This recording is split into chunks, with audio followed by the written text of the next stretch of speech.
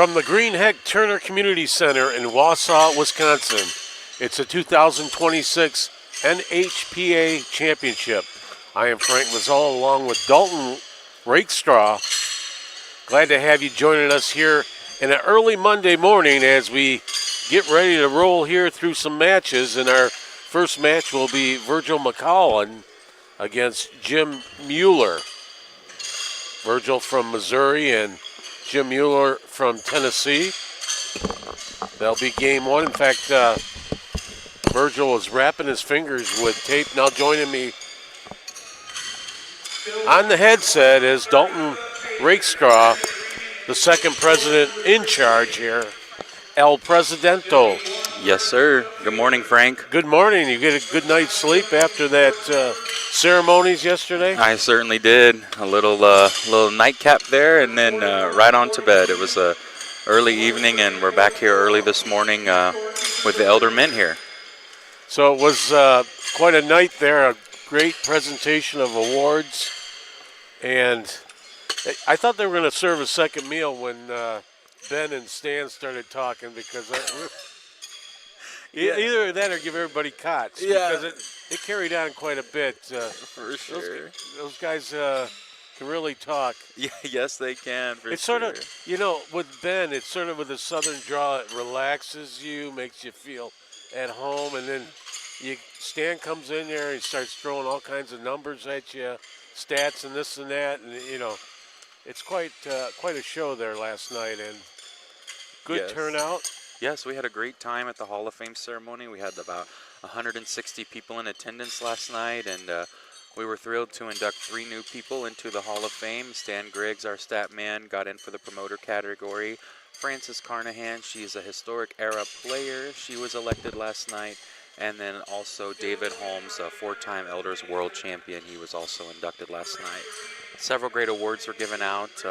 And you received an award? I did. I received Jerry Smith Leadership Award for upcoming leadership, and it was really exciting for me. Jerry's a great friend of mine. He's one of my mentors, and just to be the first civilian recipient, I guess, of it, because he received it last year for the inaugural award. But it was a very special night for me, and I truly appreciate the NHPA and the council for letting me receive the award. So here we go. I think that would be their first. Still warming up here? Or? Yeah, we're still in warm-up stages. The shift director this morning is Austin Bailey. He is trying to fill the scoring stations at this time, so we're looking for our official scorekeepers for this morning, getting them settled. The referee judges are still getting squared away. So we're doing a couple more down and backs, and they'll get this game going here pretty soon. But as he's announcing now, they still need one more scorekeeper to be official over on another court. So let's talk about this match here, Dalton. Yeah, for sure. Virgil, we see his hands, his fingers taped up. Mm-hmm. You see that often? Not really. People either play barehanded or they'll throw with a glove, or in Virgil's case, he tapes up his fingers. I'm sure it's to get a better grip on his fingers, and I'm sure it's to, hang on to the shoe, back to the grip situation. But Frank, the fun fact for me about this game is I've played both of these gentlemen, and as a kid I grew up in southern Missouri, and I have played Virgil many times. I know exactly. Yeah, but you come with any W's? I walked away with a few W's on Virgil, but man, is he tough. That was when he was playing the full distance at 40 feet, and I was a kid throwing at 30 feet. Right. But now the tables has turned, and he's up closer, and I'm further behind. But Virgil and his wife, they live in a little town called Bucyrus, Missouri. They are horseshoe enthusiasts to the core, that so much they built a indoor horseshoe arena at their home location that has 3 indoor horseshoe courts. And so Virgil practices all the time, and his wife actually used to be an excellent horseshoe pitcher. She hasn't played in quite some time, but she definitely gives him that little boost and can definitely still get in there and get some competition. Now, Jim, I've played him maybe once, twice or something. I played him earlier this year at the Hall of Fame in Wentzville, Missouri. It was an open tournament called the Happy Hearts Tournament in February. I was fortunate enough to beat Jim that game too, and take second place in that tournament behind Jenny Gegg, who's our current women's world champion. She actually threw a perfect game that day. But I've seen both of these men in action, and Frank, at any time, they can really turn up the heat. And get through there and get it So on. what you're saying is they still got it. Oh, of course, and it's one of those things where once you got it, you've got it for a while. There'll have to be a really big outside factor that's going to have to, Right. change something. Now, going back to Virgil, he's got boots on too. Does that? Yeah, it looks like boots, don't it? Or is it just He's got steel toes. You don't want to something get like hit in the that. toe with a. Well, shoe. Virgil is country through and through, a little backwoods, as our friend back home says, little Ozark hillbilly. Oh, okay. No, not to be offensive, but No, absolutely not. that's just Virgil through and through. He's very country, very backwoods, very old school, as you will, and he comes out here, as you can see, in boots and jeans and, Hey, whatever it takes. whatever man. it Well, takes. You feel comfortable with? I mean, Absolutely. I would rather see him in boots than flip flops. Of course. Of So- course. I mean, Virgil, that's the same thing he wears all the time. I mean, it'll be the dead middle of summer, 90, 100 degrees out, jeans and boots. Yep. That's a trait of everybody. I think they stay with what they're comfortable with and what they like and what they've been playing with, or Absolutely. I mean, and you see so many different people here today, and their different styles and looks and everything else. That's who they are. So, and who they are is who they are. It is what it is. So, Absolutely. You're absolutely right. and that's a good thing to see here. I mean, we don't want a mold cutting person here that everybody's the same. And it looks like the two gentlemen are discussing something right now, cleaning off their think shoes a bit. We're getting closer to starting time. I think they're going to go down and back a few more times. So you're talking about Virgil. He's a retired Teamster for 33 years. That's quite a run there of working. 14 grandkids. Now, you were telling me about he married his wife. You want to throw that one out there? Yeah, he said, no, I'll take that out of there. But his wife filled out his questionnaire for him, and she said that my birthday is the same as his ex-wife, so he never forgets my birthday. Oh, okay. It's wonderful. And then we got James T. Mueller from Tennessee. Yes. Now, am I reading this right? It says 2023 Tennessee State Rookie of the Year. Yes, he is the Tennessee State Rookie of the Year, and that award is given to the new player. Jim is actually fairly new to our sport. We have not seen a lot of him in competition previous. If I'm not mistaken, this might be his first World Tournament. He might have actually, no, he did play last year, but this is his only second run in. He is, if you'll watch his pitch versus Virgil's pitch, they both take a little stance there and hold the shoe and, get ready for the windup. But if you see Jim, he's holding his on that back end, and he's flipping it end over end, to whereas Virgil is holding it on the side, and he's spinning his horseshoe. Yeah. So we saw one of the ladies yesterday do the spin. Correct. With hers, and then the other one was end to end. So each one has their own style of throwing. I guess basically that's the only two differences that you can throw the shoe at. Is there another way? I mean, No, sidearm? That's pretty much it. I mean, the style of the flip, you can have one flip, multiple flips, or you can have different types of turns. According to our rules, the shoes must be delivered underhanded, so they can't overhand either horseshoe. Right. And they have to deliver them one at a time. So, any other styles other than that, I've not seen any. But you know what, Frank? This is my 21st year. I'm 29 years old. This is my 21st year in horseshoe pitching, and I have seen a lot of different styles, a lot of different things, a lot of different movements. But it's all about what works for the player and what's unique to them. If you look down this row, and as you'll see today, these matches that come on screen today, nobody's going to throw the same way. Everybody's going to have their own unique style. And as we progress through this tournament, you're going to get a run of different people from different areas of this country and even the world. We do have some Canadians in this group that we'll see over the next 3 days. They all pitch differently. Not one of them is the same. So that's the fascinating thing about this sport. All you got to do, get that shoe around the stake. Right. See, right now you're watching Jim Mueller work his pit, working that clay down in his end there, and Everybody likes a different style of working their clay in their pit. You see some make it a hollow sort of a dip around the stake, a lot of them. And I was told that is to plant that shoe in there, and it's hard to get that released from your opponent during that. What other styles do you see them work in the pit? I mean, Yeah, I mean, so technically, according to the rule book, the playing surface is supposed to be flat level with the sideline or the surface. So here, if you look at our pit box there, you see that there's a 2x4 there. So technically, according to our rule book, that flat should be flat straight across. Now, however, it's not enforced a lot, but if an opponent is questioning it, they will make it flat.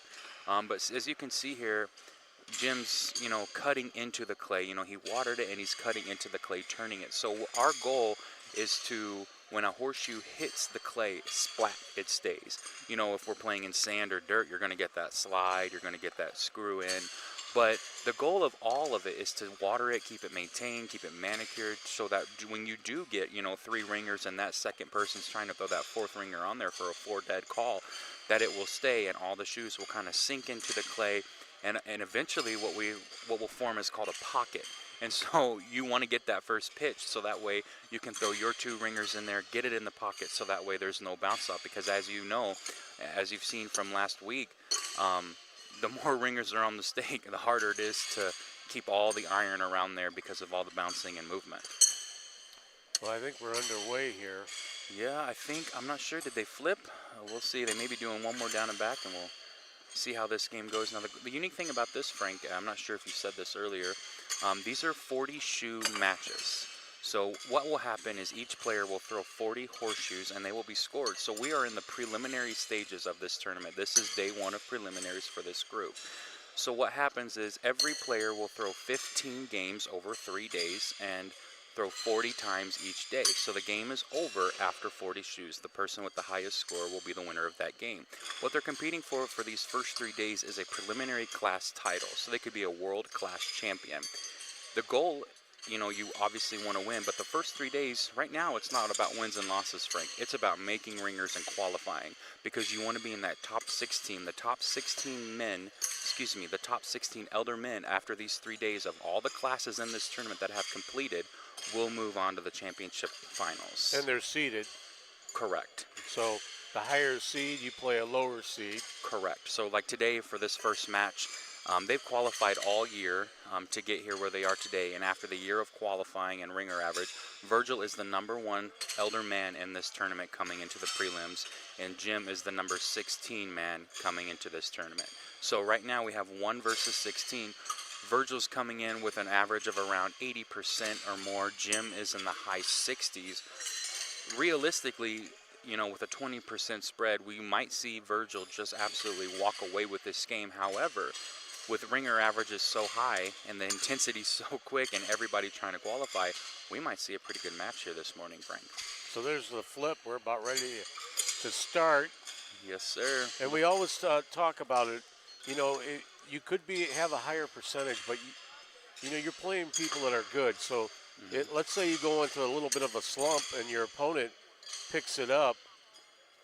Otherwise, if you don't keep pace with a higher percentage person, you're going to get buried real quick. It's going to be buried, and it's going to get buried even quicker, and especially with these qualifying games at 40 shoes. When you get behind, you're behind. There's no catch-up. When we see and starting on Thursday, after the qualifying is over and we get to the championships, they're playing 40 points, which is a little different game. You can get behind, but you still got time to catch up. You're not out of shoe limits. So that's the good thing here. Basically, our shoe limit is basically our clock, like in a basketball game or something. The games will end at 40 shoes. The games end after the clock is over in a basketball match. But whenever you get to the Thursday and the championship matches, there is no clock. There is no limit. They play until somebody hits 40 points. Right. But today, 40 shoe tosses, and we got 2 shoes in. So we got 1 point so far for... Looks like Mr. Muller. Yep. Jim Muller gets the first point. Closest to that stake. Jim's got 2 more shoes going up. Virgil's eyeing the scorekeeper. He knows the score has been marked on the wrong side. So I'm assuming Virgil's going to go over there and say something to him about it. Heads are going to roll. Yeah, now Yep. you see him You see, he communicating says, "Hey, with sir." the scorekeeper. We'll get a little scoreboard straightened out here.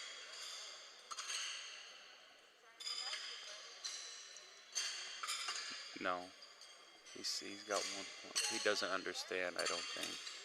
Yeah, it's just 1-0 right now, and it's got to separate the scoreboards a bit there, but we'll get through this. They're communicating right now with the scorekeeper, and just got this match underway here. Virgil McCowan against Jim Mueller. Jim Mueller from Tennessee, Virgil from Missouri. There we go. We got an updated score now. 1-0 Mueller.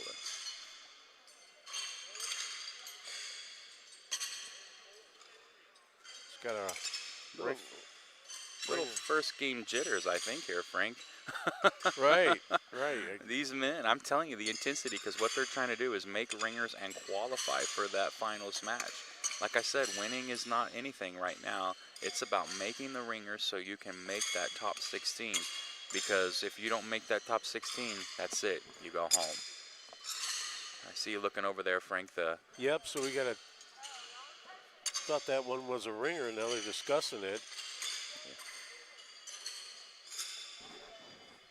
Correct me if I'm wrong. Was that Virgil that threw a ringer? Yes, Virgil did throw a ringer. We're going to have to adjust that score from a 1 to a 3. Yep. Well, no, it was a 2 dead, 1 call. The scorekeeper, I don't think he knows who was who. He keeps marking Jim's score on Virgil's.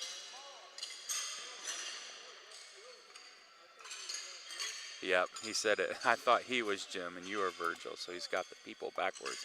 So they'll undo the frame. That's the good thing about electronic scoring here, is that we can actually see what the score is. Privy to this, it was pencil paper, so we didn't know who.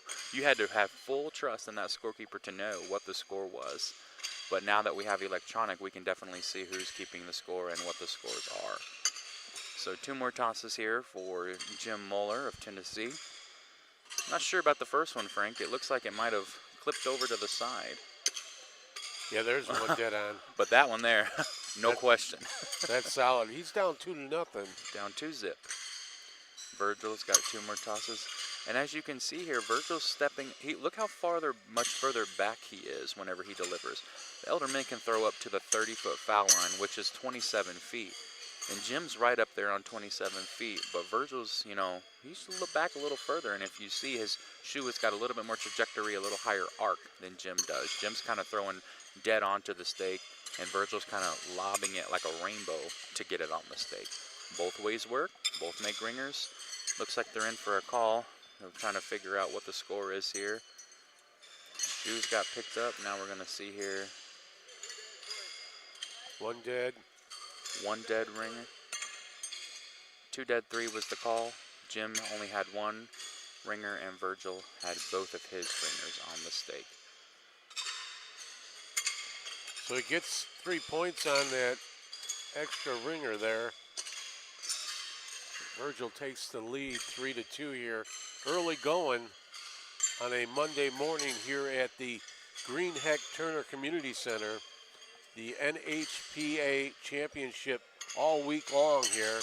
Go until Saturday. Saturday, the big championships. That's correct. We're here. We've been here for 2 weeks already. This is the final week of competition. These 3 days of prelim play, and then starting Thursday will be the championship games. And by Saturday, we'll crown a 2026 world champion, Frank. So Jim Mueller. Take a look down in this pit here. And they're pointing, figuring out who's getting what score call. Yeah, well, obstructed view there, but sorry about that, guy. I told them whenever they played, I said, can you just make sure you know where the cameras are? They got enough to remember. But they're in the heat of battle. They're trying to. They're out for blood this morning. Right. Look at Virgil. He's focused. He's Virgil's dialed in. dialed in this morning. Look at that. Yep. Perfect ringer, 3/4 turn, hooked right there at the base of the shoe. Like we say, you start getting hot, and he just got hot there, laying Sure two, did. and I mean, he couldn't do any better than that. Nothing better. So we got to see what Jim Mueller does. He's going to try to offset one here. This is funny. Oh, it's not funny, but he took a drink of his water and put the water bottle in his back pocket. Maybe that kiltered his balance there. I don't know. Yeah. You ever see the movie Waterboy? You're not making a reference, are you, Frank? All right, so they're coming down to the pit looking to. Jim missed both of them. I think Virgil's going to score 6. Took his finger, did the twirl, and got 6 points. So our scorekeeper's down. I don't know if it's 6-2 or 9-2. I think it's 12-2. Now it's 12-2. There you go. Takes a little bit for the scorekeeper to make sure the score is marked. He's on dial-up out there. Yeah, for sure. Wisconsin, I guess they still have dial-up out here. Looks like Virgil's throwing 2 more ringers here, Frank. Yeah, we talk about he starts rolling here. He started off a bit slow and looked like Jim Mueller was going to hang tight, but you have to start chasing your opponent instead of playing your game. Then, you know, that gets in your head rent-free. There, he came back good there, solid. Jim Mueller evened it out a bit there, and that's what you have to do. I mean, absolutely, if you get behind your opponent, throws 2 ringers off the bat right in that. So we got all dead there. All dead. 4 dead, no score. And that's what he had to do. I mean, he could have been down an extra 6 if he didn't do that. And 6 if he didn't cover both, 3 if he didn't cover one. Right. And that's the thing, Frank. When you have to start chasing, you'll do anything. Right. It's like when you're drowning, you'll grab a twig to try to save yourself. And you get off your game because you're focusing on countering your opponent's throws. Exactly. Pitches.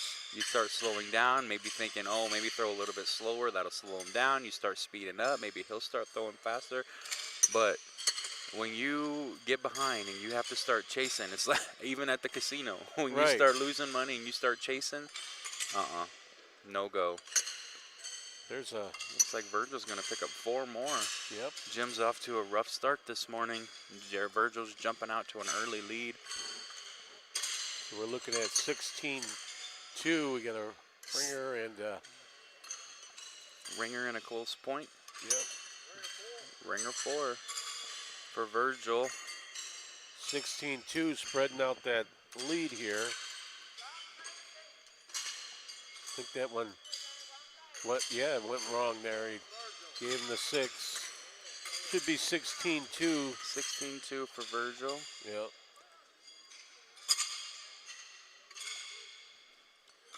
Virgil ready to pitch again here. Virgil's got a good sized lead here. That one hit the front of the stake and just went right down into the clay.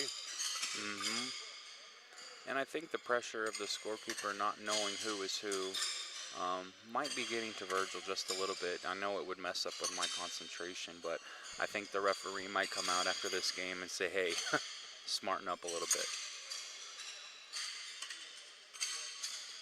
So a ringer so far by Virgil. Jim Mueller lays that one against the back. Virgil's eyeing over there to the scorekeeper. That one, it looks like Virgil's going to get another 3 here off that ringer, and Jim might get the closest to the stake. It might be 19-3 here if 19-2. Virgil picking up that ringer. Yes, sir. Virgil picked up another ringer there. Like you said, the score is now a 17-point deficit for Jim, and Virgil's looking to extend it with 2 more ringers. Frank, do you want to play him? I'm sitting here. He's right on his game. He is right on the money. And that's what you're going to see, Frank, these next 6 days of competition. You're going to start seeing ringer after ringer after ringer after ringer. Well, it definitely speeds up the game as closer to the score that they need to get to, or to these ringers that moving real fast here. And Virgil picks up six more there, points. So 25-2. They really 25-2. And the thing about horseshoes is there's no turbo clock, Frank. When Right. you're down, you got to take the beating. Yeah.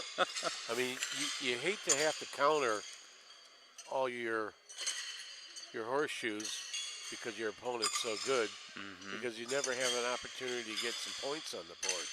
Right. I mean, that's your only hope at this point, is to counter your opponent's pitches. There's one. There's one. I mean, and he knows he's down.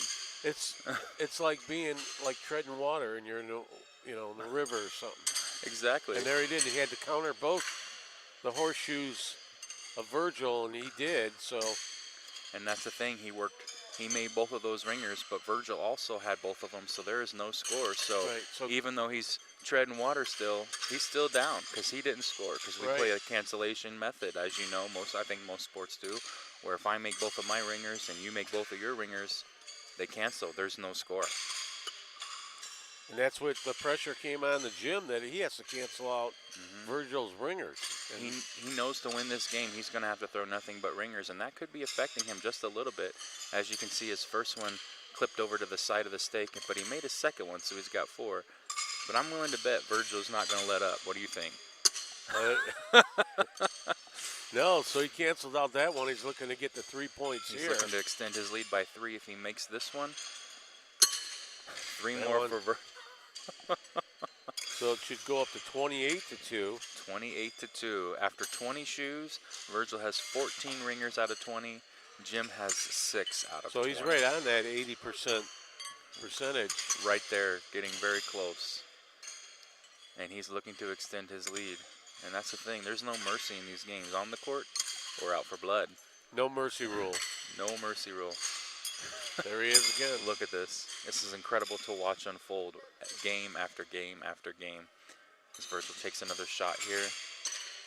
Oh, bounce back off the stake. So what happened there was Virgil had it a little lower. It came in at a different angle so much that it hit the horseshoe first and flopped backwards instead of turning on him to hook around the stake. So Jim just offset his ringer. And Virgil's got 1 point laying there, but Jim's trying to get his 3. And he did get it. Wow, he kind of floated it on there, kind of bounced it up off the shoe. One hopper. A little hopper. Call the hopper. So score is now 28-5 after 24 shoes scored. So what that means is 24 out of 40. So these gentlemen only have 16 throws left each of this match.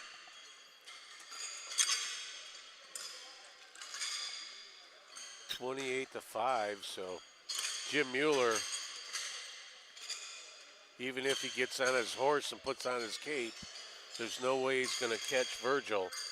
Unless something catastrophic happens. Unless Virgil just absolutely just balks. And then Jim would still have to be like 98%.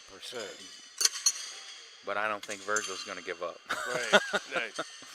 Absolutely. Folks watching at home, Virgil is actually on a hot streak right now. Look at this.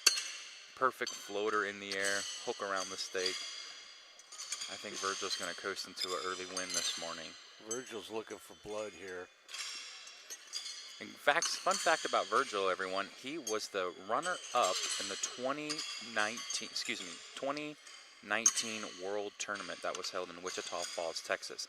Runner-up in the senior men's division. That's a 40-foot division. He's in 30-foot now. But that was his highest finish to date in a World Finals, and we haven't seen Virgil since. This is his first debut back since 2019 and since actually coming to 30 feet. So we're excited to see him, excited to get him out here, and he's actually putting on a good show for us this morning. I talked to James earlier. He said he was going to take it easy on Virgil because Virgil's 72 and he's 77. He wanted to Be easier on the younger guy. Give it a little easier on the boy, huh? And it's cool if you see, for the people watching the broadcast this morning, part of the jersey and the uniform requirement, as you can see, you have to have the last name and your state on the back of the shirt. You can have whatever your design is, but those are two requirements, so we know where you're from and we know who you are. Somebody can pick you out of the crowd and kind of see where you're at. So that was 4 dead on that. 31-5. Virgil stretching out his lead a bit here, and he's got this pretty much in control. 16 seed against the number 1 seed. It's kind of like in a baseball tournament, huh? You see the bottom seed play the top right off the Right, bat. you got your bracket there, and you know, you keep on working your way up as the seeds get higher as they win out. Virgil coming in. So Jim threw not on purpose, but he has a blocker in front of the stake just by a little fault of his horseshoe throwing, but not on purpose. And Virgil's trying to get over that blocker. First one blocked it out, but I think the second one was able to slide underneath and hook it in there. See what Virgil calls here.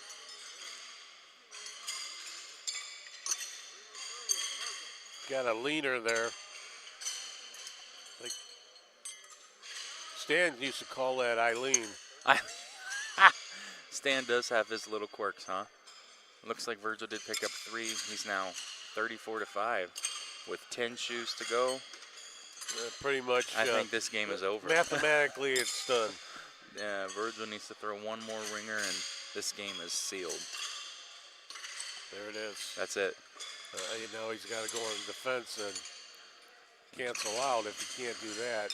Jim's just got to make those ringers. He's throwing significantly lower than what he's entering, so his qualifying average right now is not high enough to make it. I mean, however, this is game 1 of the tournament.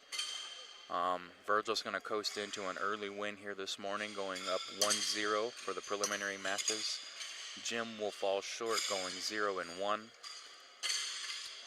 Well, it looks like we got 4 canceled again here. Looks like another 4 dead, huh? I'm not. Oh, guess Jim's wasn't on. Virgil called a 2 dead 3 score. 37-5, Frank. 37-5. This is a blowout this morning. Another ringer for Virgil. Virgil, he not necessarily rings that stake. He just gets it around it. That one, he did clamp down on it, on that ringer. Absolutely. Now Jim Mueller's back in the hole here again, playing defense.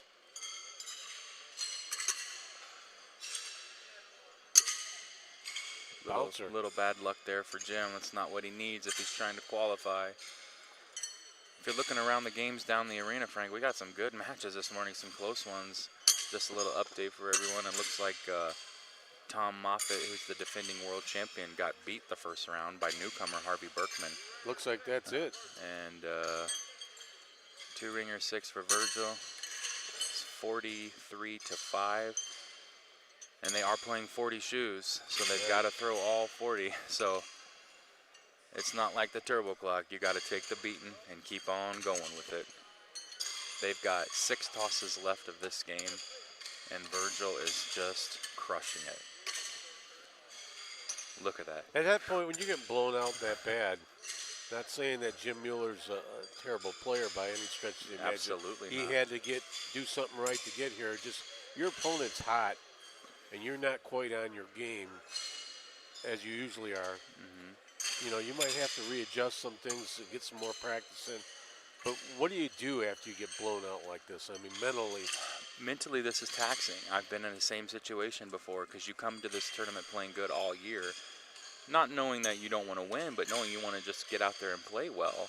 But when you get blown out of the water, and especially like this is happening here on game 1, mentally, this is a mental challenge for you. 95% of this game is mental. 5% is skill. You've got to be able to overcome this. I'm anxious to see how Jim will do the rest of the tournament. This could do one of 2 things, Frank. This could push him to throw better the rest of the tournament and kind of humble him and say, well, maybe I'm not as good as I thought I need, and I need to get out there and throw more. Or this is just going to crush him, and this might be the set of his tournament. So, Dalton, do you think Virgil is living rent-free in Jim's head right now? Oh, yeah. Virgil's just coasting at this point. He knows he's got this game won. He knows he's got the match won. He's just making it in for the ringers just to kind of keep qualifying higher. Jim is on a life alert.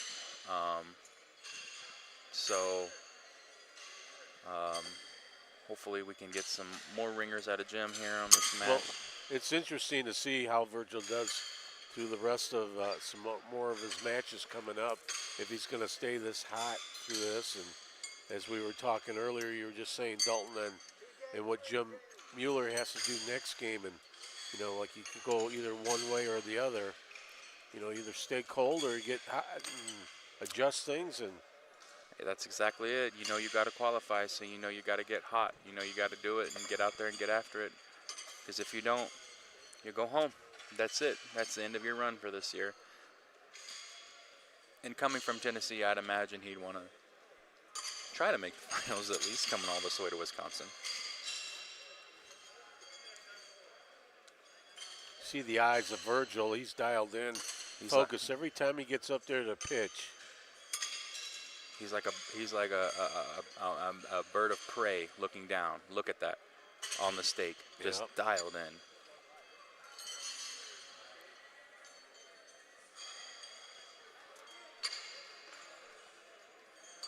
Looks like, what do we have here? 46-8.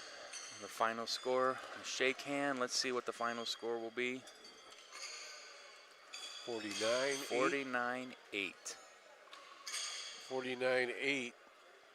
I think that's a good old-fashioned right? Home style. Virgil has 30 ringers out of 40 shoes for a 75% average. Jim had 16 out of 40 for a 40% average.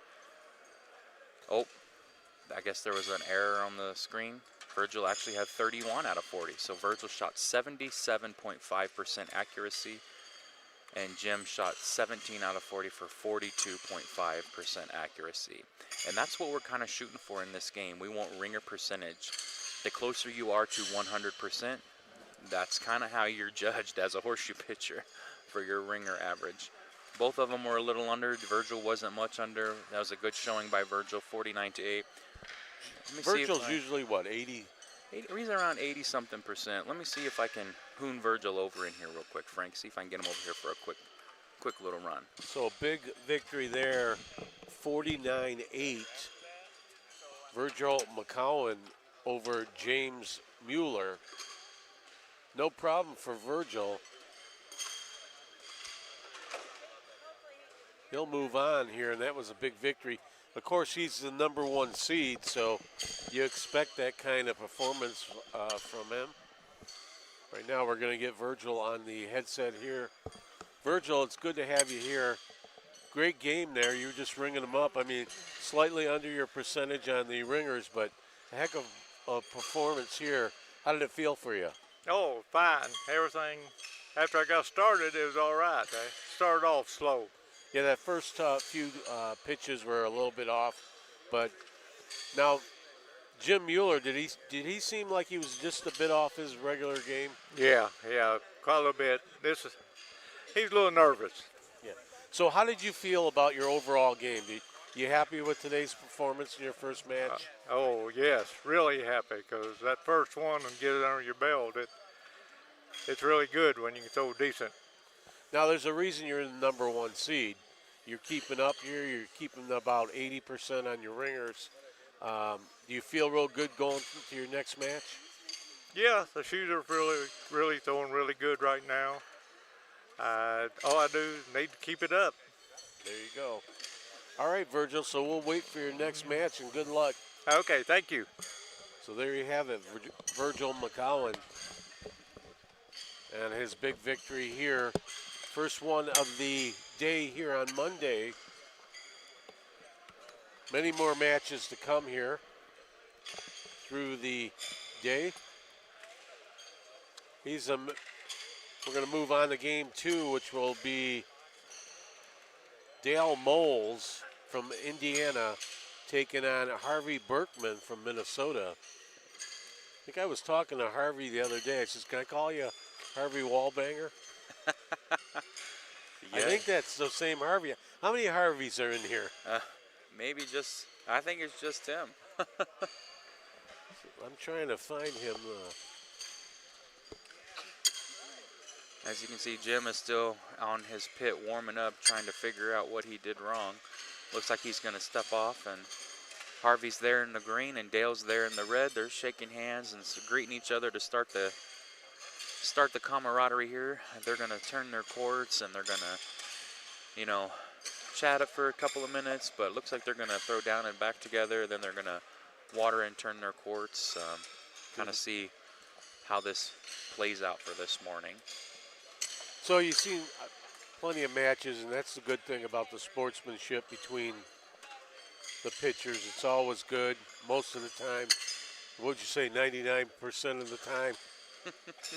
I mean, all the matches I've seen, it's been very cordial between the opponents and beginning and end. And you really can't get mad at your opponent. It's all in your hands on how you play. And, if somebody's got more talent than you and is better, you just can't beat that unless you get that good. No. And just a quick going into this match, both gentlemen here won their first preliminary match. So they're both one win and no losses. Harvey shot a little bit better his first game, more than Dale did. Dale is coming into this tournament as the higher seeded player. Harvey for his first game shot 70%, so he had 28 ringers out of 40.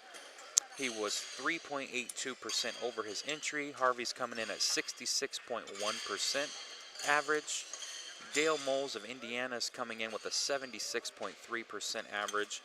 He shot 13 under that first game. He averaged 62.5 for 25 out of 40 on his first match. Looks like these gentlemen are meeting together, kind of camaraderie, and we'll see how this game shapes up, Frank. What are you thinking here based on these little early action shots we're getting? Well, seed-wise, you have the seed numbers. Yes, I do. So Dale is the second seed of this tournament. He is playing Harvey, 15, which is the 15 seed. Let me check the official entry results packet here for that. So we're going to work it that way. We had the first seed against the 16th seed. Today, the second match is the 2 seed against the 15th seed. Another uphill battle is Dale Moles. He's number 2 seed for a reason. He's good. So, update for you, Dale is the number 2 seed and Harvey's the number 14 seed of this match.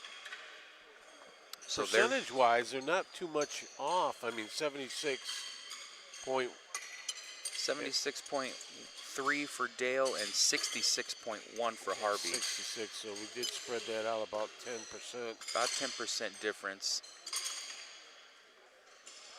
Looks like Dale's daughter's coming up here to tell him something. She said, "Hurry up, Dad, turn the court. We got to get this game going." So Dale Moles from Indiana. He's retired from 32 years Indiana Glass, a machine repair occupation that he had. He enjoys catfishing. You eat catfish at all? Oh, I love catfish. You're kidding. And walleye is my favorite, though. Oh, okay. I once met a guy named Catfish Jim. Catfish Jim. Yeah, it's a long story. Anyways. What about Catfish Dale? Yeah, there you go. And he goes deer hunting quite a bit, so He enjoys deer hunting, for sure. So he's big in Indiana. He's the Indiana men's state champion for 5 years and the elders state champion in Indiana for 3 years. Going over to Harvey Berkman from Minnesota, retired from the railroad. He's the guy that stopped the train on the tracks that you had to wait for 15 minutes. Yeah, he's the conductor there. Stop the train. So here there's a handshake. They did the flip. Also, Harvey is the 2025 state champ in Minnesota, plus many other tournament titles. Too many to list, he says. So here we go, Dale, with his first pitch. And their averages are 10% different, and so their age. Harvey's 66 years old, and Dale is 75 years old. Here we go, first two tosses of this qualifying match. I've also had the privilege to play both of these gentlemen, Frank. How long ago? I played Harvey about 2 years ago. I went to Minnesota. One of my best friends lives up there. I went to his tournament. We played a 40-point match. I squeaked by Harvey, and he's very competitive. He's got two brothers, and they've always grew up playing ball and stuff, and he's a very competitive player. Dale I've played him when he was at 40 feet. I've not played him when he was an elder man, but he's a very good gentleman and a very good player. His wife is a very sweet lady, and they baby stroller their dog around. It's really cute seeing it roll around the arena here. It's not a big dog it's a Chihuahua, isn't it? It's not like a German Shepherd. I can't remember what the breed of the dog it is, but Gotta get a big carriage for maybe if his daughter here will look at me, she's standing in front of me, she can tell me what the breed of the dog it is. I see they're listening to the broadcast in their headphones. So Harvey Berkman came out with a 3-0 lead.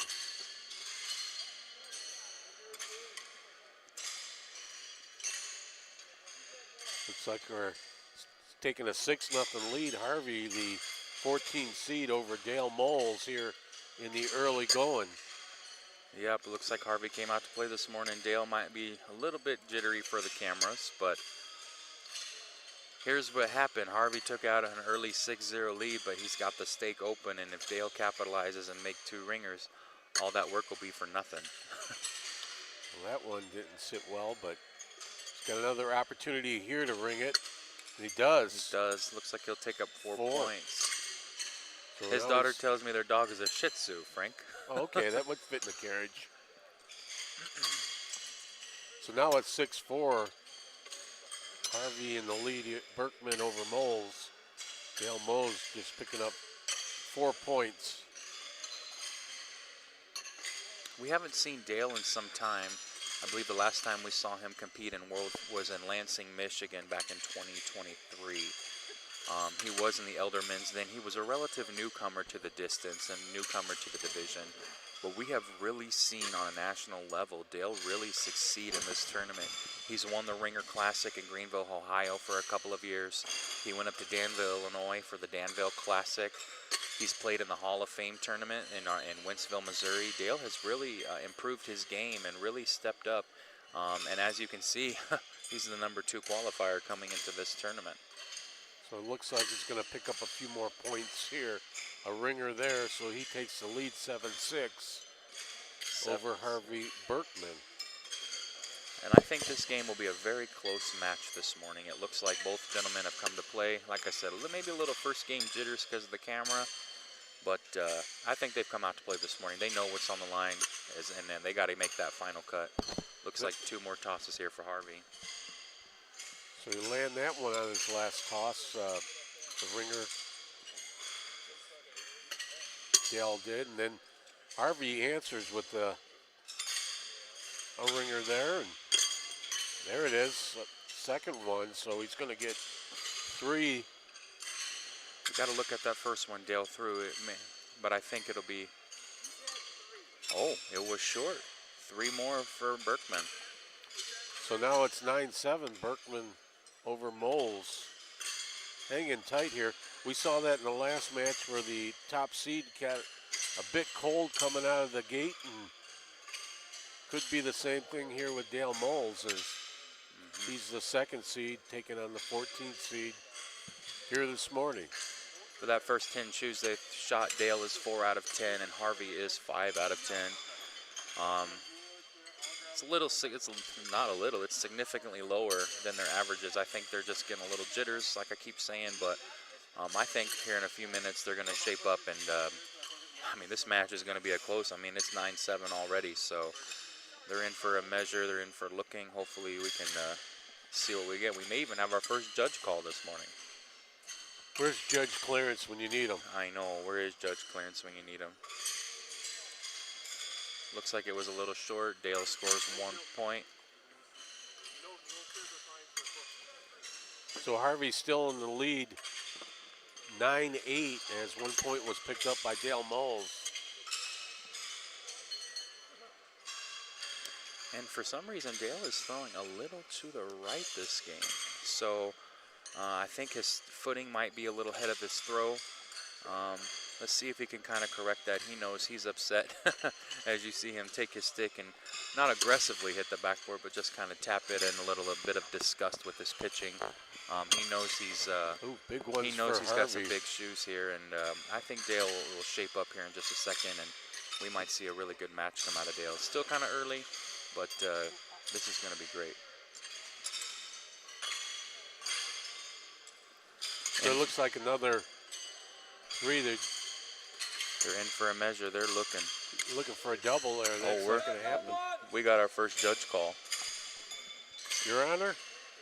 Oh, look who coming out. My man Clarence. Clarence is coming on out. Clarence is going to give it the clearance here.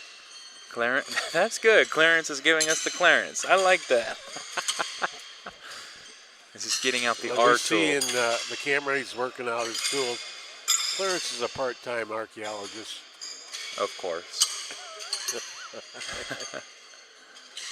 And what he's doing is measuring with that R tool. Not a ringer.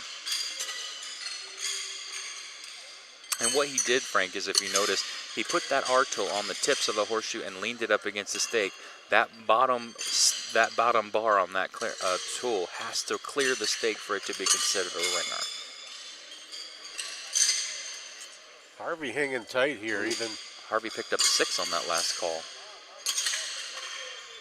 He came to play today. He said, I'm not no 14 seed. 15-8, Harvey in the lead over Dale Moles and Harvey Berkman.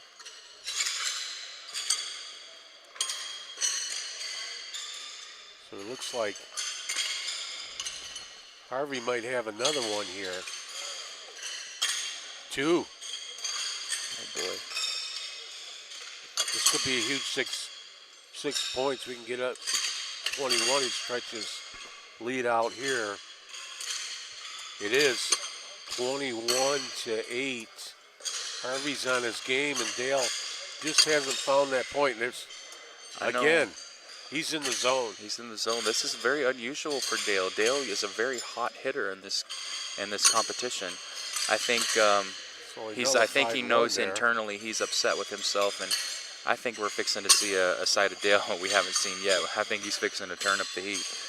So it looks like they're both canceled out here on that, and kind of different when the top seed has to chase down the 14th seed to nullify some ringers. Exactly. We're seeing something unusual here where a bottom seed is overtaking a top seed early in a match.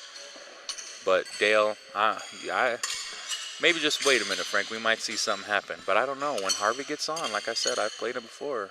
He gets on. There's a couple of big ones by Dale. Harvey, no, he has to go on defense. Now Dale's throwing, Harvey's throwing on defense, but he quickly answers back with 1. Let's see what he does here. Harvey's in the groove. I want to know what Harvey drank or ate this morning. Do you think it's drink or? I'm not sure. No. See what he gives. But this is incredible to watch and see unfold. These two gentlemen are such great players and great ambassadors for our sport. And sometimes the pitching doesn't show that. But I know for a fact that these gentlemen will get in and get after this game. I know Dale's playing a little catch-up right now. But Harvey misses his first one, but I think Dale's going to jump out here and try to grab that 3 and decrease this deficit. Now his best chance is to set up that cancellation here, and he does.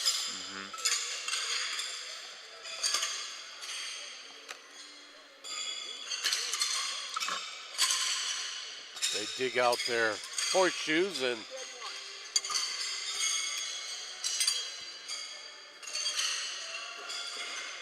Dale will pitch again here. Dale looking to sink a couple in, and that one's just short of the stake. He's going to need to capitalize on this one, and he does. I think the pressure of the situation might be handling Dale a little bit, but Dale is a pressure pitcher. I've seen him, be down significantly and come back and win games. So the Harvey problem coming back. Now Harvey has an opportunity to pick up 3 points here, and he does does. it. And like I said earlier, the problem with these 40 shoe games is once you get down, you're running out. The clock's running out for time's sake here, but the clock is not your friend. The shoes are not your friend. The game is halfway over. After 24 shoes, Dale is at 11 ringers, and Harvey's at 17 out of 24. And he's just burying them. Burying the ringers in the clay. On target here. Look, 2 more for Harvey. So now Dale has to go on the defense, or he's going to lose some points here again. Tough situation as we talk about that, getting down and trying to climb back in. If you can keep pace, then you have an opportunity. But going into defensive mode, and he's going to lose a few points here again as Harvey's on fire.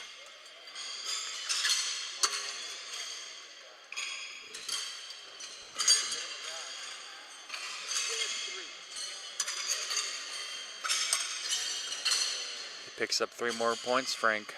This game might be getting out of reach. 27-9.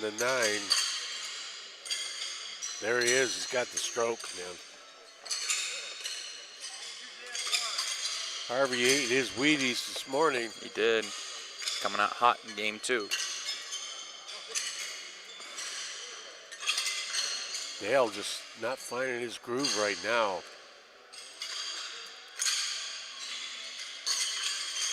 So we get, it's going to be a 30-9 score here. 39 score. And I might be wrong, but I feel like Dale is pitching a little faster than what he normally is. I think he's just trying to play catch up and get the shoes out of there and start to throw the next toss. But I've played Dale enough to know that when he's rushing the shoe, and I think he's just, kind of rushing it down there to try to score the points and turn around and throw 2 more. He's trying desperately to get on offense, but Harvey just keeps on ringing him up. Harvey's taking advantage. Now you saw that Dale took his time, got a shoe up in the air, and that was a ringer. Going to have to go on defense mode. There we go. Does, so he they're does. all canceled out here. Keeping pace, still 30-9 with Harvey Berkman in the lead over Dale Moles.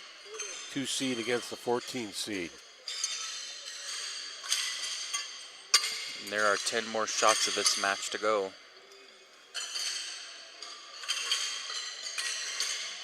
There's a perfect ringer by Dale. Here we go, Dale. Look. 2 more ringers. See, he took his time, got the shoe up, arced it over. In the beginning, if you notice, he was kind of throwing it low and getting it was lower, and as a result of that, he was hitting the clay first. Now he's got that arc, and it's turning over, and it's getting on that stake. So Dale's figured it out, but the ball canceled out again. So Harvey went on defense there, and still 39. 30 for Harvey Berkman and 9 for Dale Moles. We'll see. Harvey's just hot. I mean. And that's what we talked about even like the last game with Virgil. He got out on the hot streak, and then he just missed the one. opponent couldn't keep up. So they've got to get with it. 2 in a row. We didn't see that yet. That's just the first time that he hasn't rang it up, and Harvey's talking to himself. Opportunity here for Dale to get some points. Yep, he's secured 3. He's going for 6. And he gets 6 points on Dale. That's a big swing there. You get 30-15 now. Still a big lead, but you got to be thinking a bit that Dale Moles is in your rearview mirror.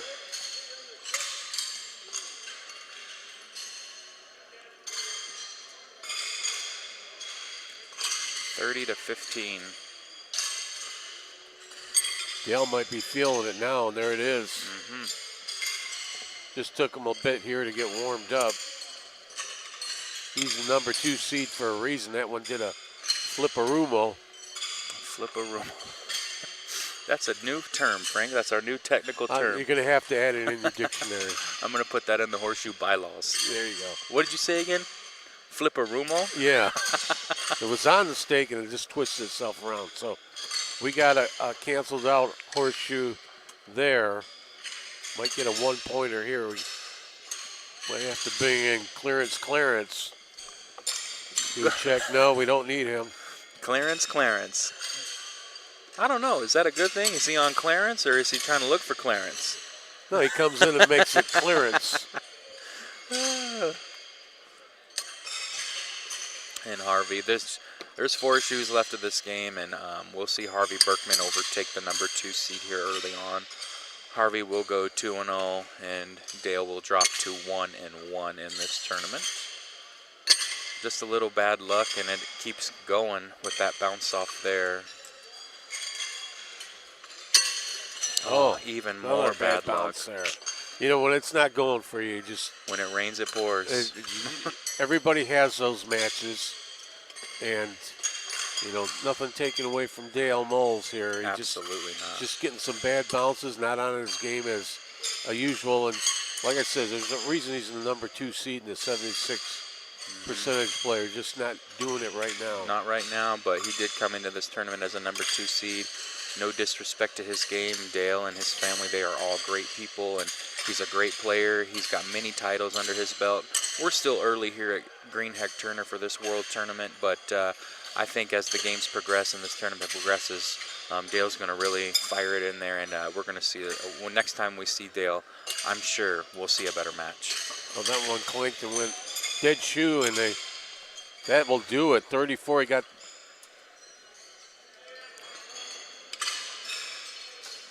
37. Score should be 37-15. If my math is right.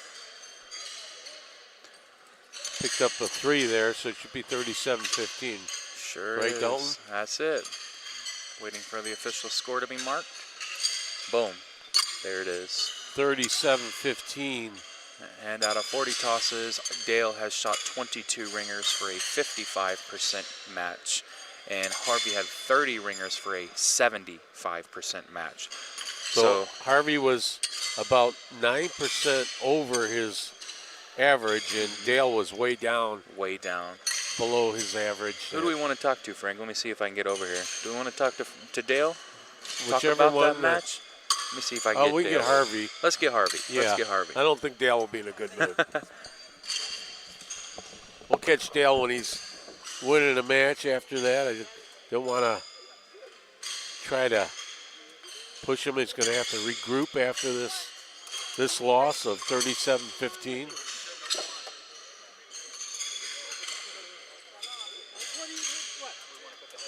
Big victory there as the number 2 seed falls to the number 14 seed. Got a great game. We're joined now by Harvey Berkman, Harvey was, you know what, Harvey, I'm changing your name to Harvey Wallbanger. No, not Harvey Wallbanger, Hot Harvey. Oh, yeah. After that match, you were on your ringers. That was huge opportunity. Yeah. You took advantage of it. Why so hot all of a sudden in this match? I mean, you were hitting those ringers and keeping them on the defense. I don't know. I think just... What'd you eat this morning? What the heck did I have? Shot of whiskey or toast? what? No. Just some toast. No, How do you feel? I mean, how's your arm feel and everything? It feels great right now, that's for sure. Yeah, so did you expect this to happen like this? Were you very confident? No, I had butterflies this morning like crazy. First time here. Well, you didn't look like the 14 seed playing the number 2 seed because you were just hot out, coming out, from the beginning to the end. I think you just had a couple that weren't ringers in a row there, and that was it. But besides that, so my final question is, it says that you're a retired railroad BNSF. Burlington Northern Santa Fe. Yeah. Were you the guy that was blocking the road all the time? Because I got a few words for you. We have blocked throws, but it probably wasn't me. All right. Well, I don't want to blame you if it wasn't you, Harvey. Yeah. What a great match there and a great win. Yeah, thank you. We'll see you down the road here. Oh, yeah. All right. Congratulations. I got to keep her going. Yep. Thank you. There you have it, Harvey Berkman there on his big victory over Dale Moles. A surprising victory according to the stats, But like we say all the time, one person gets hot, another one doesn't get so hot, and you can get this outcome like that. And that's exactly what we had. A good performance by Harvey Berkman to take the win 37-15. We're going to move on to game 3. Don Gillette from Missouri taking on Ken Yeager Sr. from Wisconsin. Well, how'd that go, Frank? That was good. That was good. Harvey Wallbanger. No, I just changed it to Hot Harvey. Hot Harvey. Oh, who's After that performance, Oh, we got 2 new ones up here, Frank, don't we? Don Gillette and Ken Yeager Sr. Gillette from Missouri at the age of 76. He's been retired for 16 and a half years. And Ken Yeager from New London, Wisconsin, right here in the backyard, age 75. So real close on age here. He's a retired welder fitter. So quite a bit of accomplishments by both these gentlemen. Ken in the Wisconsin Hall of Fame. Regional director for 8 to 10 years, president of the Wisconsin Horseshoes. Donald, he's got quite a few accomplishments too in the state of Missouri, the men's state Class A Elder champion in 2025, and many more victories and championships for Donald Gillette. Now the seedings on both these gentlemen is Don Gillette should be the higher seed. Ken Yeager Sr. the lower seed. Looking into that, we'll get the official records and stats on that before we... Ken has a short drive here in Wisconsin. Don Gillette coming from Missouri. But they've been here a few days, so none of that jet lag or driving excuse at this point. No. You either have your game, you're on, you're not on, So we have our first upset of the day. If you just tuning in right now, Dale Moles took a beat down from Harvey Berkman, and Harvey Berkman was just hot. And there's nothing, you can't stop hotness. You're on the defense, as we talk about, all the time, Dalton, that you're on the defense and your opponent is hot. It's just tough to beat them. And just today, Dale didn't have his game right now. Oh, exactly. Dale just was just off the game, and Harvey got out hot. And that's the thing with horseshoes. You can play so good and still get beat so bad. And we saw kind of that happen here where both players, they're under their average, but Dale just got out under the gun. And with 40 shoe tosses in these preliminary matches, like I said, they only throw 40 times each. And once you hit 40 shoes, that's it. The game is over. So the clock stops, and then, kind of like NBA, the clock's out, and the person with the highest score is the winner. And again, they're not looking for wins right now. In a sense, they're looking for those ringers because they want to be the top 16 qualifiers so they can make that championship finals. However, if they do rack up wins, the person with the most wins after these 3 days of round-robin competition will be the Elderman's A-class champion. And then on Saturday, the top 16 will vie for that all-inclusive world championship title. We see it. We've been seeing it the last few days here where somebody goes on a run here and somebody cools off a bit and they stretch out their lead, and that's it. If you have two hot shooters at the same time, that's a shootout, then you're going down to the wire. But there's a separation between somebody being hot and somebody being cool and not keeping up and not canceling out those ringers. Yeah, it's a pretty it's pretty mentally taxing on yourself when you know that you can shoot better and you know you can do better, and then you come out and you're significantly lower than what you did. And I think what Dale's going to take away from this match is, I didn't come out to play today. I need to come out a little stronger. And I think as this tournament progresses, again, that was just game 2, but it was an early upset, you know, with the number 2 seed being beat like that. But I think Dale's going to take some key points away from this game to slow down, get the shoe up, don't go on defensive as much, try to work on the offense harder, and get out there and go after it. So as we're gearing up for this second match here, final stats came in here, Frank. Ken Yeager is the number 12 seed, and Don Gillette is the number 7 seed. So we see in your picture right there, Ken Yeager, senior, painting his stake right there. He's getting ready and warmed up here. The number 12 seed, Ken, and then John Gillette, the number 7 seed. Both these gentlemen getting ready to pitch away. We'll take a quick break right here on Go Live Sportscast and be back for the next matchup. All right.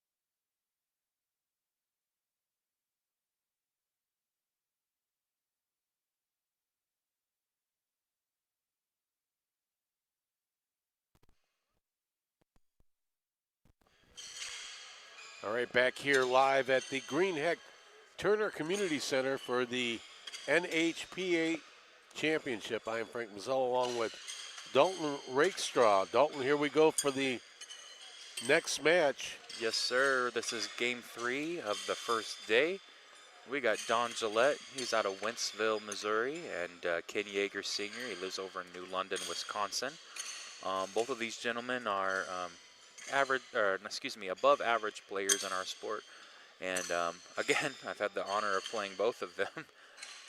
Don comes into this tournament with a 69.1% average, and Ken Yeager comes into this tournament with an average as well. I'm pulling up the statistics on that. Ken Yeager comes in the tournament with 67.2, so we have a pretty almost even contest here. So I think we'll see a pretty good match this morning, Frank. So Don Gillette with the number 7 seed, number 12, Ken Yeager Sr. as the 12 seed. Don Gillette now pitching. Looks like we might have one on there for Ken Yeager Sr. Pulling out his tool here, his hook, as they like to say in the business. Pulling out his tools. So we've got a 3 there as Ken takes the lead over Don here in the early going. And Don's in. Ricky's in for, Ken. Don, Ricky, Bobby. Ken is in for 2 more shots this morning. Ken just slipped that one past the stake. It just barely touched the stake there. He's not too happy with that. Opportunity here for Don Gillette to get some numeros on the board. There's it. First 3 there. That single flip up in the air. You can notice already by the different pitching styles, Don pulls that shoe right above his head and then swings it down and flips it over in for a ringer. So it looks like he's going to get 6 on this. It's not official until it's official. Not official till it's official, and Don turns around to the scorer, twirls the finger. That'll be a 6-point call, Frank. 6-3, now Don Gillette in the lead. It's got a unique style of pitching here with the arm way over the head. Oh, he's on. Oh, Don came out to play that this was morning. solid right there. You heard the thump. You heard clunk. Don looking to land his second one here.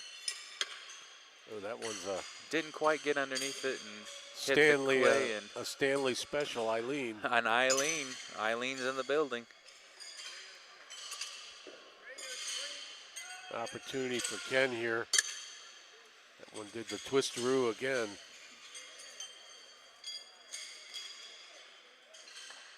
Ken Yeager Sr. from Wisconsin. Right now, Don Gillette in the lead, 6-3 over Ken Yeager Sr. So it looks like I got 1 point on this one. Making it 7-3. Don Gillette will do the pitching here with that arm up in the air. He missed that one, and you heard him over there, Frank. Nah. He was upset with that one. Don hitting a big opportunity here for Ken Yeager to capitalize on it. Couple of the horseshoes just outside the stake. He can get some points here, down 7-3. Oh, he throws a thumper in the mud. And he knew it too. He was a little upset with that. Still has a chance to pick up a ringer here. Make it 7-6, and he does.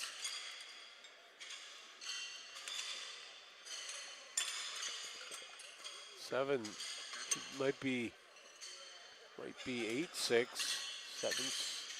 7-6. So Ken Yeager capitalizing on that open stake there. Here he is again. Right on. El Ringo. El Ringo. Ooh, That one's out of the ballpark. he hang on to that. You could tell when he let that sucker go. I thought that was clearing the backboard, Frank. Oh. Still a live shoe. It hit the back, right? Nope, once It's it hits dead? that backboard, that's a dead shoe. So even though it's laying there, it does not count. But it's far enough out of the scoring area that Don says, it's all right, just leave it there. I'm not going to bother it. Don Gillette capitalizes, making it 10-6. One canceled out and one score, so making it 10-6. Both gentlemen keeping it a bit tight here in the early going.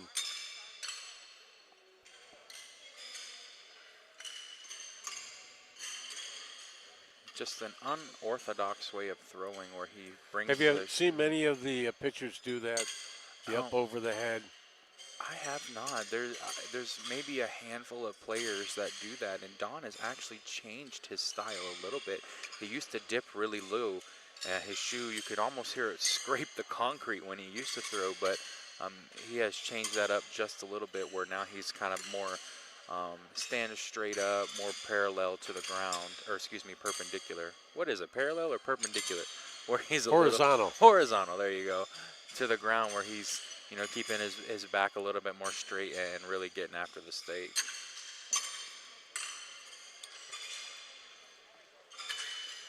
Currently 10-6. This is going to be readjusted. Looked like one was canceled out.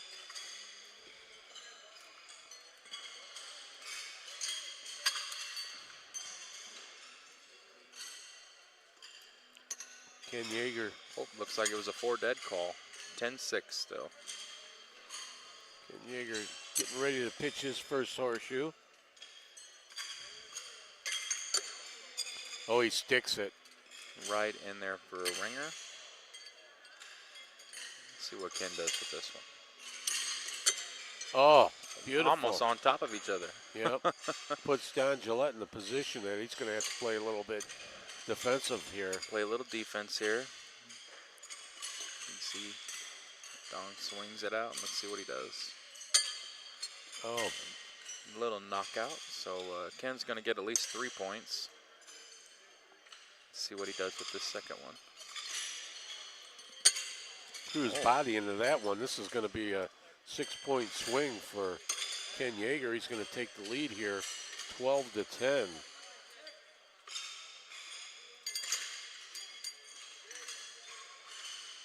And Ken Yeager's going to get 6 points. So making it 12-10. 12-10.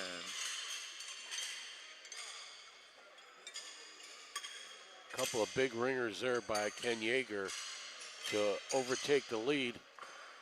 They'll have an opportunity here again to stretch that out. That was a dud. Little slap in there. See what he can do now.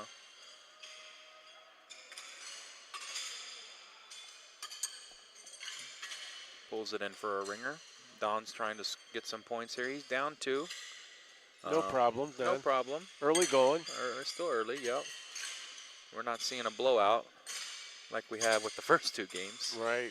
But this game is going to be a good, like I said, they're both coming in pretty even on ringer average. So we'll see how they affects their game here. Oh, he picks up 3 here. So now Don's going to take a 1-point lead 13-12. after 16 tosses. As you said, that percentage, just over 61% for Don Gillette and just over 67% for Ken Yeager Sr. That's right.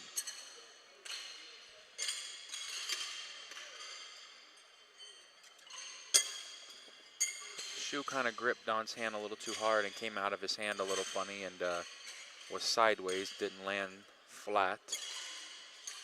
And as a result of that, it hit the stake and bounced out. That one he stuck, the second pitch. Both gentlemen wearing gloves here for this match. In fact, Don Gillette's got 2 gloves on. Just in case he needs to switch hands. He does.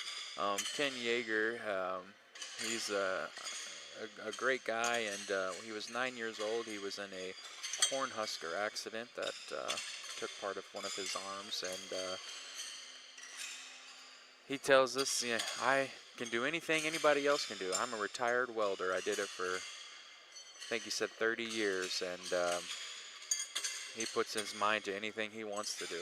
That's a great mindset that, you know, you get a little setback and you just keep going through life and doing as best you can, and you can do anything that anybody else can do, and you just put your mind to it, and that's what he did, Ken. Absolutely. Looks like Don picked up some more points now. Score 16-12 for Don. Don trying to pull away to get a higher lead here. Well, he stuck that one, so here's an opportunity for Ken to get some points, throw a couple of ringers. One sitting in there for Don Gillette, and here's the pitch. Short. Stuck it a little short there, snubbed the peg. Now But he does have the closer point, so if he makes this one, he could pick up 1 point. And so he it looks like it's going to be not. a 3-on-1. Looks like 3 for Don. Here comes our wonderful tournament photographer, Shelly Martinez. She's going to get some action shots of these guys so they can go home with some memorabilia. Shelly is from Massachusetts. I guess she's going to go over to court 2 first. So 19-12 is the score now.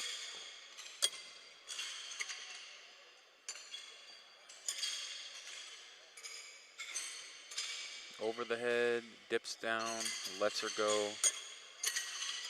And see, Frank, he stood that first one right there in front of the stake. And I think he overcompensated with the second one and threw it too high. As you can tell, it kind of clipped and went over. Now it's in defensive mode. Now he's in, now what we call is double defense here for Ken. Well, he's got a defenseman right in front of the stake. Exactly. He's got to throw second and throw over a ringer that's blocking the stake. Oh. Well, he did it. He did, stuck it. He maneuvered it just outside of it. Didn't put too much mustard on it and just sank in.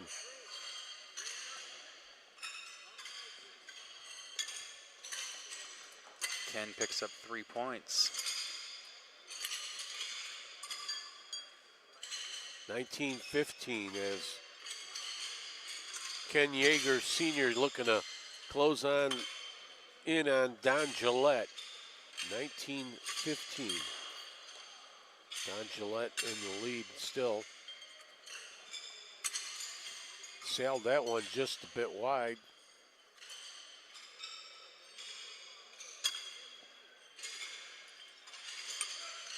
Hooked that one in. Don Gillette going with that stance with the horseshoe over the head and then pitch, and that one took his body with him.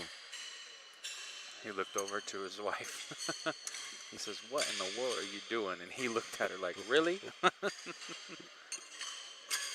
So there you have it. Looks like Ken's going to pick up some points here.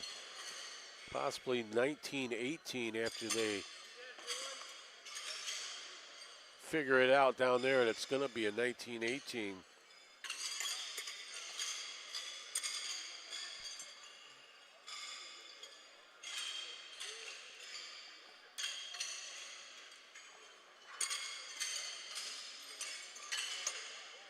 Yes, sir. 19-18. Tight match here, as we said. Ken Yeager looking to pull ahead here. He sticks that one. There are 24 shoes competed in this match. 16 left. Ken's in for a double. Now, what can happen here is Ken could get 6-3, or Don could even the score and have a no-score call. Let's see what happens. One cancellation there, so Ken's down to 3 points. And let's see if Don will make it a 4-dead call. He does. So 4 dead. No points out of that. A little fist bump, a little smile on Don's face. He's very pleased with that. Keeping the score 19-18. Don Gillette 1 point ahead of Ken Yeager Sr. here. 7 seed against the number 12 seed.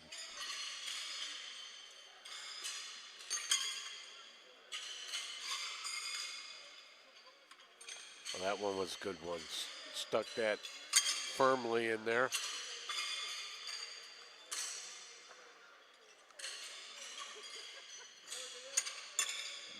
Didn't get under it. Little body English by Don. Out of all the pitchers you've seen, does he have the most unique style of pitching? So far for today, that for sure. As this tournament progresses, Frank, you're going to see some even more uniqueness. I think he just gave the shush sign to his wife. He gave the, don't worry about me, I got this. So it looks like we got one canceled out. Don's going to pick up another point, I think. Let's see what the score is. 20-18. So he picks up that single point, the closest to the stake, within 6 inches. And for those who are viewing at home, our scoring is cancellation, so ringers cancel ringers, points cancel points. So they, on that last score, they both threw one ringer, which canceled, and then it reverted to who had the closer point, and Don had the closer point. Now, it's not the closest point by shoes throwed. You have to be with at least 6 inches of the peg. So there's a lot of precision in this sport. To score, you have to make a ringer or have it within 6 inches circumference of the stake. So he stuck his first two there, a couple ringers by Don Gillette. Ken's going to have to get on his horse here, and he does with the first one. Cancels one out. We got a pretty even contest this morning here, Frank. Good matchup so far. In game 3, There we another go, four dead. A little pleased expression with Ken as he rips his arm around and says, heck yes. They shake hands because 4 dead is the score you won in this game. All 4 ringers around the stake. Ken Yeager, senior right now, getting ready to pitch.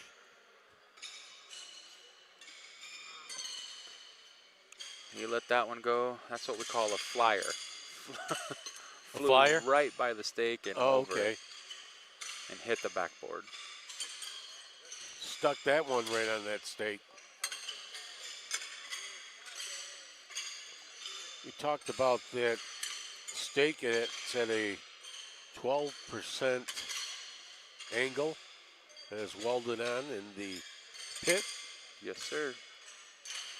And if you'll notice, they're throwing closer, so they're what we call 30-footers. Their foul line is at 27 feet. So they have a 3-foot stepping lane, essentially.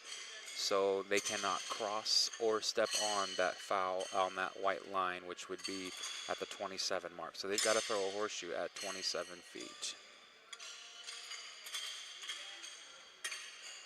And you'd be surprised how much difficult that is. This is a game of precision. Like I said, you got to have it around 6 inches around that stake. The circumference of that stake, 6 inches. That's correct. There's one that stuck right in there for Don Gillette. You think any of these guys talk to their horseshoes?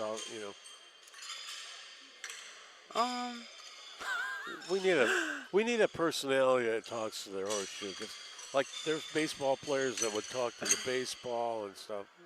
I mean, I talk to my horseshoes, but I don't think we can say Not- those on air. not in public. I mean, maybe. It's like some guys bring their, their hacky sacks or their bags in to bed with them, or just to have them close, to have them ready for the day. I know it's a weird ritual, but Yeah, for sure. No, they're babies. I mean, I just wondered who's the biggest character in the horseshoe land. Oh, man. Frank, it's early. It's only game 3. You're getting ready to see some great stuff here happen. So you're going to see a lot of people talk to themselves. You're going to see a lot of dramaticisms as this tournament goes on. There are some people who are a little bit more vocal, a little bit more energetic with their throws. And then there are some people who just take the beating. And As you can see right there, Don threw it short, and he says, "Oh," and kicks his leg out and throws his hand down because he wanted that ringer because he knows this is a tight match with only 6 tosses to go. Still mad. You can fry an egg on his neck. There's an offsetter right there. Ken says, not so fast. I want some points also. Ken's trying to slow it down a little bit, and he does. So it's 23-21. Ken picks up the ringer. You don't think they're doing this for TV, do you, Frank? Showboat. We love it. We love a good match. And it's down and back, so there are 4 tosses left of this match. Ken's going to pick up 3 points, score 23-21, Don Gillette. So this is coming down to the wire, Frank. Great matchup here. That one couldn't hold. He's got to get this one on or leave the door open for Don to get 6 points. Ugh, Well, I don't know about that one. that's close. We got to say. And a ringer for the folks watching is a shoe with the tips at least past the stake. Can be any way. A clunker there, just to the outside. Just a bit wide. Just a bit wide. So Don looking to get this one on the stake, and he does. He buries it. And We'll have to that see if might they'll have helped Ken's cancel. first shoe. Let's see Yeah. what happened. Give it a little push into the clay. And they're looking. We got an obstructed view, Yeah. I paid for the cheap seat. of course. Oh, he says you get a penny. Ken's going to pick up 1 point here, Frank. Making it 23-22. Time. And this is the last 2 shots of the game right here. This will determine winner or loser. Ken needs to have both to have a shot. Ooh, Ooh. that didn't. That's not going to help. That's not It's going to gonna. help. You're relying at this point that your opponent doesn't have good accuracy, and then that will Oof. hurt. And he knows it. They're looking at each other.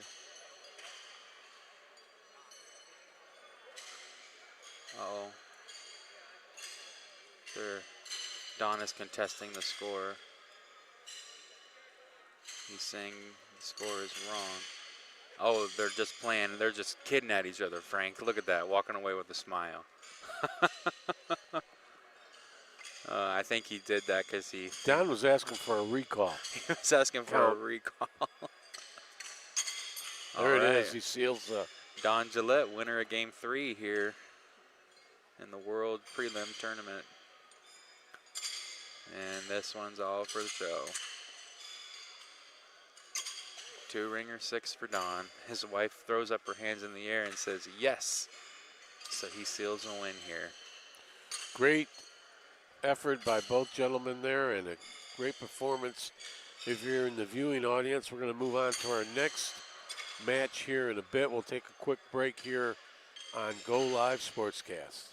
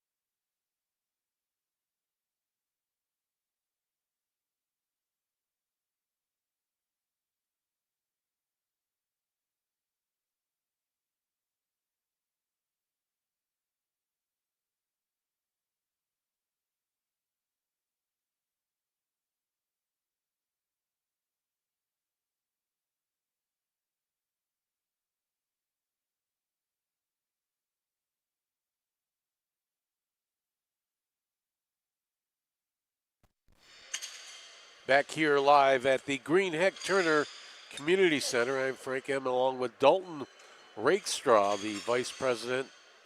Is it actually the vice president or number 2 president? I'm the I think- second vice president. How many, you have like 13 presidents. We have 1 president and 5 vice presidents and a secretary treasurer, yes.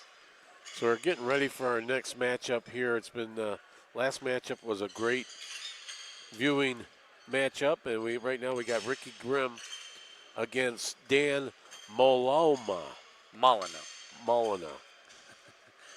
And Ricky Grimm here, he's a player from Pennsylvania, and Danny Molyneux, he's from Rhode Island, Frank. Looks like they're doing a down and back, getting a little warm-up action before this match starts. Danny in the blue shirt and Ricky in the lime. I would say that's a lime color. Oh, yeah. I'm colorblind, though, so I can't tell. We're all colorblind here. Still doing their warm-ups here. Now, when you go home at night, do you hear that clanking sound as you lay in bed? Well, yeah, I guess I do, especially when I'm here. But when I'm playing at home, I live in Los Angeles, I hear other things than clanking. Okay. I just thought maybe the sound you have listened to this all day, you might bring it home with you, and you're just like, I'm hearing shoes hitting stakes. Yes, music, sweet music. Now let's talk some of these people. They've come up from outside of the United States here too. Some of these. We've had players this week from South Africa, Norway, Germany. And this group that you'll see over these next 3 days will have people from the United States and Canada.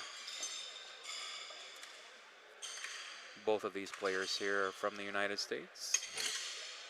I believe Ricky is from somewhere in Pennsylvania. I don't remember where he said. And so Dan's from Coventry, Rhode Island, and Rick Grimm is from Dover, Pennsylvania. Sort of both East Coast guys. Rick 72, Dan 65. Here's the flip. and they shake hands, and it looks like Danny won the toss, so looks like he'll throw first in this Game 4 matchup.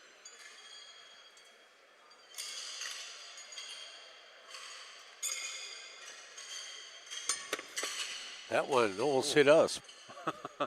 Keep your eyes open over here.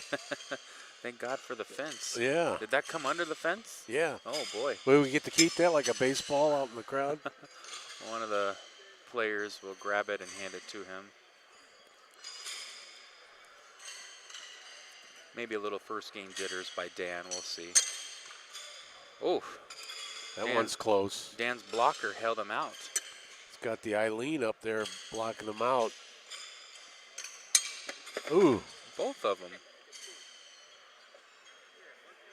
Just a bit outside here. We're catching horseshoes over here. I didn't know we were going to be in a target over here. We're in a hot zone right now, Frank. And it looks like Dan's going to pick up 1 point. So takes a quick 1-0 lead right out of the gate.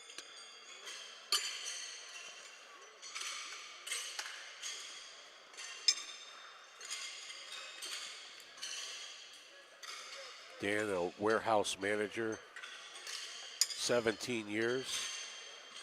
Education in business management. Oh, here's a fact on Dan. He's a huge Elvis fan. That's right, baby. Oh, he sticks that one. Just that one, but just barely in there. Rick Grimm. That's a good one there. Think that first one is a ringer? I think we'll see that it's a ringer, but it might be too close to tell. Again, we got a view obstruction. Cheap seats again. Cheap seats. This is what you get for free admission, folks. It's getting dug out here. It looks like.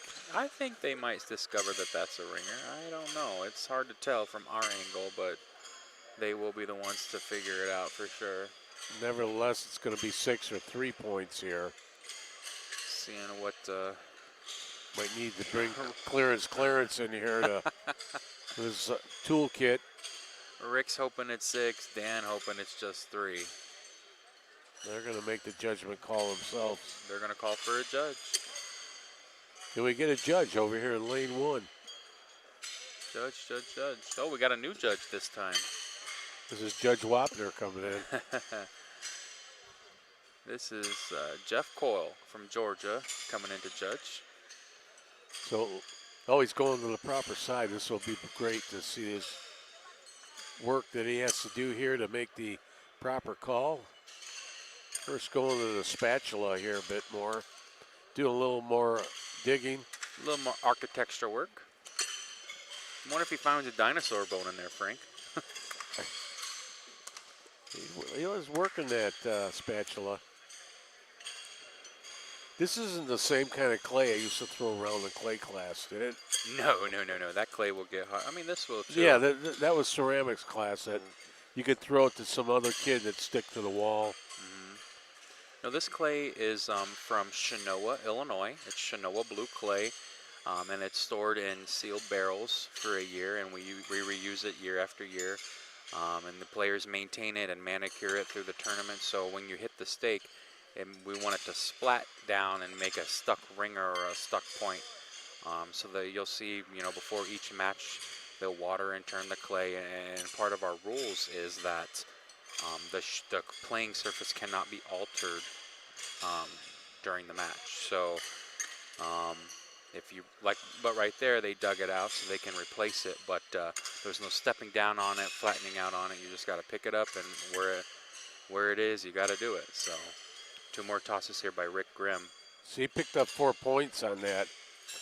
So he didn't get 2 ringers, got a ringer and the closest 2, and there's his 2 on the stake right there, and Dan's going to try to offset that 1.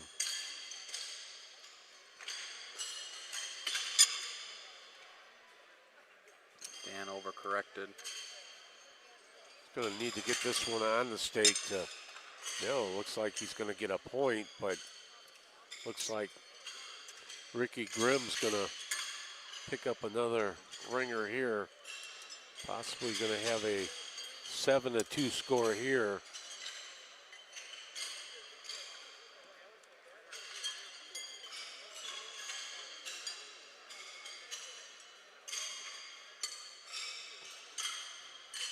So we got 8-1 as the score.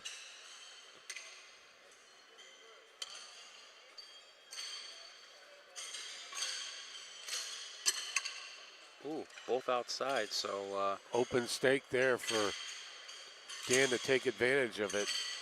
Dan can try to work his way up here and make some ringers here. Let's see what he does. Softy. That's what we call silent but deadly, Frank. No clank. Just You're right. Just landed it in there, and they double. So instantly it's going to be 8-7 here. 6 quick points there by Dan. Keep this match close. Going over the ringer percentage, Dan with just over 67%, Ricky Grimm with just over 68%, and here comes Dan again.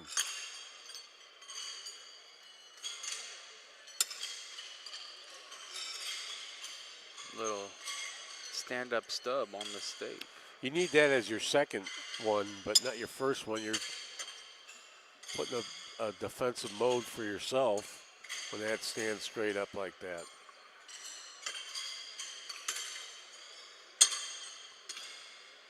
Little hook shot there for Rick Grimm. Comes back and lets her go again. So he's got 2 on there. Looks like 6 more points, huh? Looks pretty solid for him. We'll make the official call here as 14-7. 14-7. Rick Grimm 2 more shots and lands it. That one stuck in that clay good, so. Had a good thud to it. Another one a little bit loose here. So Dan's going to have to go on the defensive mode here with two sitting in there as ringers. See what he does here with these two. Oh, Danny's just off his game right now. He's a little bit all over the place with his tosses. Nothing's coming out smooth. Everything's coming in sideways. Everything's going to the back. But he cancels one. He did cancel one. So it's going to be 17-7. So 10-point deficit here. Dan's got to get on the stake here and get after it.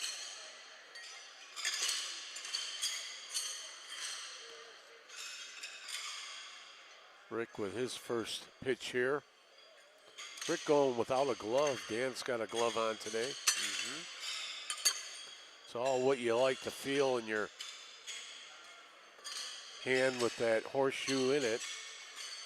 Moving around and going back and forth. You know, the constant release of the shoe. You know, calluses, sores. And it all kind of too depends on your grip too, Frank, because some of these people hammer grip and hold it hard and it could cause that. Now, I hope you got that on camera. Yeah, that was excellent because it's not nullifying it, pushed it out. He actually made a ringer and he popped his opponent off the stake. So he's going to get the 3 points here instead of being a cancel out. What a beautiful pitch there. Should be 17-10. How often do you see that? Not often, actually. That's it's a trick shot. 17-10 it should be if I calculated this wrong. And I calculated it right, 17-10. What a beautiful pitch there. I know it wasn't planned out, but it worked great. Danny's here. He knows he's behind the gun, so he's going to try to force a little bit more pressure going on offense here.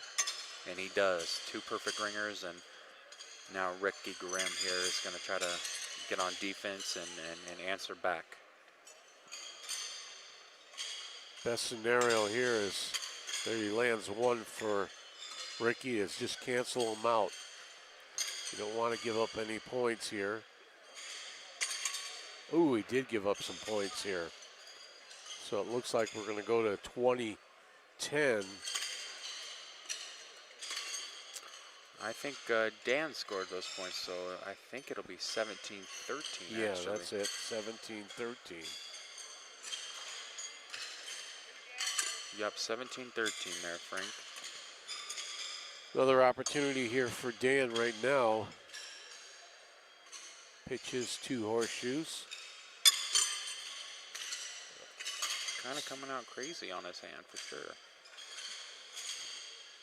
That one now it's hard to land or get a piece of it. Rick's he's got a couple of obstacles in front of the stake right now standing. Can't seem In fact, to that was pushed in. Yeah, pushed Dan in and flum his out of the court. 4 points. I think we got a tie ball game, Frank. Yep, Or 17. horseshoe game. Yeah, 17-17. Those first 2 pitches by Dan, it didn't look too good. That first one just stood up there and it paid off. He got 4 points out of that.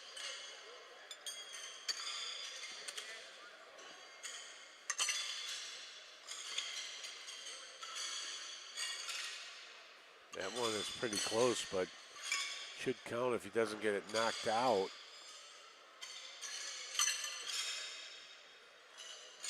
What's your terminology for when it's pitched and it's not a solid in the clay? It's a loose ringer?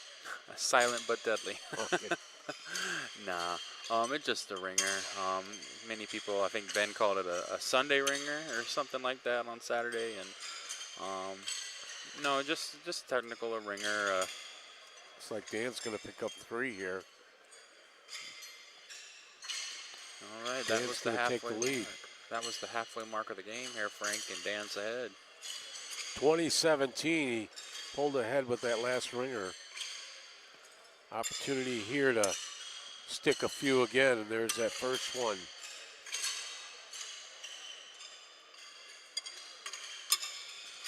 Oof, just outside.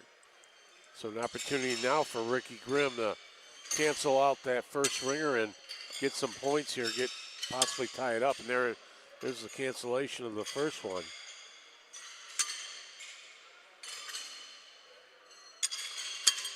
He does it. He does it. I think we're tied up again, Frank. Back at 20-20. We got a good match going on here, folks. Excellent match. Just like the game 3 here earlier. Don Gillette and Ken Yeager Sr. Rick Grimm ready to pitch his 2 horseshoes. Sticks that one in the clay.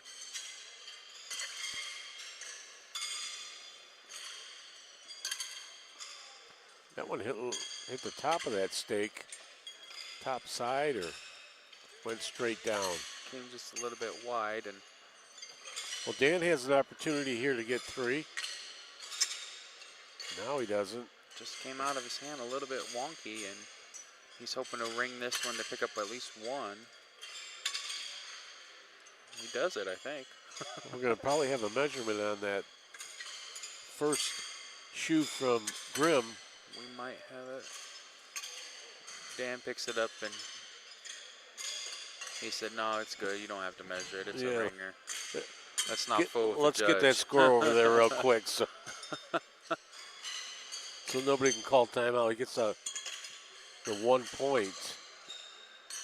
21-20, Frank. We got a hot match here.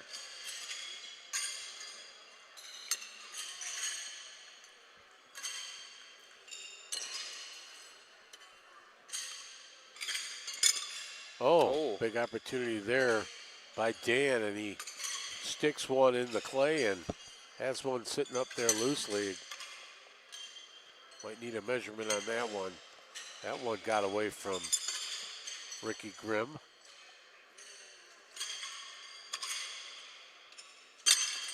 Sticks that one in. We might have another 3 points for Dan, although that shoe was moved around a bit here.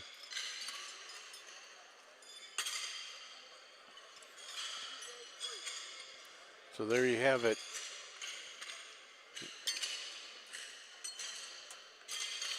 Now he's got a 4-point lead, 24-20.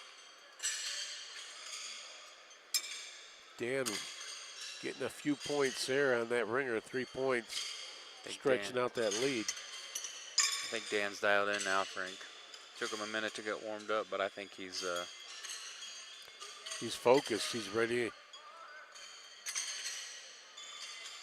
got Rick a bit on his heels playing defense, and he does answer to the call there on the first one. He's going to need to stick this one too, and he does. So they're all canceled out. We're still at 24-20. Dan the man in the lead. Dan the man. Over Ricky Grimm. Rick's opportunity here to lay a couple in underneath Dan's horseshoes. We might have to get clearance for that one. Another twistaroo. Oh, good fence there. Dan's going to have to work around a couple of Eileeners. If he can get his shoe coming out of his hand right, I think he'll land him. Oh. Right on there, but he did not do it. Right now it's looking good for Rick Grimm on his, and no, he does cancel out 1. We might have a tight call here. You might have to bring in the judge. See, they carefully pick up the shoes not to move anything. See what we do here. Yep, so I think he got 3 points on that. He had 1 call. He only got a point, Frank. Wasn't deep enough or far enough in past that stake, so Ricky Grimm picks up a point, still down 3 points to Dan. Rick looking to stick a couple ones here, and all of a sudden, all these horseshoes are standing up. And that's What would you say that is happening? And I think that's probably a part of the intensity of the match, Frank. I think both players know that they're pitching pretty decently, and it's a tight game, being down by 3, and it could be just one little thing that he's doing in his swing or his toss that, is making the shoes stick up instead of coming in flat. But the pressure and the intensity of this match could be really getting to both guys. So it looks like they cancel out on the ringers.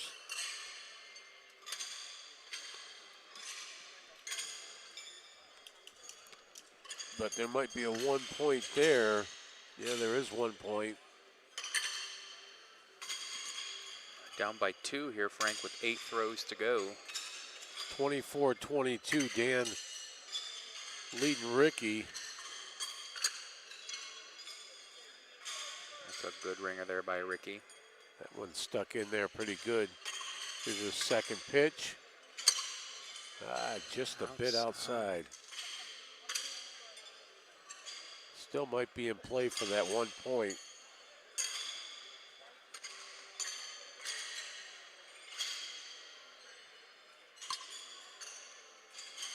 I think that might be there. That's really tight. We might have to bring in a judge. Oh boy. That is real close to see if that is going to be nullify the first ringer. It's a lovely lime shirt that so there's the 1 point that comes in play there. 25 for Dan, 22 for Ricky. As we get closer to the ending, that one bounced in and out. Ricky's talking to his horseshoe. There's what he needed. He landed that one. Stayed with it, and here's Ricky gonna. That one looks like it's barely clears, don't you? What did you say on that one, Dalton? Yeah, he threw it a little high, but it came down and now cleared it's in it. for sure. Oh, forget it. So they're both canceled out here. And Might be a 1 point for Dan. Dan's wife Jill here in the crowd, leaning over the bleachers, desperately hoping her husband can win this match.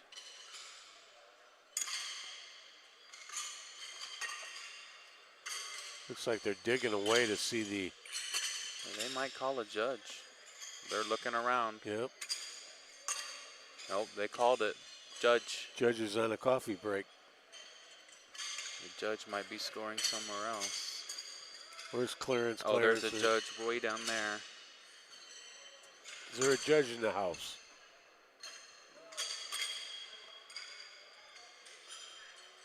It's like calling an Uber. Calling an Uber. He's sitting in the judge chair and. Yeah, oh, It's both, his break time. both judges on the other end of the pit. All right, the judge is going to walk around. So, any other interesting facts while we wait here, Frank, on these two gentlemen? Well, I mentioned that Dan's a huge Elvis fan. Yeah. There's an actual Elvis festival in Michigan with all kinds of Elvis performers. I think that happens in early August. I might have to tell Dan about that. Ricky Grimm, he likes to hunt, fish, bike, run, and of course, pitch horseshoes. He's the Pennsylvania state champion in 23, 24, and 25. Have they had their championship yet? He's going to have to keep it going. Most of the states here play their state tournaments over Labor Day weekend, so they happen in September. A couple of states like Arizona and Florida, they play in April, and then a couple of states are, October, September. Like Texas, I believe, is in October. But Most of the states have their state tournaments in August or September.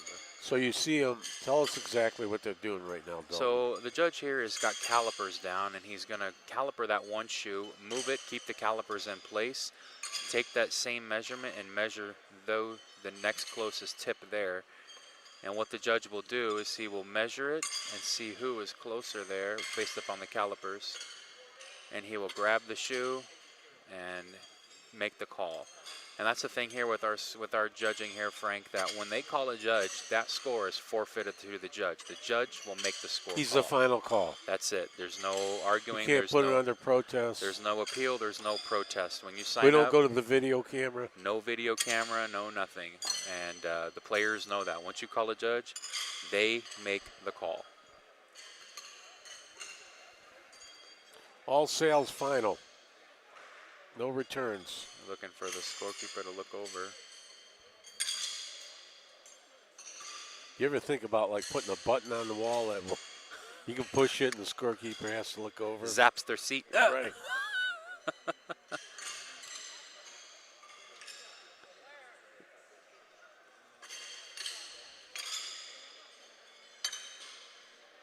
You got to give it props to all the volunteers, all the people working these weeks here. So on that score, Frank, the judge said the shoes are dead even, so there was a no score. So it is still 25-22. That's crazy with that much precision that both players threw the horseshoe, and it was the same exact distance from the stake. Unbelievable. So Ricky lands a ringer there. Ooh, good one there by Dan to nullify the Ricky ringer. The Ricky ringer, Ringer Rick. So it looks like we might have a 1 point here, making it 26-22. 26-22. So Dan in the lead over Ricky. if Dan can throw one ringer, this match will be over and Dan will secure a win. Let's see what he does if he can knock it out here the first time. That's the game. Dan will be the winner of game number 4.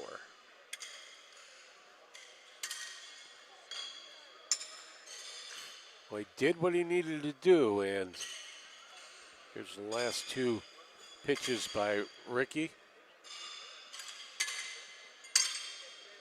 He got up and over it. Oh, you can still cancel out that first one. And he does. And I think Dan will win the match by 1 Point. point.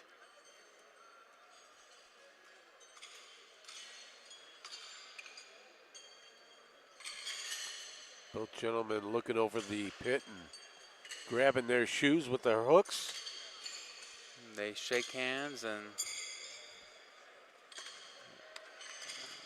So it'll be 26-23 a final. Big Dan takes the W. What do you think? Do you think that was an upset, 10 against 8? it could have Or been. they're pretty close? They're pretty close in an average. I think it could have been an upset, and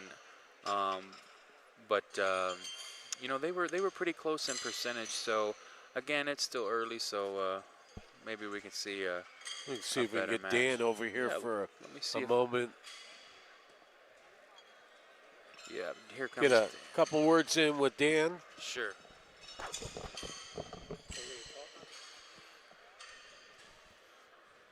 Dan, you did what you needed to do, taking a 26-23 victory there. How'd you feel? Well, the beginning of the game was tough. I had a tough start. The pins are high and stiff, so when you throw a high shoe, if you notice you're watching the game, I threw a lot of high shoes that just wouldn't hang on to the pole. Then you try to adjust and you throw the short shoes. But all in all, in the middle of the game, I did well. I got a lead for a while and kept him at bay. We had that close point down there that we didn't know who it was. The judge said it was nobody's point. The delay might have got into Ricky's head a little bit, so he threw that bad shoe there, and I got that 1 point. And once I threw the ringer down there, basically the game was over. So I'm happy. I'm happy with it. I'm not pitching as well as I want to, but whenever you get a win against these guys, you just walk away with your head up. We seen a lot of pitches where the shoe was standing up. What do you think about that? Why is that reason that we had a lot of shoes standing up against the stake? Well, it depends on how people shovel it. If you shovel that, like a lot of people like to shovel low clay around the stake and high away from the stake. So if you have that high mound of clay, look at the pit we're looking at here is a high mound of clay. You're going to get shoes that when they hit and come back down, they're going to just stand right there. And that's a tough, when you throw flip shoes like we do, that's a tough shoe to throw over and get a ringer. So whenever you do, it's very lucky. So a couple last questions. It says you're a huge Elvis fan. I am. That's right, baby. I can't You wait. have a lot of peanut butter and banana sandwiches. Yeah, I'm heading down to Memphis. My kids and my wife I turned 65 this year, so they promised me they'd take me down to Memphis to the, Elvis's place in October. We're going to go down there. Now, I was talking to Dalton. You ever hear of the Elvis Festival in Michigan? I in heard Ypsilanti? all of them. I follow them all on YouTube. Really? Have you been to that one? I haven't been to that one. The huge one today, this weekend, matter of fact, is in Collingwood, Illinois. All the biggest impersonators are going to be there. Sorry, I can't say impersonators. They don't like that. Tribute artists. August 30th, Sean Clush, who actually won the first Ultimate Elvis Presley contest, sponsored by Graceland, is going to be performing at Mohegan Sun Arena in Connecticut. I'll be going to that one. I've seen him like 10 times. He's like the closest to the king. So, yeah, I do love Elvis. So when they have the contest, they call it the Elvis Off? It should be. It's just called the Ultimate Elvis Tribute Contest, but that's a great name, too. Yeah. All right, Dan, congratulations, and we'll see you further down the line here. Yeah, we're going to do some talking for the ladies. Pleasure. Alrighty. Thank you. Thank you. We'll take a break here on Go Live Sportscast. Get ready for our next matchup.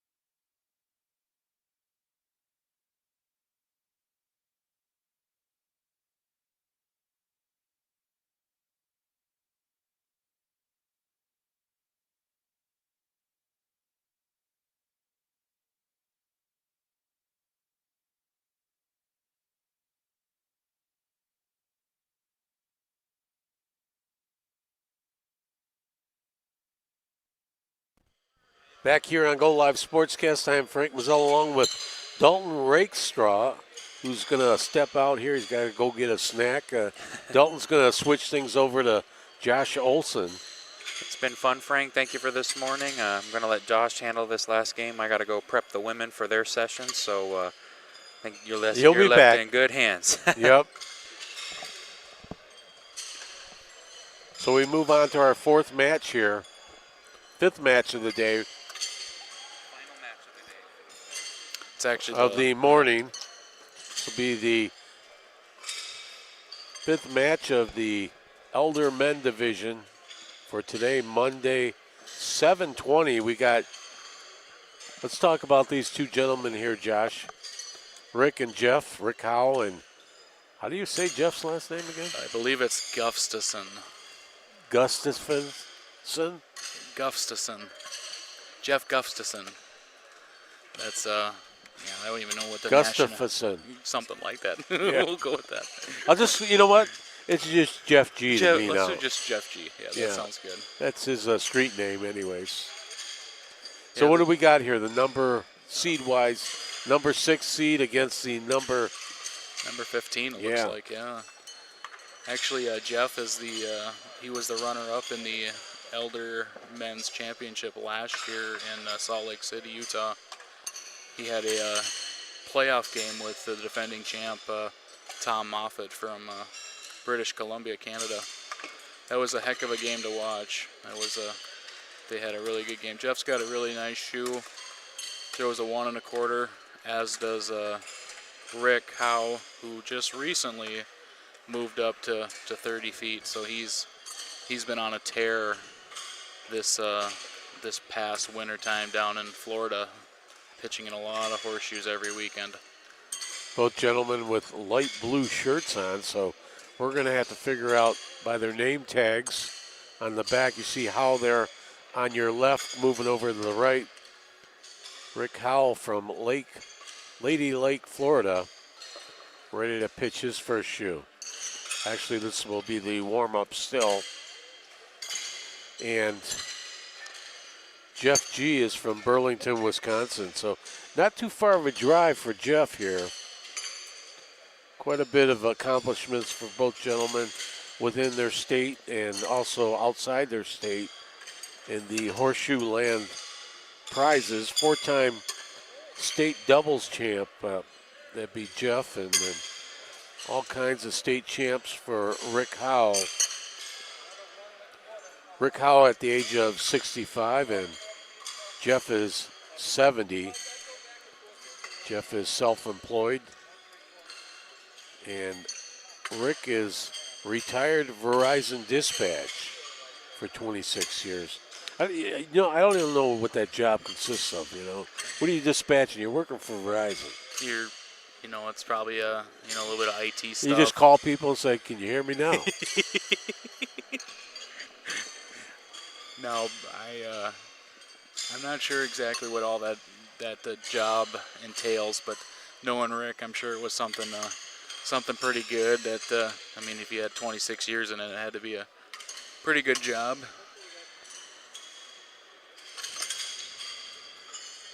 So we haven't done the flip yet, unless you saw it. No, they. I'm Still sure doing after some this, warm-ups there. After this last shoe, they'll do that. Flip a shoe to see who's going to go first and who's going to get the mud first. You heard that term yet? Who gets the mud first? No, you're bringing it to the table right now. All right.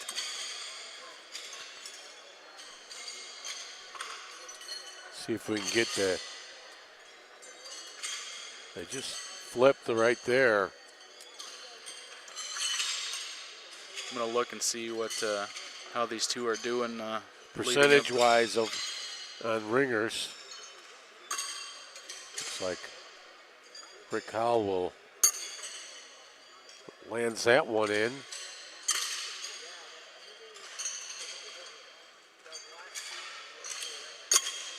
Two good shoes there. Right, so now Jeff has to go on the defense here in the early going. Right now we see Rick Howe. He's got a 4-0 record, throwing a little bit under his entry average. And what's that? Right now Rick is averaging 67.5%. He came in at just over 70. That one got away, so looks like we're going to have a three-pointer for Howell as one is canceled out. 2 dead, 3 for Rick Howe. 3-0. Rick gets the 3 points.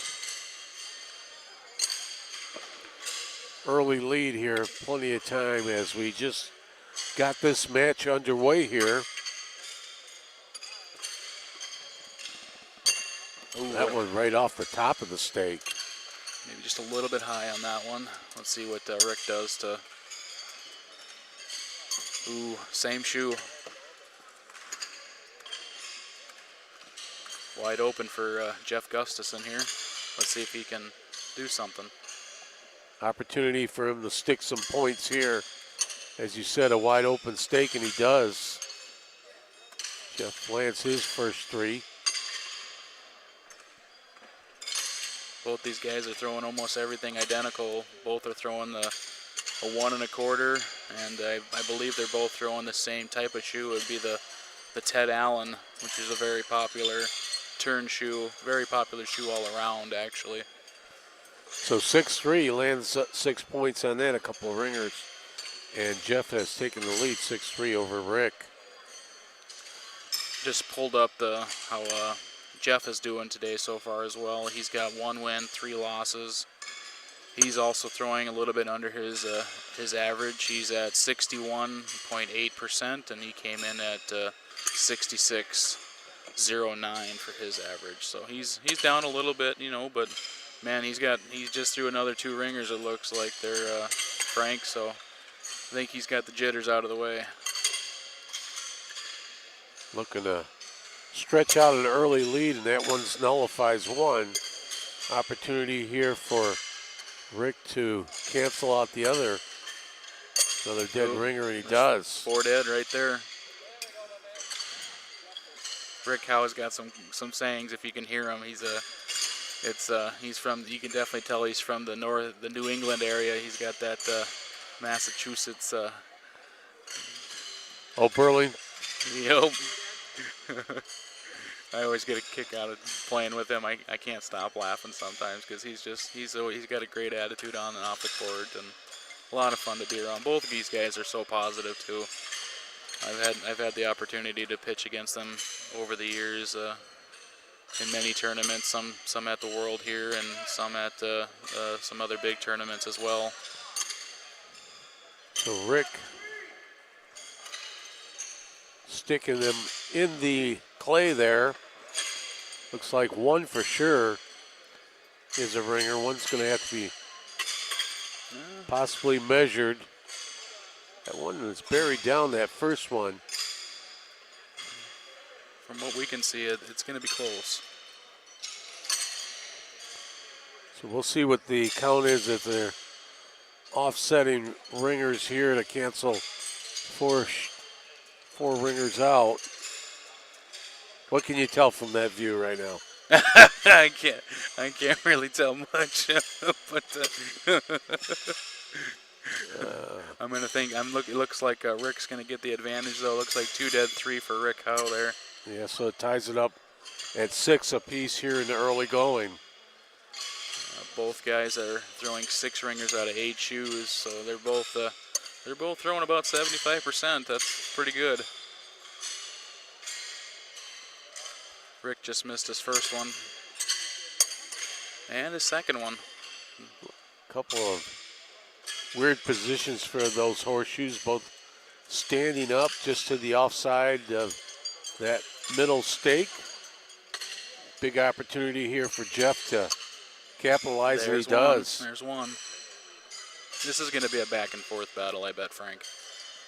It's just looking like that. I mean, these guys are both pitching pretty good right now at the beginning.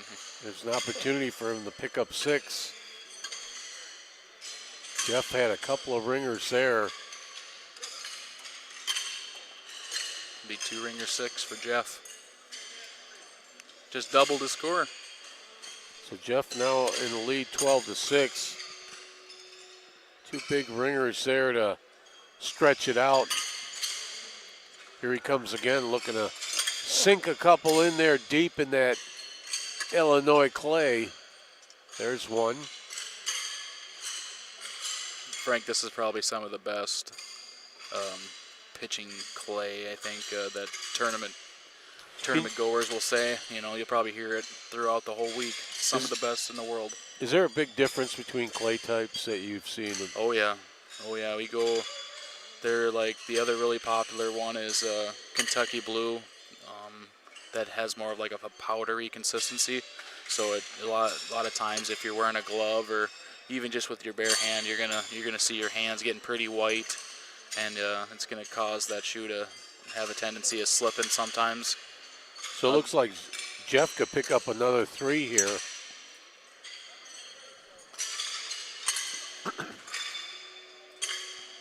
That's what it is. It's going to be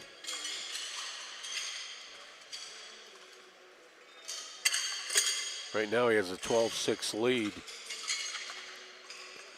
Yep, that is 15-6 now.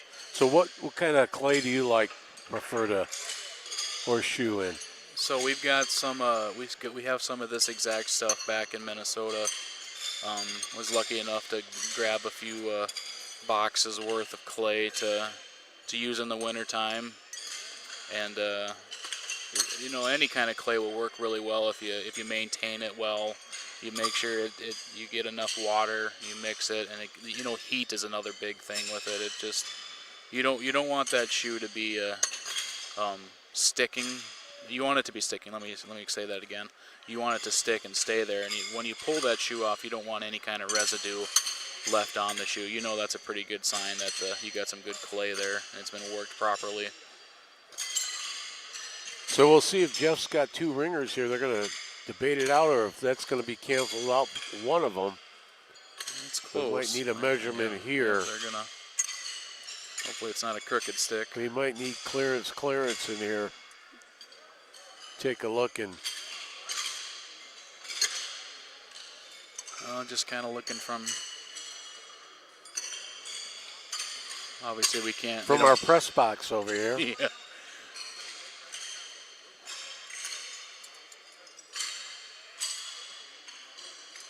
They might have to call a judge They in here to might. make It's very close. final decision. I'm guessing it's not a ringer, but we'll see what they call. Oh, it was 2 ringers 6 for Jeff. Rick So we must go have up been to short. 21-6. He's sort of pulling away here a bit, stretching out his lead. Jeff is tight from the early goal, and then suddenly Jeff has laid in the points here and stretched out his lead 21-6. He's looking to sink a couple in here again. Now these guys know you definitely don't want any opens. You want to make sure you got at least one on out of those 2 every time to make sure you can deafen the blow a little bit from 6 to just at least 3. So there he is. He sinks the first one. Trying to put Rick on the defense again, and Rick's got an opportunity to cancel out Get that. get something to score here. Right. Yeah. Cancel out that first one, and opportunity. Ooh. Now he only has a chance to cancel out that horseshoe and stay treading water. He does. So we'll stay at 21-6 with Jeff with the lead over Rick. 15 seed Jeff over the 6 seed Rick. You see one of the players, Jeff without a glove, and Rick with a glove, all in the order of their preference. How do you like playing, without a glove or with a glove? It's all about feel. You got to be comfortable with, how you hold that shoe. And, there's some guys that they got to have the glove on, and then there's some that you don't have to have a glove on because they just like the feel of the shoe, I kind of went back and forth over the years. I'll wear a glove, and I'll throw pretty well, and then all of a sudden something just changes. You got to change it up. So you just take the glove off and, see what happens. And I've been throwing without a glove for a few years now, so I've done both. So Rick cancels them out, and we got a 4 dead here. Good shoes.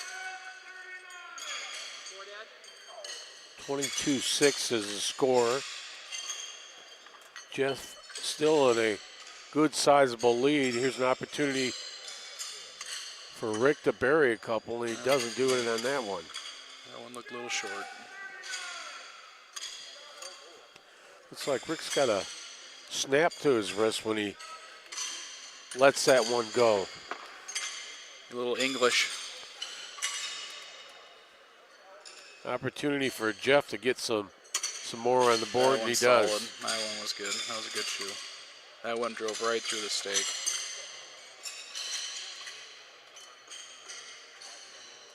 Jeff currently in the lead, 22-6. Looks like he's going to add on to his total here after those 2 shoes land in there. At least 3 points, I'm guessing. That top one of Rick's. It's going to be questionable, but Let's see if this one sunk in enough to. I think it's cleared it there. I think they'll determine that it's a ringer.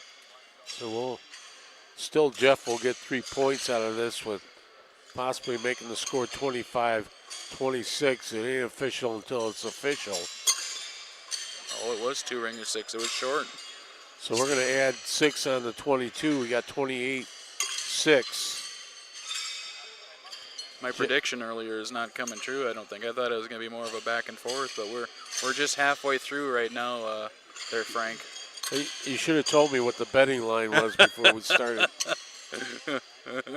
So here comes Jeff with a 28-6 lead, looking to sink a couple in there too, again, and put Rick on the defense. And that one just got away from him. Right now, Jeff is averaging 80%. He's got the first 16 ringers out of the first 20 shoes. And Rick is at 9 ringers out of 20 shoes. So he's just under 50% with a 47.5.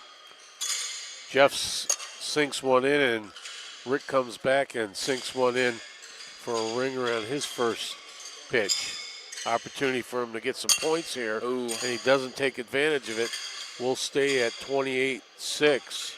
But Rick gets the mud, so he'll get the opportunity to go first. How about that awards banquet last night? Great time. A lot of fun. Yeah, I've been going to those now for, I think I haven't missed one since probably 2019. They're a lot of fun. It's a good opportunity to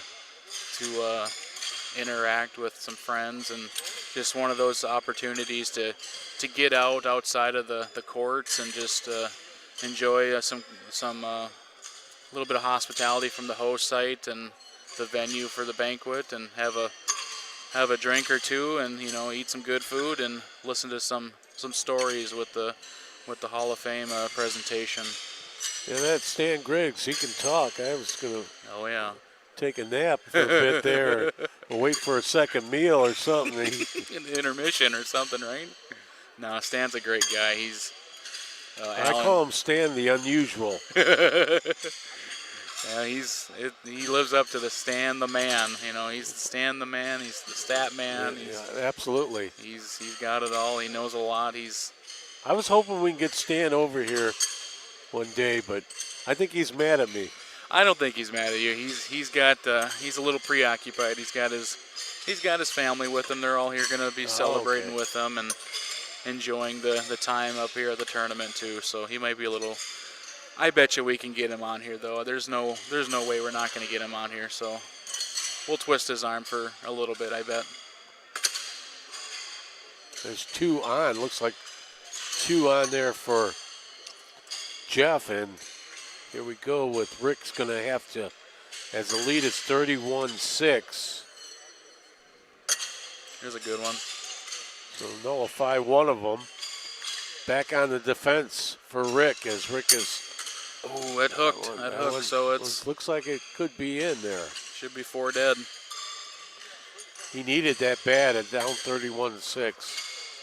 Yeah, he's gonna have to start getting that string of ringers here. Yeah, you really have to go on a tear, and your opponent really has to falter here when you're down 31-6. Well, these guys are at that level. They can do it. These guys could go next 14 in a row, and it'd be nothing for them. They'll get in that zone. Rick Howell lands one, doesn't get the second one. Sort of disgusted with his pitching. Starting to talk to himself. Sometimes you just don't have your game when you have a game like that. And everybody has that kind of game, except for Alan Francis. That's one guy that he definitely, you don't see it too often that he struggles. Him struggling is like throwing 30 ringers out of 40 shoes. And for me, that'd be a really, really good game. So it looks like both their ringers are. It'd be 2 dead, no score again. Right, nullified. 31-6, still Jeff in the lead over Rick. Yeah, Rick's gonna have to. Time is running out. Have to figure something out here. Rick's gonna have to get on his horse and put his cape on. Because Jeff is just on fire here. There he is again. And Jeff's only missed 6 ringers, so he's throwing really good. It's a matter of these matches, who's hot and who's not. who can keep up, and if you're not, then you're on the defense. It's a great game, though. That was a good shoe. Do it again, Rick. He needs to do it again to keep this flush right here. And Like he that. does. Look at that. This must be their end. They did another 4 dead. So it stays 31-6. Rick just can't capitalize. He's put on the defense here of Jeff is just ringing in those ringers. Rick's gonna pitch here again, looking to get some points out of it. There's one that landed good. Solid and deep in the clay. Nope, that's a good one too. So now Jeff has to go on defense. Possible 6 points sitting there, but Jeff's been on a hot streak here with the ringers. Yeah, oh, that one missed.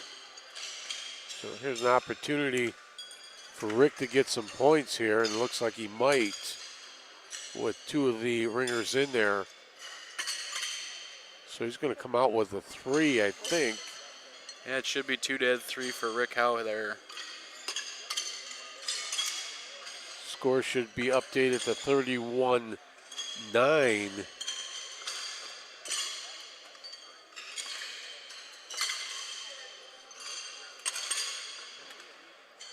It is 31-9. Still Jeff with a commanding lead here, looking to.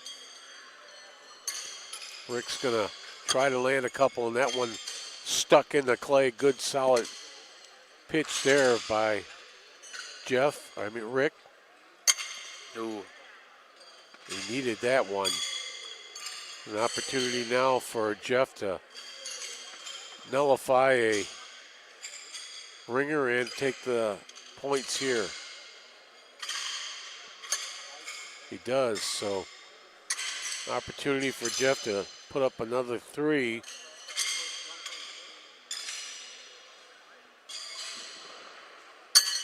That's a good one. That's a good one. Yep, 2 dead, 3 for Jeff. 34-9 is a score, and just too much out of reach as Jeff has been hitting his ringers. Jeff's averaging just right now at 27 ringers out of 34 shoes. That's about 79%. So that's hard to beat if that's he's very tough. if to he beat. was at 61, just over 61.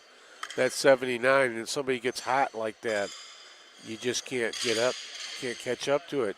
If you're an average of 67, and somebody's going up at 79%, then that's a 11% difference there, and you just, as we say, hitting that hot streak, and you're feeling it. Yeah, right now, I think Jeff's feeling it, and unfortunately for Rick, he's just, he's either running out of gas or it's just, just getting some unlucky breaks. That's a good one by Rick there. So that'll cancel it. Here's an opportunity for Rick to pick up 3, and he does. Yep, good shoes. 34-12. Oh, we got 4 shoes left, Frank. It's probably Well, pretty safe to say Jeff's going to win this one. Yeah. Commanding lead. Rick looking to bring in some momentum in the closing moments of this matchup. Try to carry it over to his next match. But it looks like he's just not getting that touch right now. Rick Howell just not getting that feel. That one lands in there. A good one. Jeff's just got to keep going, to keep that. You want to get that average up. You got to let these next 4 shoes just keep doing what he's been doing. Ooh. Good open shoe, just off to the left.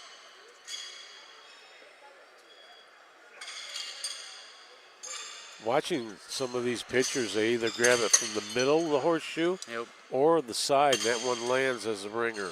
Typically, when you see somebody grabbing it from the side there, that's a good indicator that they're going to be throwing a turn shoe. That shoe's going to kind of turn either clockwise or counterclockwise, depending on how they release it. And an end grabber right from the middle is an end to end, isn't it? That'd be like your flip, like a Yeah, flip end flipper. over end. Yep. Exactly. You're gonna see a good mix on that with this group and the elder men. A lot of guys that probably went from the 40-foot division and when they were pitching for 30, 40 years in the and they move up and they do that transition. They're probably going to continue to throw that similar style, or some will just some are very talented enough that they will switch the style of shoe that even in the middle of a game if they're in a slump or something.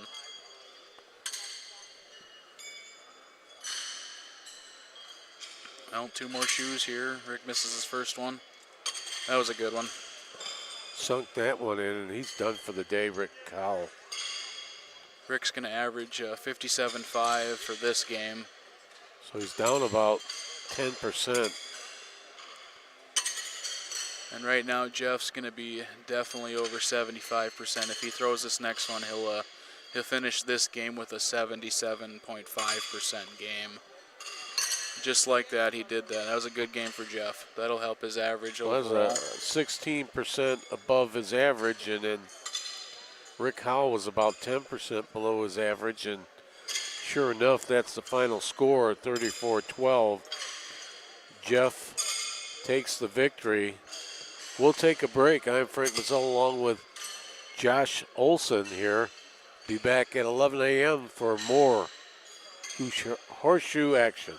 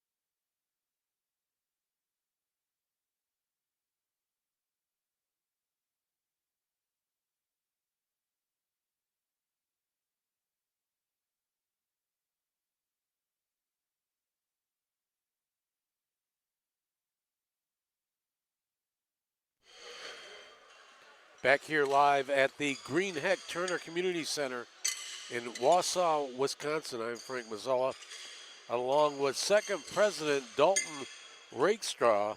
Dalton, we're moving on to the women's division play here. Jennifer Gegg, defending champion from Missouri. Let's talk about her a little bit. Yeah, Frank. Jennifer Gegg here, she has been a fairly newcomer in our sport. When she first started, she definitely needed some work, and one world tournament we can all remember, Jennifer just kind of, she was in women's A qualifying, but kind of just broke down, and she took about 2 years off, and we didn't see her ever. We thought she had quit, and then all of a sudden she came back, and all of a sudden she's the top woman in the world, and she is competing, Frank, at a level that nobody has seen in a while in the women's. Some are calling her the Alan Francis of the women's group. And she is just... She's a female GOAT, possibly? We are possibly looking at the next female GOAT of our sport. She has the potential to win several titles. She's young. She's 47 years old. So she could go really far in our sport. And for those viewing at home who might not understand, she is playing a pacer. We had a lady from, you'll see her later, Marlene Ray, her twin sister, Maxine Griffith, had to drop out of this tournament. So we don't have any identical twins in this year's tournament. One of the sisters had to drop out due to injury. So we have to put a pacer in. And so what this means is Jennifer is getting an automatic win, but she needs to throw another game so she can get 600 shoes of qualifying. These players need 600 shoes to qualify for the World Finals. This is prelim play. So this is kind of just a relaxed game for Jennifer since she's the #1 seed in this tournament. She's just kind of going through the motions, taking a pacer on, just kind of making sure she's got everything filled out. The good thing about this is everyone in this group will get a chance to play a pacer. Today's pacer is Mary Fimbris from Arizona. Mary is in the elder women's division, so she throws just a little bit closer than the open women. And so for prelim play this year, we did not have enough entries in the senior women's division. So for prelim play, we had to combine senior women and the open women's division. But for the championships, they will be split. However, for qualifying purposes, all the women and senior women will play together. So you will see different people pitching, and we will see different people pitching in different categories in this prelim qualifying. But however, during championship play, they will be separate, Frank. All right. You see right in your picture there, Jennifer Gegg getting ready to go here. We're still doing some back and forth warm-ups. And as you can see, so for the viewers at home, we got some great matches online for tonight, or for this afternoon, game one. We've got, run it down, Frank, who are we going to see this afternoon for these 5 games? Game 2 is Marlene Ray from Tennessee taking on Karen Graham from New York. And game 3, Penny Steinke from Wisconsin and Elizabeth Jordan from Connecticut. Game 4 will be Denise Daly from Michigan taking on Joan Elmore from Tennessee, and Sylvia Mosana from Canada, from Quebec, taking on from Ontario, Tracy Rose, both from Canada. Tracy from Ontario and Sylviana from Quebec. And that's the fun thing about this tournament. This is a world tournament, Frank, so we do have some international entries. And as you will see today, folks, you will watch the 2 Canadian women come together and compete in a prelim match today on court 1 here during game 5. So again, for those at home, this is a 40-shoe qualifying match. Each woman will throw 40 shoes. They will go back and forth 20 times. And the winner after the 40 shoes is done will be the winner of the game. They're going for a prelim class title right now. They're trying to get those ringers because the top 16 women, once the qualifying is over, will move on to the championship bracket. Still going through the warm-ups here and getting ready for Pacers right there in front of you. Jennifer Gegg from St. Geneva, Missouri. Works in the dental office business, doesn't like chocolate. And some of her accomplishments are the 2025 Women's World Champion, 2 times state champion, 2 times world team champion, just to name a few. 47 years old, out of Missouri. Yeah, St. Genevieve is very proud of Jenny, and I know the state of Missouri is proud. I mean, folks, we might be looking at the next GOAT for the women's division of our time. I mean, she is competing. She played earlier this month in Danville, Illinois. She took on the GOAT, Alan Francis, and squashed him. No way. Absolutely crushed Do we him. got video footage of There that? is no video footage of I need that. to see There that. is game footage of that. The score was 40-15, Frank. No way. She beat him. And Alan has not been beat like that in at least 10 That's years. a beatdown. And she is coming and she is proving herself. She could be the next GOAT for the women's division. And that's funny, Alan didn't mention that at all during the award ceremony yesterday. No, absolutely not. I don't think he wants to mention it or remember it. Mary's no slouch herself, even though she's a pacer. I mean, she's the Arizona Women's State Champion. She's Elder Women's State Champion of Arizona. Mary and her husband, Jacob. Jacob competed this morning. He just didn't make the film footage. He'll probably be on tomorrow. They're both retired. She was a correctional officer for Arizona Department of Corrections. Her and her husband both did that, and she's just a great all-around lady, and they cook really good food. That's what you remember the most, the cooking? You know, I live in Los Angeles, and so I eat a lot of Latino and Spanish food, and Mary and her husband, you know, they're from Mexico, and they make a lot of great food. They're just wonderful people, wonderful to be around, and Well, it's that's like great horseshoe that- pitchers are like campers. You can hardly find a bad apple in Right. the crowd. They're just wonderful people. So to that, Frank, I think I need to step out because I got to play this afternoon, so I need to do some more corrections. But I'm going to turn this over to, he played this morning on an earlier game. He was able to pull out the win. So I'm going to turn this over to Dan Molyneux from Rhode Island. He'll be commentating for all the women's matches for the next 3 days. So thank you, Frank, and All right, thank we'll you. catch you later, okay? Dan Malino,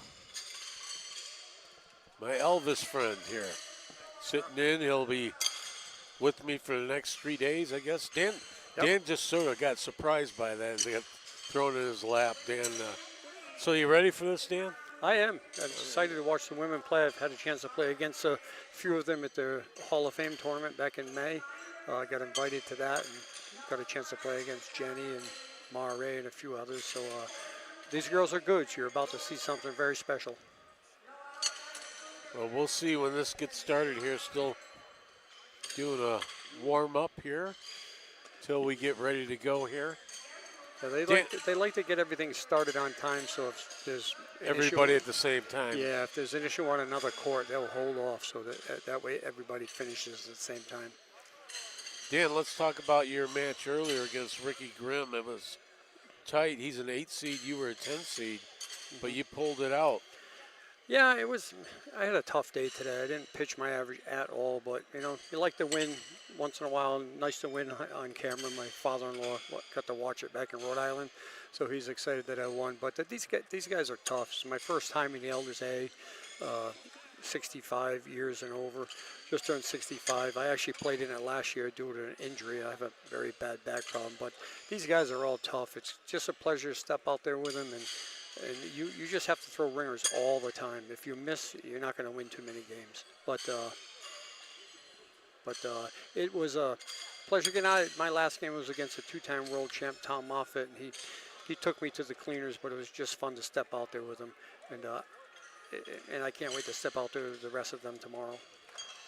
So did your father-in-law get to see you play? He did. He said it was great. He said it was awesome commentary. You guys did a great job. He said it was fun to watch it.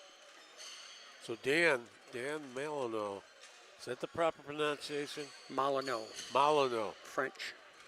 Malino. Yeah. You don't have that squiggly line at the end of your name, though, do you? No. Dan, so let's talk about Elvis for a bit here. Sure, we get some time. Got to milk the clock. See, you go to quite a bit of these. I don't want to say impersonators, like you said earlier. Yeah, Tribute artists. Yeah, I've been to a few. It's great. It's great that they bring back the memories of Elvis. Elvis was just, when you talk about music and stuff and where it started, he kind of kick-started it, and he's still tremendous. I listen to it all So the time. I'm sure you've been to all the house in Tennessee and. Not yet. October, my kids and my wife are taking me down as a 65th birthday present. So What is that considered? The Elvis Museum or the where he grew up, or? Well, Graceland's just where his house, and Memphis has enshrined his house, And he's got his pink Cadillac. he got a lot of stuff down there. Blue Yeah. suede shoes, I'm sure too. Yeah.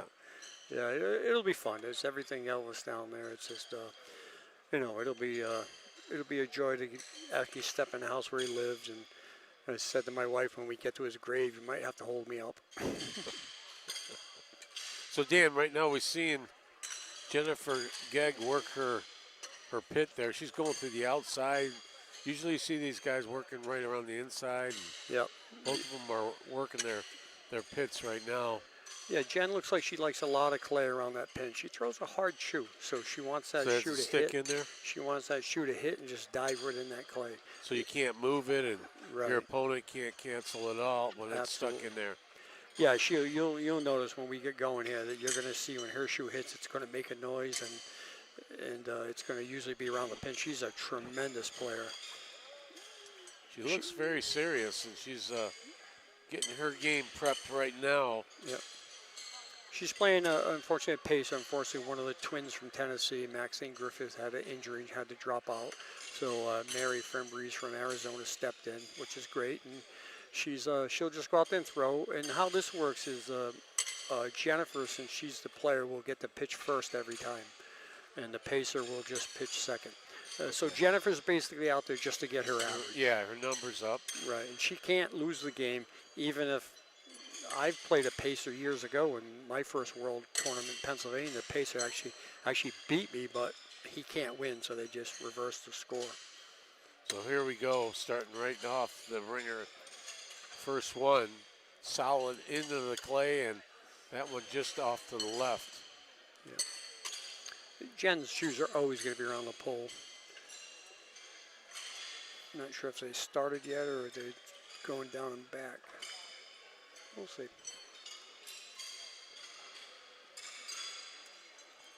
That one's just a bit short by Mary Fimbers.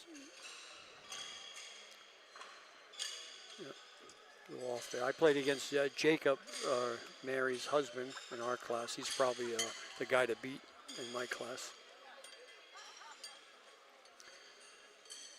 Yeah, it looks like they're just practicing one more time. Practice makes perfect, right? Yeah. Dan? Actually, Jen gave me some pointers when I played her in the Hall of Fame. I asked her, what made you get so good? And she said, believe it or not, I bought traffic cones and I put them right in front of the pin. It forces me to throw right over the pin. So when I got home from the Hall of Fame tournament, I went and bought traffic cones. Is that to get the elevation to hit that stake? You hit it you hit it right on the head. Absolutely. Right.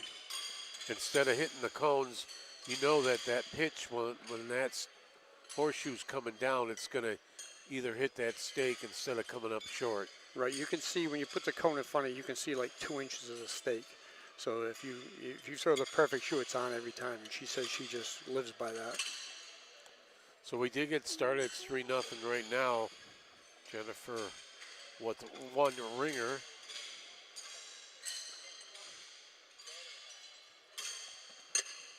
That one's stuck in there good. Second ringer there. Puts a little body English into it in her pitch there. And 2 ringers right now. Mary looking to nullify, cancel those out. Going to need a lot of help, and she does cancel one out. Good pitch there by Mary. That one's not going to make it, so another 3 points for Jennifer Gegg and making it 6-0. I do think that was their first box. I'm looking at the score, and it looks like they're going to put it up now over there. You may have been looking at the box beside theirs. Oh, they switched boxes. That's Yeah, so Jen's up 3-0 right now. yeah.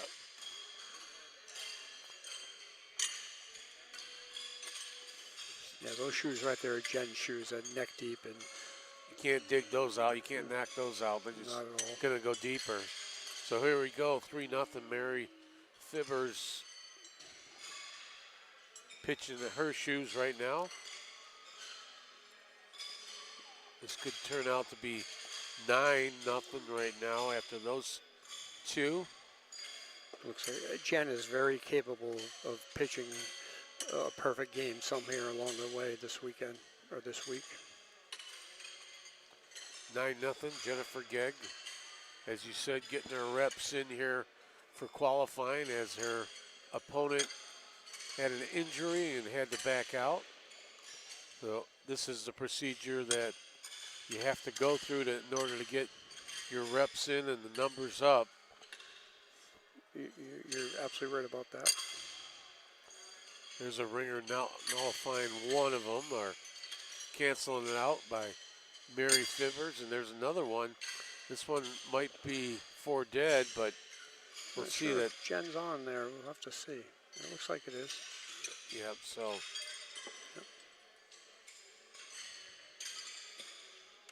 Looks like they canceled each other out. Yep, 4 did. They're calling out these scores to my wife over there, keeping score. Another solid thumper into that clay from that pitch, and that one just a bit short there. So Mary Fibbert's got an opportunity to get some points here if she can throw a couple of ringers. Nope, that's not going to do it. Now she has to cancel out Jennifer's. That's not going to do it. So Jennifer is now 12-0. Correct me if I'm right there, No, Dan. you're right there. She's 12-0. Mary just threw that one a little bit too hard. It bounced right off the pole. I had a few of them today, so I know how that's like. Jennifer's got that swing to her arm Oh, and that solid drop of that horseshoe. watch your eyes. They never leave that pin. There's a double there. Jennifer Gegg, she's as serious as a brick on the wall. Oh, yeah. You watch her eyes again. She'll never take her eyes off that pin. Mary Fibbers. Looks like a little short on that one.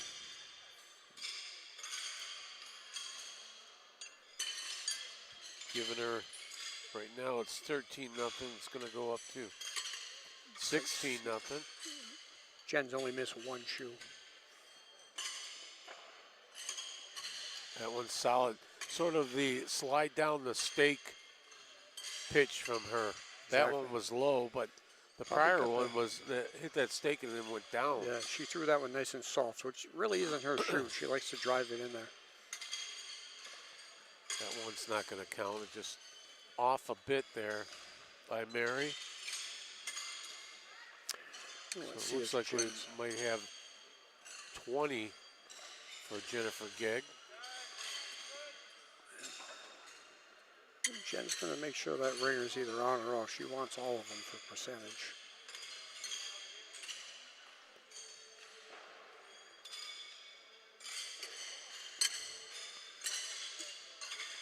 Okay, it was just 2 dead 1 there. Jen. So she picked up just the 1 point That's a bad miss for Jen. closest to the stake. Yeah, Jen just had a bad miss there. You're not going to see that too often.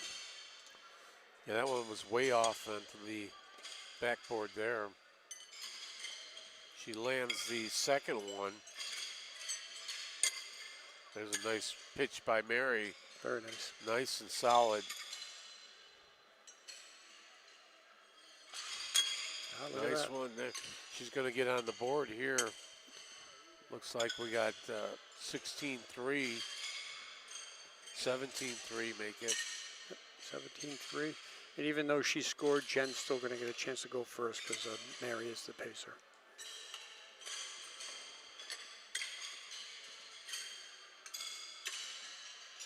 That one's a bit short there. There's a solid pitch right there around the stake, and here comes Mary.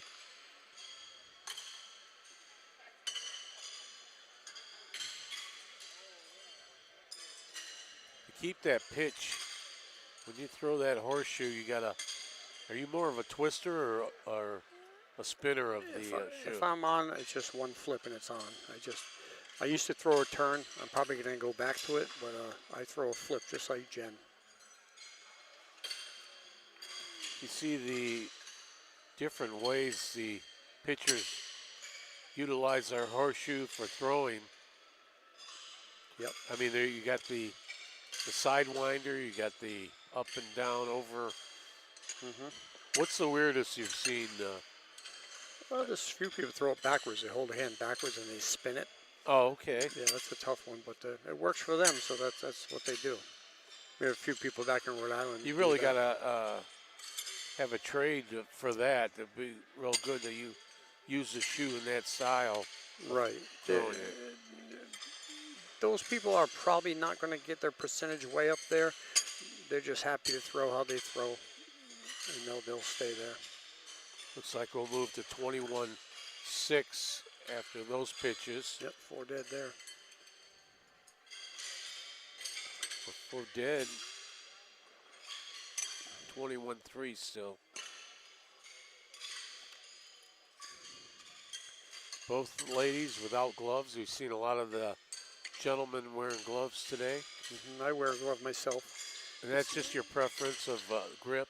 Yeah, I don't like to feel the clay all over the shoe, so I wear the glove to protect that.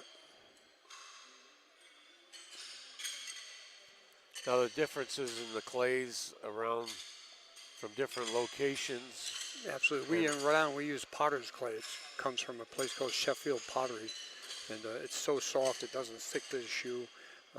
This clay is very nice. So it's the ceramic pottery clay exactly, yeah. That's what that we used to throw around in class. Yep, that's what we use in Rhode Island. It's very nice. So isn't that a more damp kind of clay? It's more moist. Yeah, it accepts a lot of water, but it stays dry. It accepts a lot of water and stays dry. You pick up your shoe and there's nothing sticking to it. Jen's got another ringer there, and 2. Current score 21-6. Jennifer Gegg in the lead. As we mentioned, this is playing a pacer due to an injury, and Jennifer Gegg has to get through the motions. She's got an 85.5 average so far before this match started on the ringers. Yeah, she's tremendous. Recently beat the men's champion Alan Francis in a tournament. She pitched over 90% against him. That's what I hear. I want to see actual footage of that. Yeah, she pitched 28 That ringers is in a row. unbelievable. 28 ringers in a row against him. You think Alan was sandbagging it? No, Alan, that man there is incredible. Oh, he's the GOAT. Oh, God, yes. Remember seeing him in 23 Yep. in Lansing. And Yep. You know, if you want to put domination in sports, he's the most dominant athlete in sports right now. right. I mean, Simple as that. you figure how many years he's been doing it and how many championships. So he's at 29, It's going amazing. for 30. It's amazing. I mean, you just figure all those years, you're 30. What kind of athlete can do that in an span of probably, 35, 40 years, and he's still keeping the pace up? He's unbelievable. Unbelievable. He's going to play a fellow named Walter Ray Williams this week.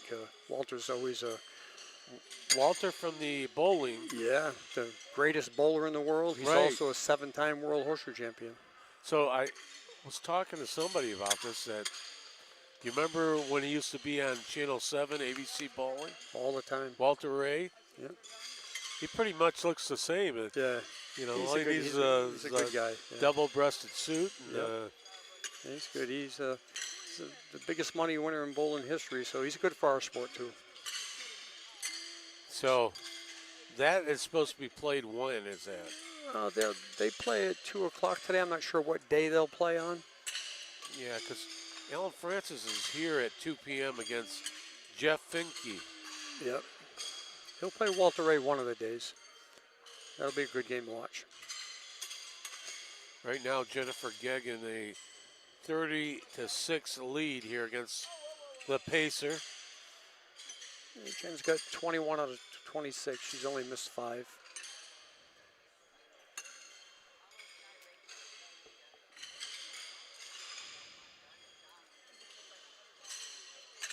This women's class is very competitive. They're probably only missing like, there's 1 or 2 girls that could have been here that couldn't make it that are very good. But other than that, I think we got all the top women in the world here this year.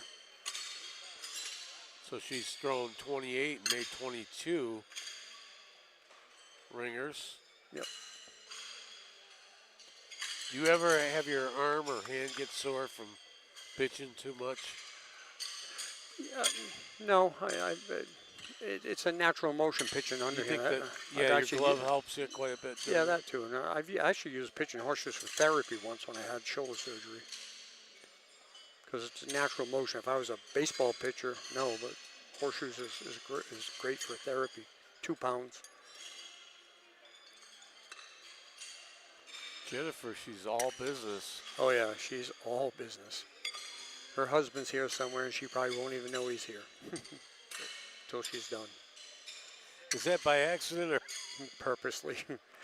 and I will Yeah, tell you, of course, you know, when you're a player, you're staying focused on, you know, the task at hand. So, you know, that could be. yeah, correct.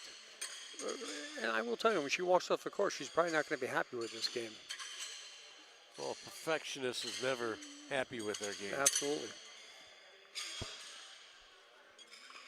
Score is 33-9.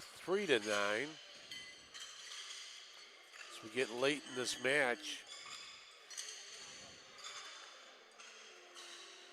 And I was talking to Dalton earlier, when you run into a player that just either is that good percentage-wise, 85.5, or somebody that just hits that hot streak, and it puts you on a defense that they're throwing ringers and you have to cancel out their ringers in order to stay treading water, to stay afloat until you can get your points again.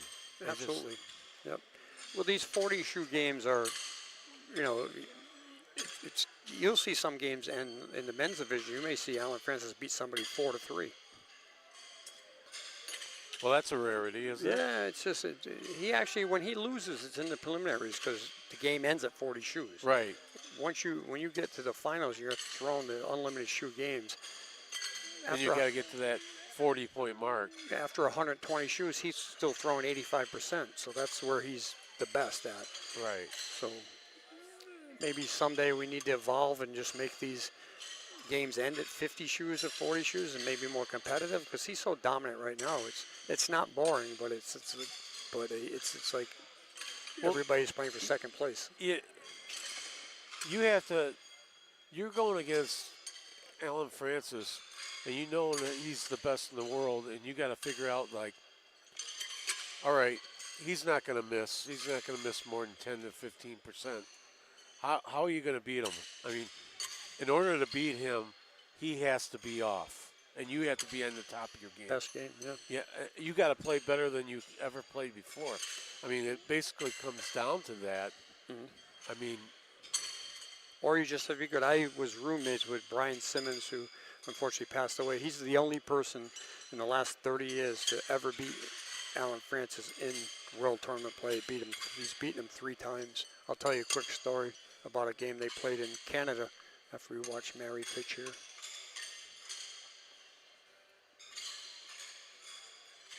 current score 40-9. Just going through the motions to get this match done. Jennifer Gegg, is her opponent, had to back out due to an injury, so in order to qualify, you have to get your so many reps in. And you got to play the game, got to get your percentage.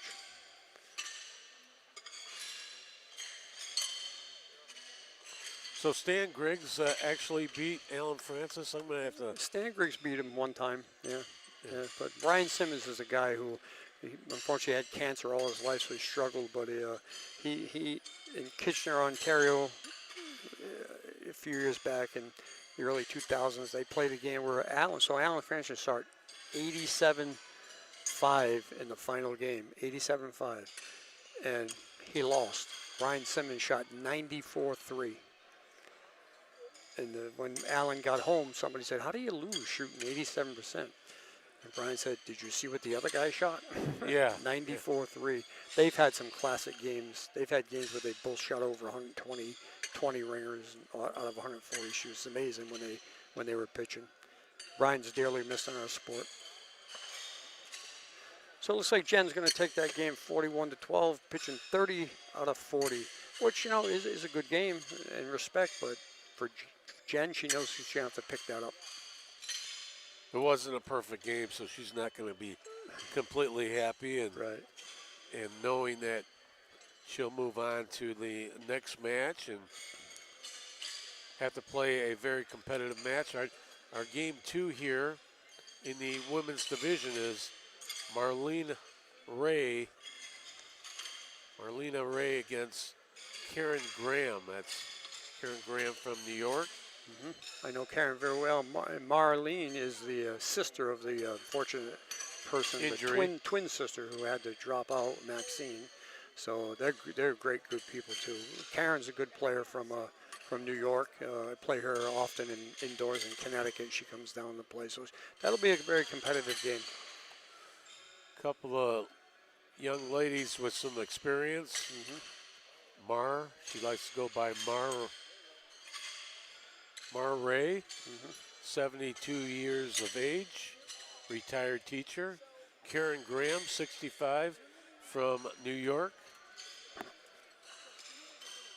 She's a retired school cook, likes doing some craft and doing the horseshoes. So Yeah, they're sure fun. The twins, Marlene and Maxine, are originally from New York too, so they have some history going way back with Karen, I believe, and Karen's significant other, Ken, who will be playing later on in the men's A division also. Ken Frazier, the man has so much knowledge in this sport. He's a great guy.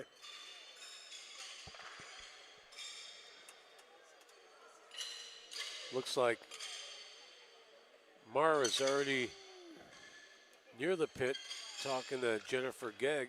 Yep. When those two play, that'll be a fantastic game. They played out in the Hall of Fame tournament. Got a chance to watch that game. It was just back-to-back, four deads. You wonder when anybody was going to score. We're seeing if we see Karen Graham around. So far, we haven't seen her She just out on the finished. court. She just finished her game with Pam Meyer, who is Jennifer Gegg's best friend.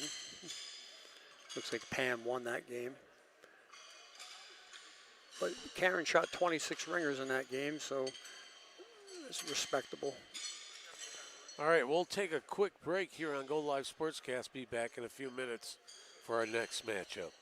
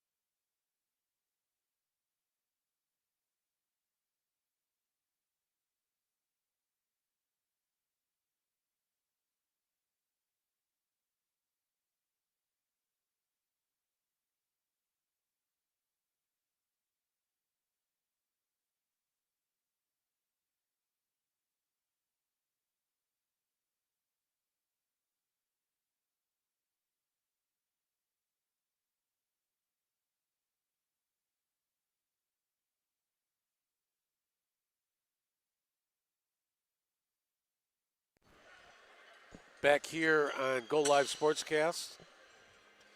We're about ready to go. Marlena Ray versus Karen Graham. They just did their flip. Both ladies in blue shirts, and a dark blue shirt is Marlena. Here's Karen Graham. And more of a bright blue shirt. She is. I've played and been around both these ladies for quite a few years. It can be a good match. Marlena Ray with a 84.6 percentage of ringers, and Karen Graham right now with a 67.6. Karen can throw in the mid 70s. Mar, if she's consistent, she's one of the best out there. She has a very good chance to win this world title this week. Still going through their warm-ups here. A bit of back and forth. Back down, and I believe it was two dead, no score down here, so they did start. See, they both got a ringer on the board. there's one to nullify Karen's, cancel out her ringer, and Ray looking to capitalize, and she does get 3 points here. So Marlena Ray takes the lead 3-0 here in the early going. Mar's very tall. If you watch her backswing, it's very long.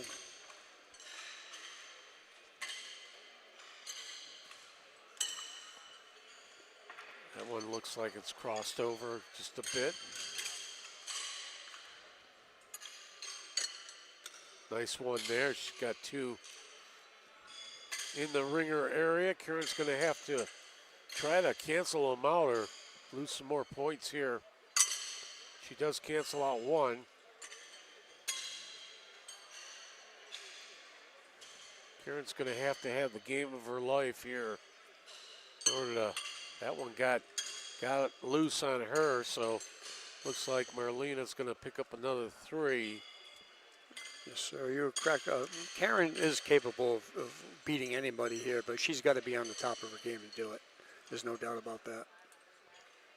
As we talk about it many times, you're playing a competitive game here against some of these great players, and you got to be on top of your game, and hopefully your opponent slips a little bit where you can gain some ground. Absolutely, you're absolutely right about that. You're just hoping for that opening to get points, and in this level of play, when you do have the chance to get points, you have to get them. If you don't get them, you're going to find yourself in trouble. So one is canceled out for Karen Graham. Karen needs to play a little defense here again and cancel out the second one, and that she doesn't. So she picks up another 3. Marlena Ray is up to 9-0 here. It looks like Karen is pushing that second shoe a little bit, forcing her to go off the top of the pole a little bit.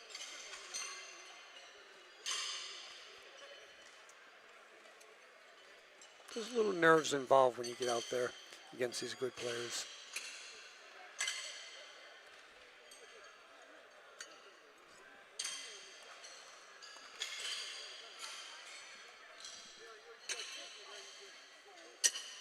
There's a couple right there, ringers on.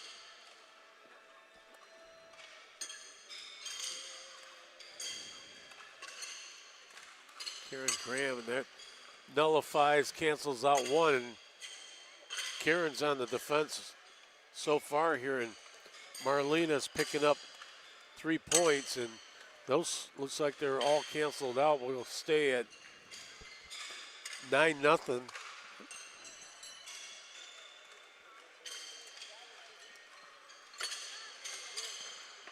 Switch ends here. It looks like Karen picked up 2 dead 3 there. Mar was a little short on her second shoe. So it's 9-3. Marlena Ray over Karen Graham. Opportunity here for Karen again. She got on the scoreboard, and that one she couldn't land, so she's got one ringer, and here comes Marlena.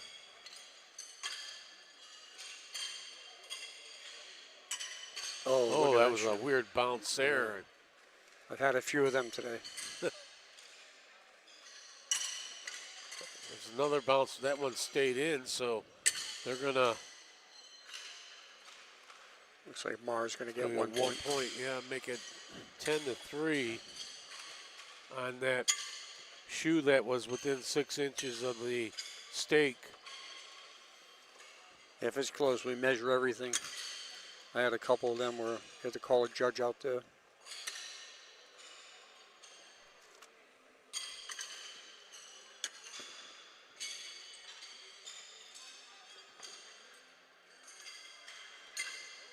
Marlena with her second stop. She rings those two up. Couple ringers there. Karen's going to have to come back here and answer to that. Try not to give up a few more points. She does give up some points. Minimum of 3 right here. Yeah, Karen's just got to keep her eye on that stake. That's a good shoe. So she's going to get 3 here, make it 13-3. She defended off one of those. She really needs to stay close as we talk about Marlena with that 84.6 percentage of ringers. One of the Tennessee duo twins. Unfortunately, her sister couldn't play, but Mars is one of the best out here. She always has been for years.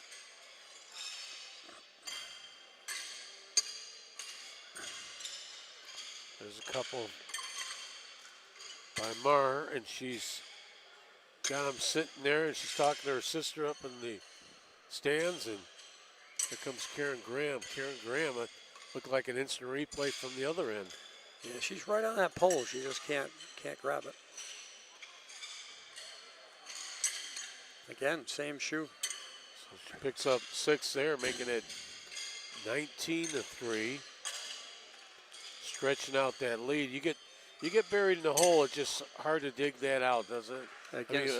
You're absolutely right. Against these tough players, it's hard to get out of that hole, especially in the 40 shoe game. Score 19-3. Mar beating Karen Graham.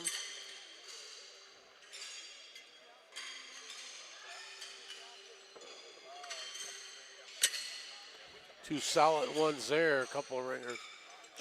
She's on her game. Yeah, they were. If she throws like that, she can throw 20, 30 in a row. You can tell by the way that horseshoe lands. She cancels one out. Good pitch by Karen Graham. Chuck the judge walking in, getting in people's ways. Chucky. Always happens. Good guy. All these judges are good people.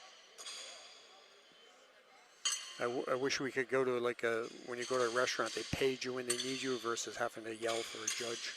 Right. You gotta have like the buzzer on you. Exactly, yeah. 21-3, 22-3. Check that. Yeah, Mars got 15 out of 18. She had a good game going here. Those are solid. The way they land into that clay, it's not a weak toss. I was a little light on that one, but when you hit the bottom of that pole, it's probably going to stay there. If you hit it a little high, that's where you get a chance of them coming off. Karen Graham will shoot that one off to the right of the post. Stake right there. Karen needs to land this one, and she does.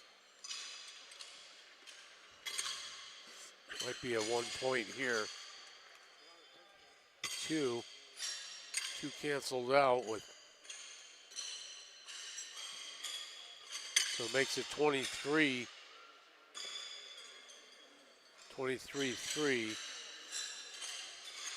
Mar with a commanding 20-point lead here.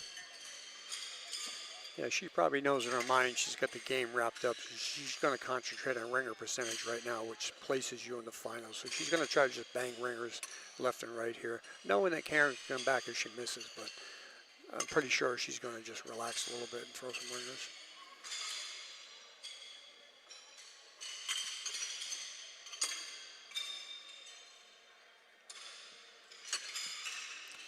There's another solid ringer for Mar.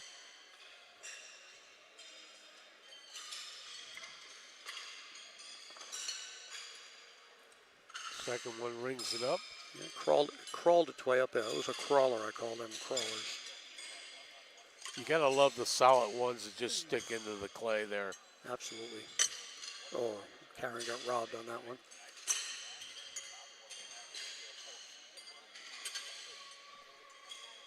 Karen Graham with her second pitch, and she sticks that one. Yeah, it was a very nice shoe by Karen. Looks like we're gonna go to 26-3.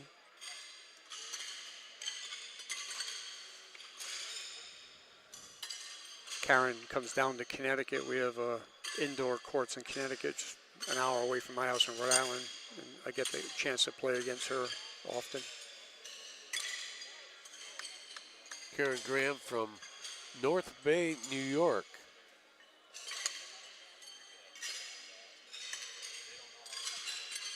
Two more on there for Mar Ray.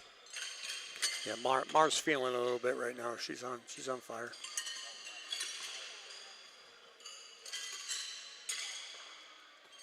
Those shoes that tumble, what is the throw like? Is it just gets out of your hand? It's not a solid one. I mean, what's the big difference between a solid throw and one that gets and rolls up there in the clay? Usually when it rolls, that means you held on it too long and it hits on the top of the shoe that you hold, and if it hits there, it's going to roll forward. So it's a little, I call it a light shoe versus when Mar throws ringers, you hear that's a heavy shoe, bang, right in there. If you throw a light shoe and it lands with your hand part that you held down, it's going to roll. See, that one landed down, so it didn't go on.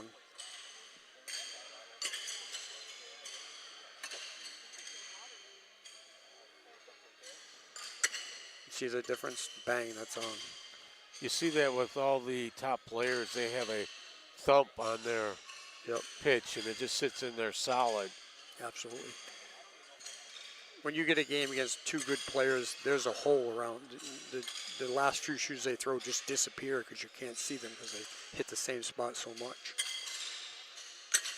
And that's absolutely what you want. You want that buried. Yeah, exactly. So it can't come out. And looks like she'll pick up another 3 points here. Yeah, Mar's cruising. She's got 21 out of 26. She's only missed 5, which is a very good game here. See, that was a light shoe there, and she probably didn't like that shoe, but it got on there. What size weight do you use in your shoes? Mine are 2.8, 2 pounds 8 ounces. Yeah, I find that people are getting them between 2.4 and 2.9. Yep. 2.9 would be the heaviest you can get.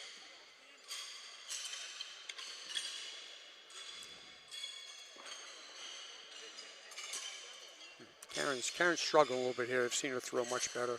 She's not going to be happy with this game at all. So 6 more points for Mar. Mar Ray is up to 39-3. This game is well in hand. Just trying to bring your percentage up, as you said there, Dan, and finish out strongly and move on. Yeah, absolutely. Karen's still got 12 shoes here. She definitely wants to try to get to 50%. She doesn't want to throw a non-50% game in this class.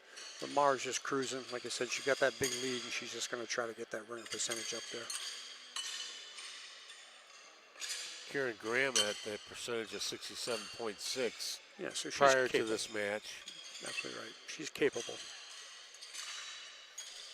Do you think it offsets you a little bit when you're playing somebody that is that good, that you just mentally it puts you that you know you have to keep pace and you can't be as relaxed as you want to be? I mean, yes and no. I mean, when I played Mar in the Hall of Fame tournament, I knew I had no chance to win, so I just went out there and had fun, and actually played her very well. I think she probably beat me.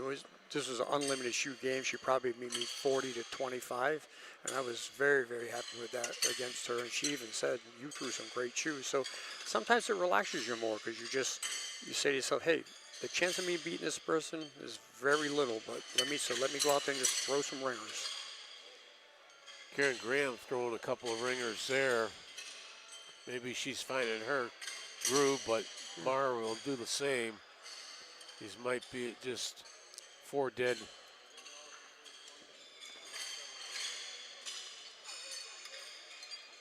Dig them out with their hooks and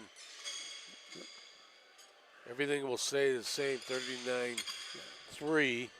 It's a great 4 dead. And now Karen's mentality here is to throw ringers and get her percentage up there. She knows, just as Mar knows she's got the game in hand, Karen knows she's not going to win, but she wants to throw percentage, so she's going to just do her best to throw some ringers. Mar's just smoking them right now.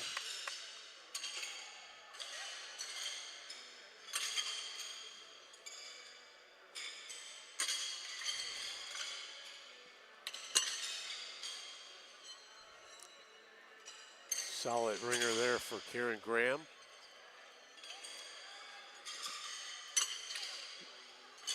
It's like 4 dead again. So this is what Karen wants to do, just throw ringers and just get her percentage there. So she's move on to the next game. How often do you spray the steak? Well, you spray it before the game. A lot of people don't like to spray it. Like we talked about Walter Ray Williams, he hates spray paint. So he doesn't spray it. So it smells when you're out there. But I spray half the steak. So I aim for the part that's not sprayed. Yeah, Karen's having some fun right now throwing some ringers. That's good for her.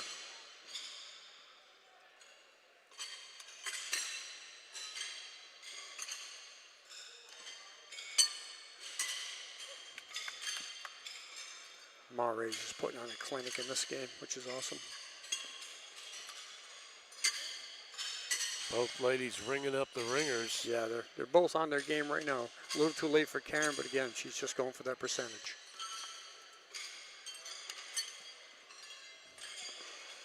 So Karen right now is at 20 ringers, so if she can keep that up, she'll get her over 50%, which is going to be a win for her.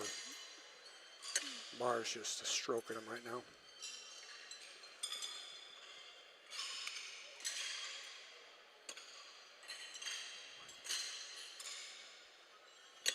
Nice solid couple of ringers there by Marais as Karen's gonna keep up. She's been hot too here. All of a sudden I jinxed her. Yeah, you did. That was a bad miss. You've been throwing well. That's a good shoe. It's nice when you throw a bad shoe to come back and just put one right where you want to.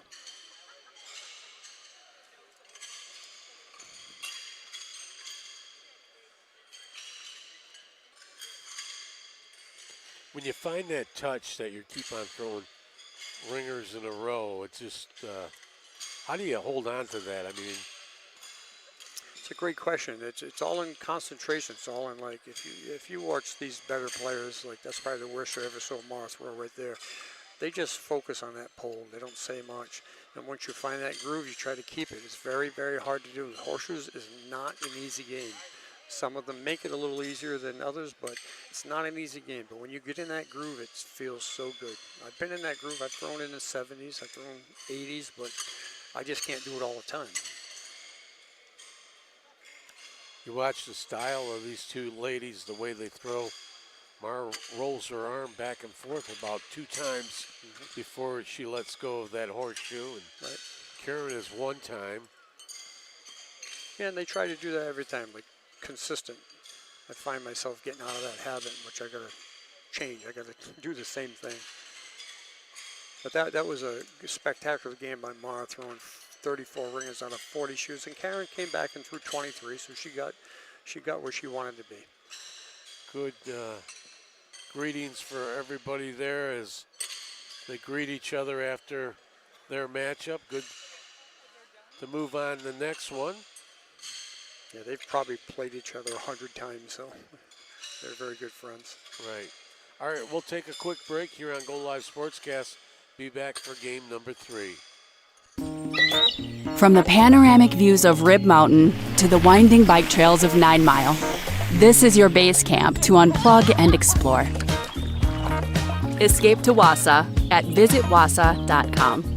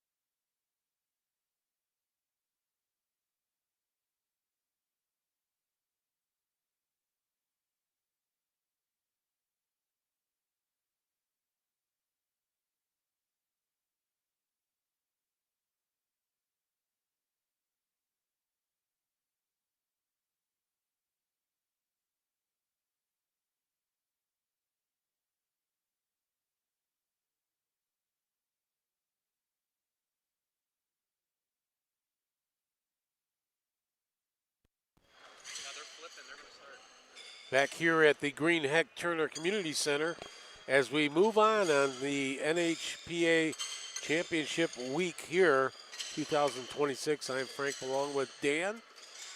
Dan, here we go with our next match. Steinke against Jordan. Yeah, it's Steinke against Jordan. I'm very familiar with Lizzie. I play her all the time in Connecticut. And never had the opportunity to play Penny. And you're going to see two different players here. One throws a turn, and one throws a very active, hard flip shoe.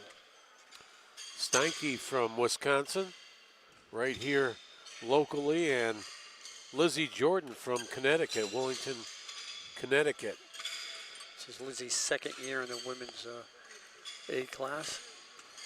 Penny with a 72.9 ringer percentage coming in, and Lizzie with 69.7.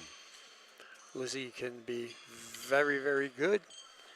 Just like all these women, I've played Lizzie many, many times, and she's beat me many times. I've beaten her many times. She's fun to play against.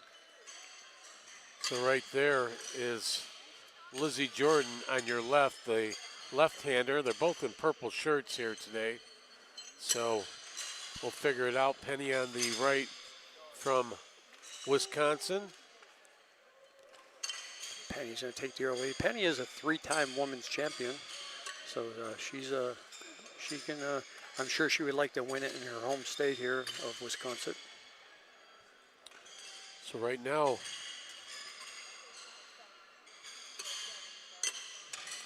Steinke with a 7-0 lead over Lizzie Jordan, and she's staying hot. Couple of ringers there. Jordan's going to have to answer. See that toss coming right in the camera. That one might hang in there. That one is not going to. So let's see what we have on this count. A little short there. It's probably 2 dead, 3 Penny. Penny's got a great turn shoe. Currently Penny with a 7-0 lead, so she picks up 3 more, making it 10-0. She's right out on that ringer on that one. Steinke is hot, and that one not too hot. Looks like it just missed a little high to the right. Lizzie Jordan looking to capitalize here, possibly throwing 2 ringers at least, canceling out 1 ringer.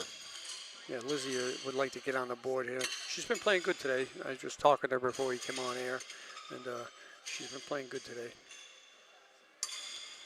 Lizzie really keeps that horseshoe on a line, doesn't get much altitude, so it looks like she might pick up 3 here, cancel out the first one, and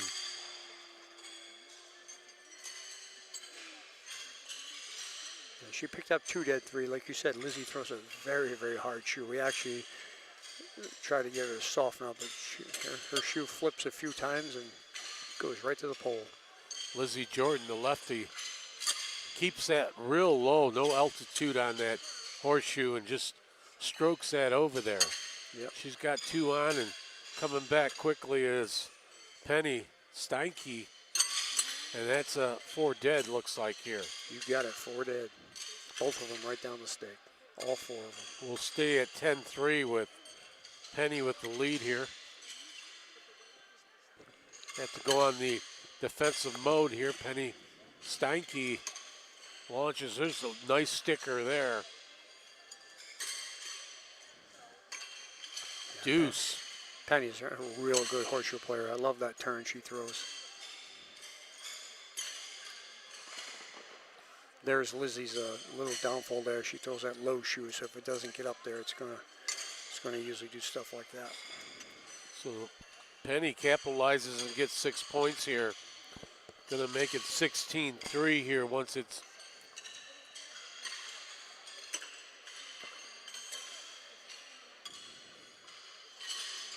and she'll pitch away again. Looks like she's on a fire right now. She certainly is. Caught the groove, and there you go. Yeah, 2 more ringers. Beautiful shoes right there by Penny.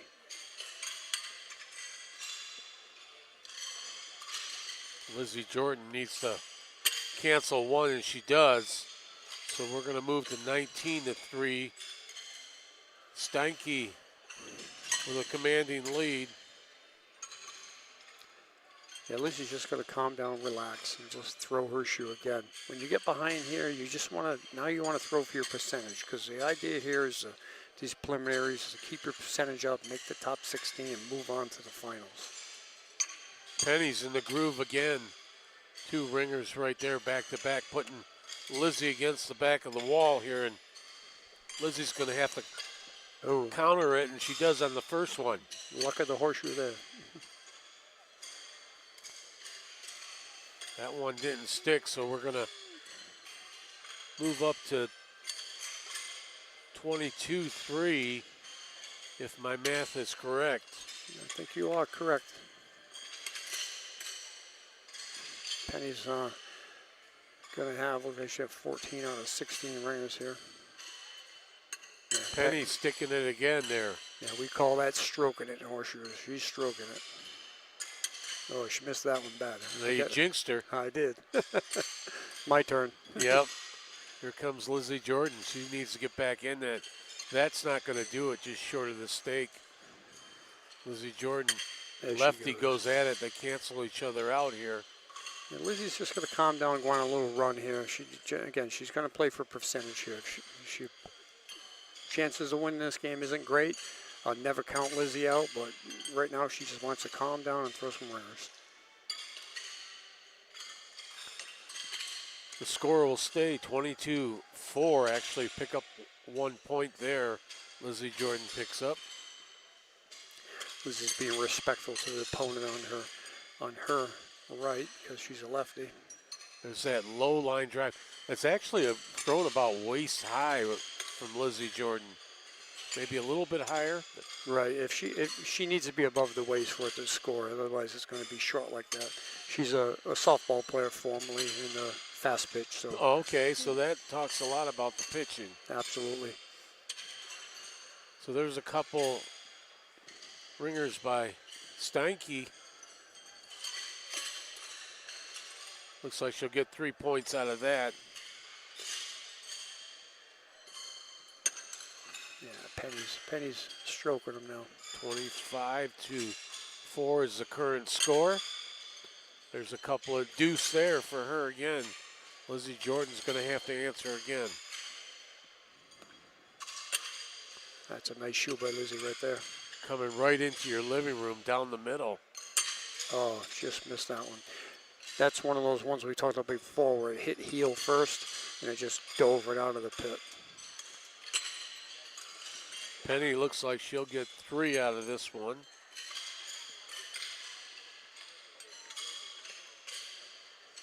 Penny's got the purple shirt and the purple sneakers.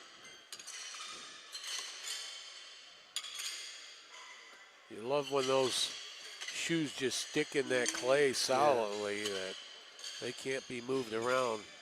I believe there's only one other woman in this division that pitches the same way as Penny with a turn. I believe that's Sylviane from Canada. Could be wrong, but I think they're the only two that pitch the turn. Looks like we got 4 dead here. That's good. That's still 28-4. Steinke in the lead. You know, just in the previous game with Karen, where Lizzie just wants to throw ringers right now. She doesn't care about the score. She wants to throw ringers to get her percentage up there. There she goes. You can see from the way she pitches her horseshoes, that's similar to softball. We call that dirty horseshoes there. Penny just dragged her right off. Oh, Penny got robbed on that one. So it looks like Lizzie Jordan's going to pick up 3 here, make it 28-7. Penny dragged that one off, so she only got 1 out of that. Check that, 28-5.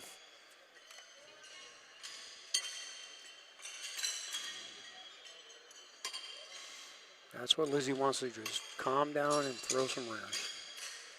Both ladies take that arm swing once before they toss it twice and then pitch it.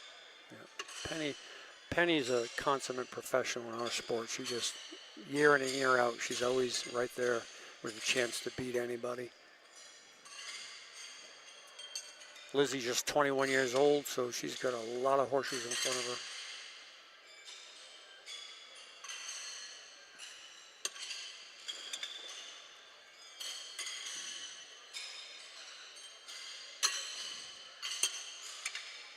There's one on for Penny.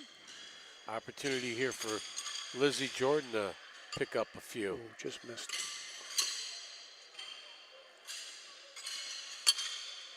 That one's stuck, so. Yeah. Goes to show how horseshoes has evolved and how we have great difference in like later on in the tournament. You'll have Lizzie, who's 21, playing against Mare, who's 72. So that'll be a fun game Experience coming in action there. Yeah, it'll be great to see. Well, it's great to see younger people in the horseshoes, like her at the age of 21. Yeah, we need to keep the youth involved. Unfortunately, with women, you know, they get married, they have kids, they got different obligations, they have to take time off. And Denise Daly, who's pitching down here, she had a child, so they'll have to take time off. We get that, but as long as they want to come back and stay involved in the game, it'd be great.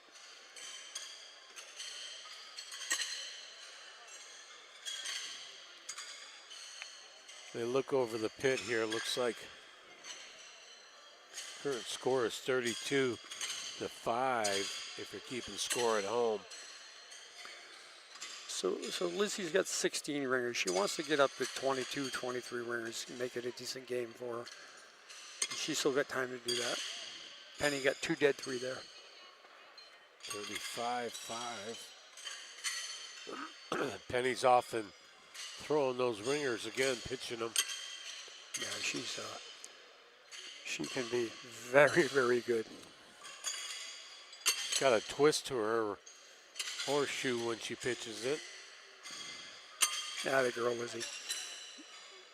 Lizzie answers with 2 of her horseshoes ringers. Looks like a 4 dead there. That's good. Great shoes. I might be a little biased toward Lizzie since she's from the East Coast, but Penny's a great, great player.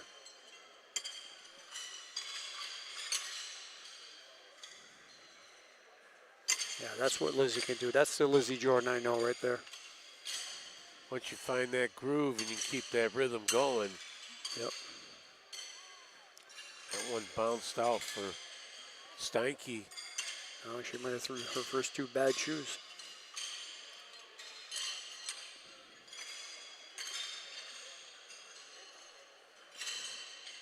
Yeah, Lizzie's going to pick up 6. Lizzie Jordan moves it from 35 to 11. Yep. So Lizzie's got 21 ringers, so she's going to get her average up to over 50%. She's going to like that. And she bangs 2 more right down the pipe. Lizzie Jordan, so far of all the pitchers we've seen here, has the lowest altitude, a line drive or waist up, Yeah, out she of does. all the pitchers so far. And it used to be lower, much lower. She used to, man, she's probably broken more pins than I've ever seen anybody ever in the middle of a tournament. She used to throw hard and low. I like the style because you can see that horseshoe coming right into your living room. Absolutely.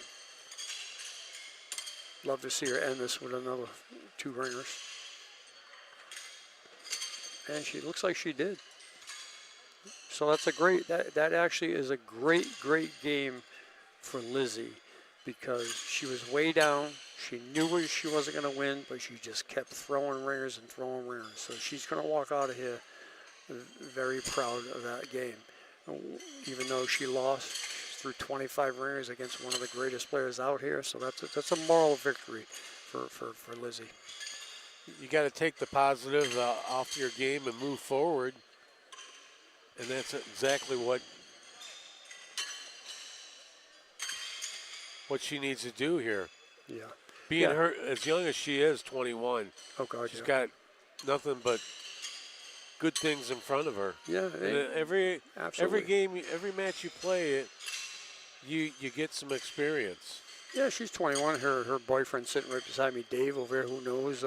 Down the road, they may get married. She may have kids, and she'll have to take some time out. But I think she'll continue to play the game. I think Right we're now. doing an interview here with Penny.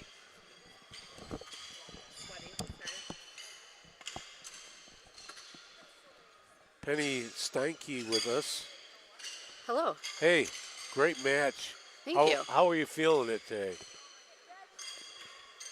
It felt good. I felt like I was in my rhythm and felt nothing really going on. I just felt nice and easy. Were you satisfied with your performance here out of that match? Yeah, other than the double miss I had, but otherwise. Yeah, that double miss was at the end. I think you might have relaxed a little bit. So you're moving forward. What are you looking forward to in your next match? Just hopefully keeping that rhythm and keep my head clear, not thinking about anything else, and just shoot ringers. Do you feel that you have momentum going into the next match based on this match? Yeah, I feel good today. Things seem to be going well, and just hope I can keep it up. How many ringers did you have here? Ended up with 33 out of 40. So that's a good percentage, way high percentage. Yeah. I mean, I'm sure you'd want 100%, but that's clearly near 80%. So. Yep, 82.5. All right. Well, it's nice talking to you. Congratulations on the win, and we'll see you down the line either sometime this week. Yeah, absolutely. Thank you for being here. All right. Bye. We'll take a break here. Next match coming up is Game 4. Denise Daly from Michigan taking on Joan Elmore from Tennessee. We'll be back with that in just a few moments.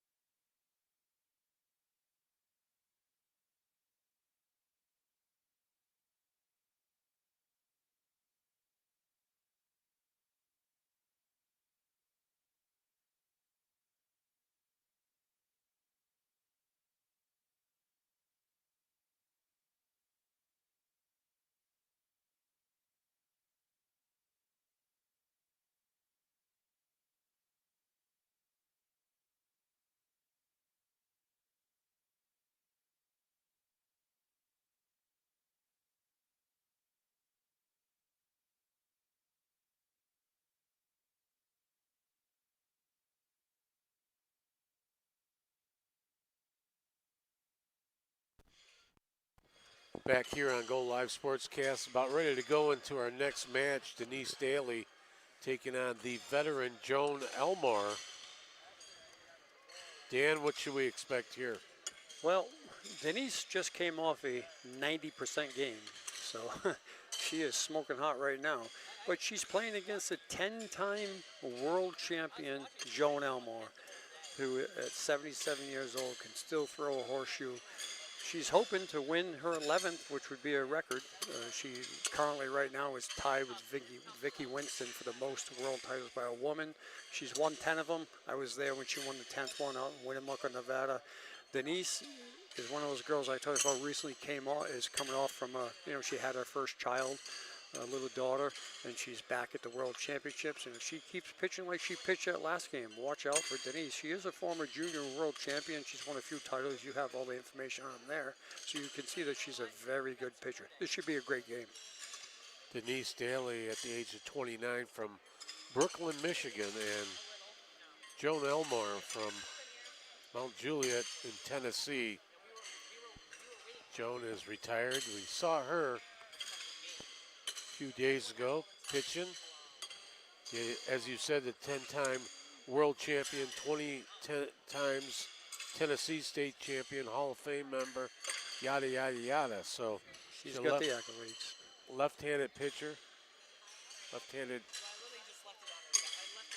So yeah, she's a current member of the Hall of Fame. So if you look at any sport that has a Hall of Fame, most of the players that are in their Hall of Fame aren't playing, but in horseshoes, you can get in the Hall of Fame and still play just by some of the things you've done. And you can see you have a list of things that she's done. So we have a couple Hall of Famers here playing today in the women's division. But this here is going to be I'm looking forward to this game. It's going to be fun. Looks like we're ready for our first pitches here as these two ladies will start it off, and Joan Elmore will be throwing. The lefty will start it off and pitch her horseshoes. You see Jones get a very soft shoe. She has her own, I believe she's pitching her own shoes. They're called the Elmores. She has her own. These good pitchers, the horseshoe manufacturers, make shoes that are designed how they throw. And I believe Joan is throwing the Elmores, which is named after her. She gets one ringer here. Denise coming back to nullify that one quickly. Denise Daly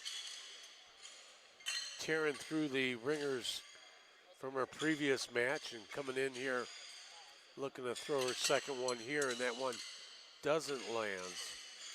Yeah, Denise in that last match missed her second shoe. She would have thrown a 92.5, 38 ringers out of 40. She threw 37 out of 40. That's amazing. 37 out of 40. So 1-0 after those tosses. Elmore with a 1-0 lead, cleaning off her horseshoe, ready to pitch away here. I would never count Joan out of anything. You never know. She's got such a soft shoe. I mean, let's face it, age is catching up with her, but she's been a dominant player all her life. So if you blink your eyes and don't throw your shoes, she will beat you. She ringers that one. Right at about 50% so far with the ringers out of her 4 pitches. Denise Daly's shaking her head after that one hit the stake. She might have some TV jitters here, who knows. She lands that one on, and so put in perspective, she's missed 2 shoes. In the previous game, she only missed 3. So she missed 2 already. Yeah. So they're both at 50% on the ringers, and Jones got a 2-0 lead here in the early going.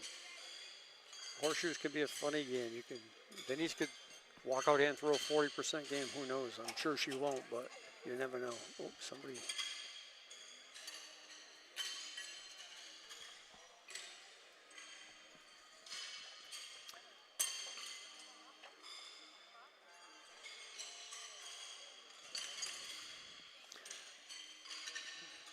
fell in the bleachers over here. I believe he's okay, but it just disturbed the players a little bit, so they're gonna let things settle down here before they come back to pitch. The bleachers here are only like 6-7 feet from the court, so if something like that happens, it does disrupt you a little bit. So here's Joan Elmore. She rings one up there. Yeah, she Right. fired that one. That's the old Joan Elmore right there. So far, she's been 50% on her ringers, 1 for 2 in her. This one she hit solid again, so 2 ringers for Joan. Bit concerned on what's going on in the stands. Hopefully, there's one that just got away from Denise Daly. It did a little high on the pole there. She's got to settle down, forget that last game. Denise Daly trying to cancel one, and she's not going to. So this is some big numbers here for Joan Elmore. She gets 6, so it's 8-0. So Horseshoe's been a funny game. We just watched Lizzie Jordan, get beat by a very good Penny Stanky. Even Lizzie in one of her previous games beat Denise Daly, who after that went into a 90% game. So you never know in this game. How much does it affect a player going from one court to the next immediately? That's a hard question. It shouldn't. They're all the same. And Right. you probably got a better angle than I do. You look at their like dead shoulders all the way down. They're there. It's Horseshoes is a lot of head games. You just have to concentrate on the court and the pole and your motion. If you can do that, you'll be fine. They can put courts in the basement, you'll be fine. But like I said before, Horseshoes is not easy. Denise Daly just canceled out that one. Looks like she might get on the scoreboard here. It's going to be awfully close as they do the measurements to see a little space in between that.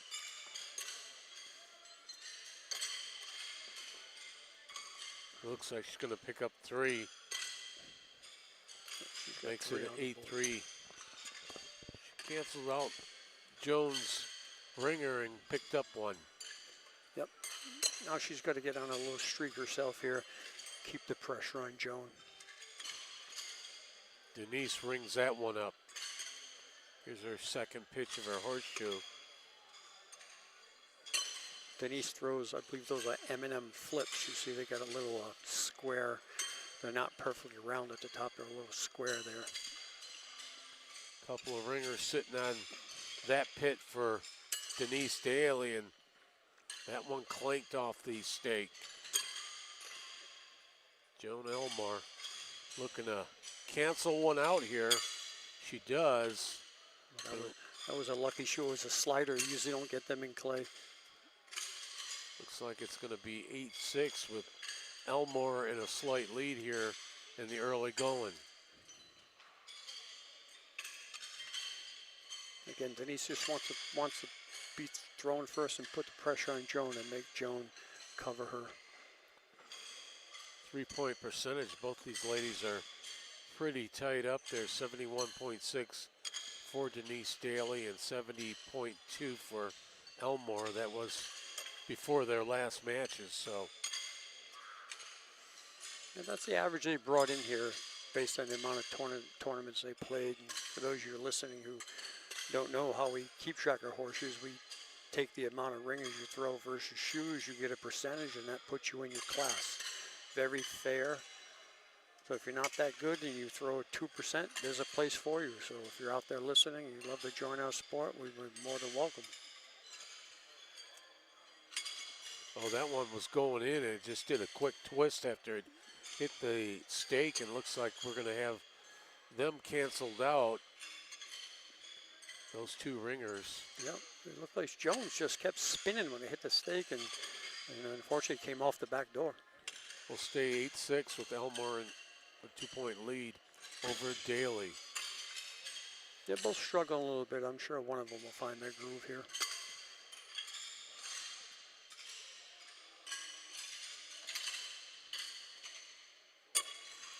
Nice solid ringer there for Elmore. For years and years, that's all you saw from Joan.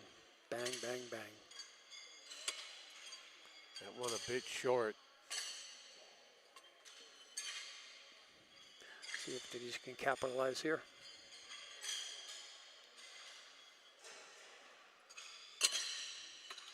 Beautiful ringer there for Denise Daly.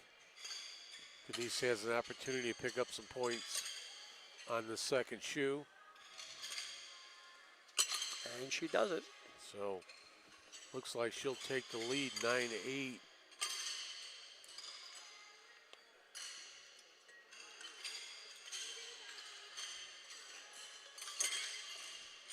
Good shoes by Denise.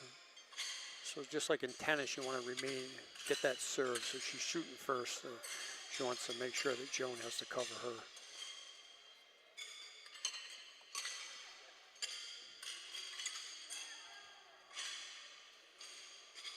She wants to put that metal in the clay.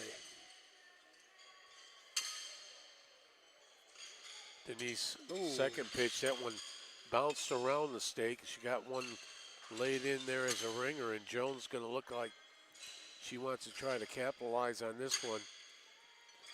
Cancel one out, and she does. That was a beautiful shoe by Joan, nice and soft. Joan's got an opportunity to pick up some points on this pitch. She might get a 1 point on that. Yeah, looks like she'll. Usually when that happens, you say, "You got the penny."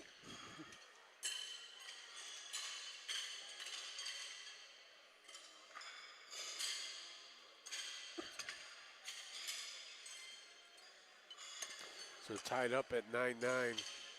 We have a tie game here. Joan has 9 ringers to Denise has 10.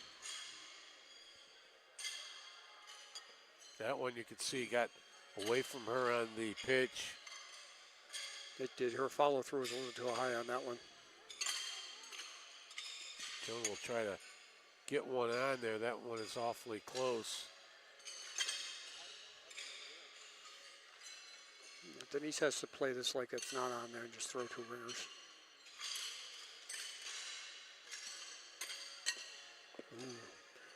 That one's a dead shoe.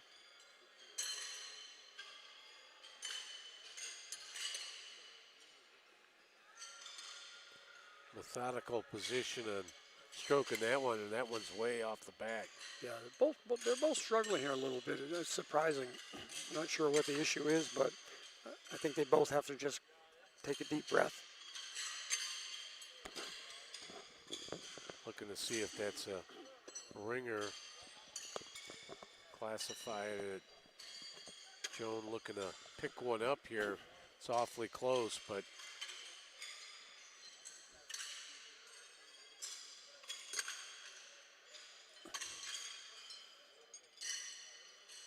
so she picks it up. Yep. Comes back ahead 12-9. It's nice how respectfully Denise, being the younger one, got down there to measure that, and Joan just stood by and watched and said, "What do I got?" Right, absolutely. Joan lands one in there stiff in the clay there. A nice tight one that can't be wedged out, or very hard to get wedged out.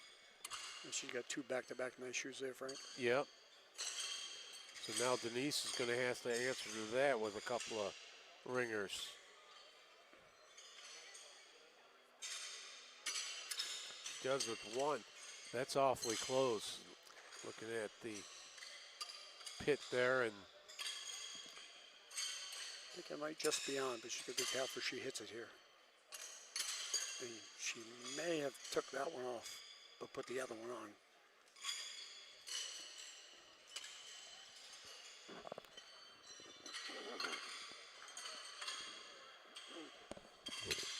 Yeah, that's exactly what happened. She took her own shoe off. so we still have a 15-9 lead. Elmore over Daly. Joan will fire away again. So we're a pitcher position there. You got to be careful. If Joan gets hot, I'm telling you, she'll beat anybody here. Threw a zinger right there.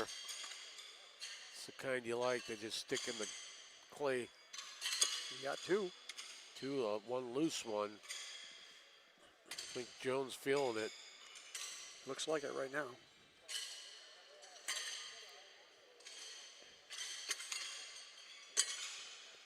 She answers quickly. Denise Daly hanging that one in there. Very, very solid ringer there by Denise.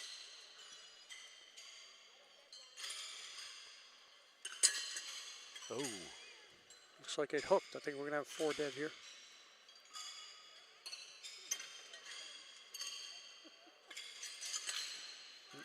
so no scoring on that as everything's canceled out. Denise Daly will go first.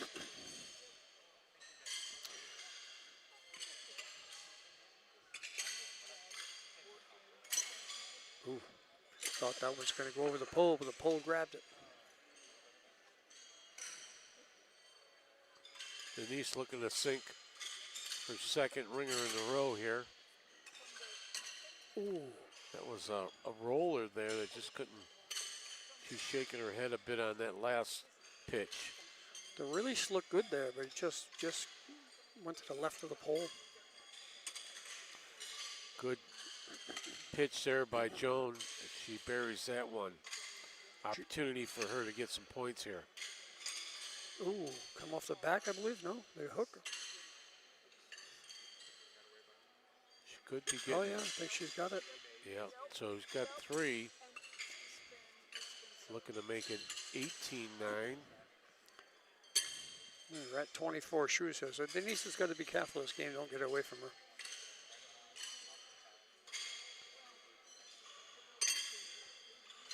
As we talk about that all the time, and Joan's still on a streak there, hitting her ringers. Don't tell me I don't have it anymore. That's it. Great way to put that. Oh, there she is. She buries another one. Oh yeah, she's feeling it. Yeah, she is. And years ago, she She's felt got a that. grin on her face too. Yeah. She knows she's in the groove right now. I'll teach these whippersnappers. In Winnemucca, she threw a 140 shoe game against one of the girls out there, and she won the game. 140 shoes in one game. Denise lands one right in there to nullify one of them, but looks like Joan Elmore will pick up another 3.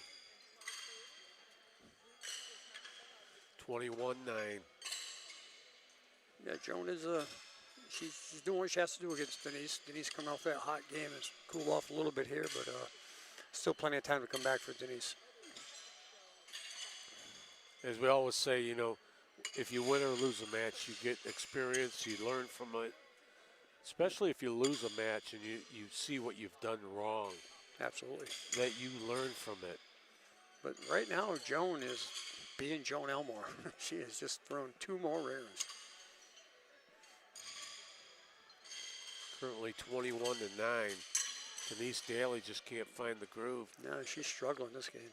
That one bounced away after having such a hot match.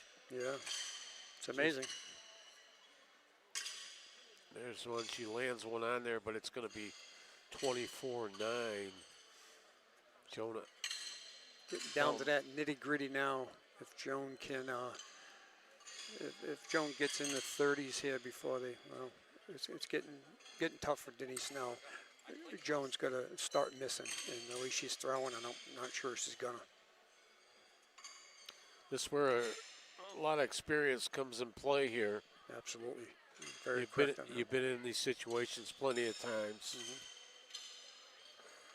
Joan probably already has in her head how many ringers she has to throw to shut Denise out so that she can't win the game. And once she gets there, she'll be happy. And she's probably going to get there pretty quick throwing like that. Another 2 ringers for Joan Elmore. She's pretty happy with her performance so far. And Denise Daly's got an opportunity to knock that top horseshoe off. And Denise is couldn't just get that. Like you said before, Denise is just struggling this game. Clanking a lot of stakes here, but not ringing them up. And this one she does, but she'll lose another 3 points as they'll move to 27-9. Denise is the higher seed in this game, so Definitely Joan was the underdog, but she's having her way with Denise right now, throwing 22 out of 30, only missing 8. But higher seeds don't play on the court. You're right. And A just seed, Joan. I've never seen a seed pitch You're right. a horseshoe. So You're right about that. Jones just keeps on throwing them. That one a bit short, so she's got one ringer here. Denise has got an opportunity to pick up a few here. It's like all sports. Like I'm a Cowboy fan, and a lot of people say the Cowboys get a good team on paper, and like you just said, Right. the game ain't played on paper. Absolutely.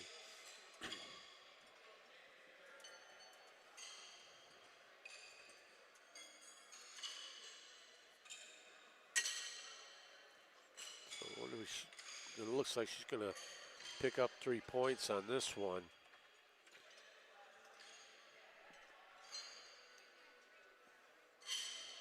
So Denise is in that same boat here right now where she's probably not going to win this game, but she definitely wants to get some ringers there to get that percentage there.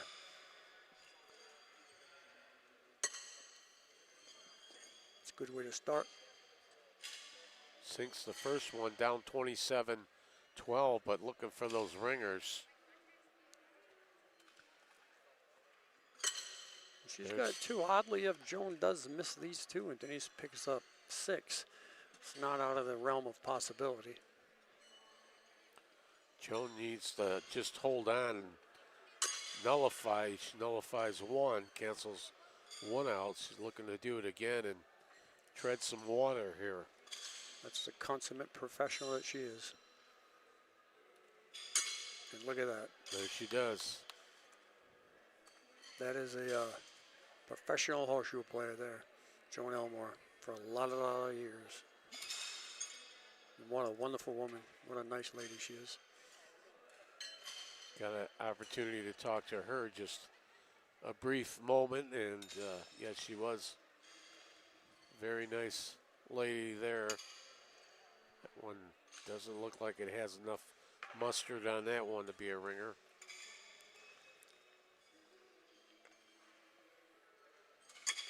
That one's solid. Yeah, great shoe there by Joan.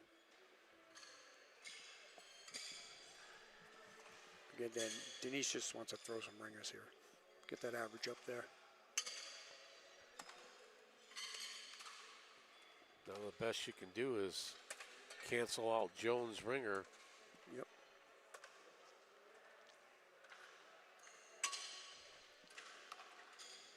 Found a way to crawl that one on there.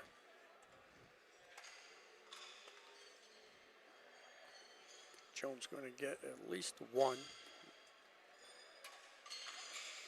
And Denise, being the younger one's going to get down there and dig and measure. If they can't agree, they'll call a ref over, but Get Judge Clarence in there to clarify it.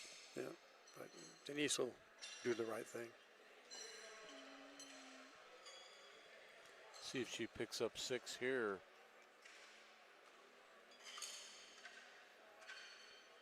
I didn't hear the score call out. Looks like it was 2-1, Joan. Yep, 1 point for Elmore.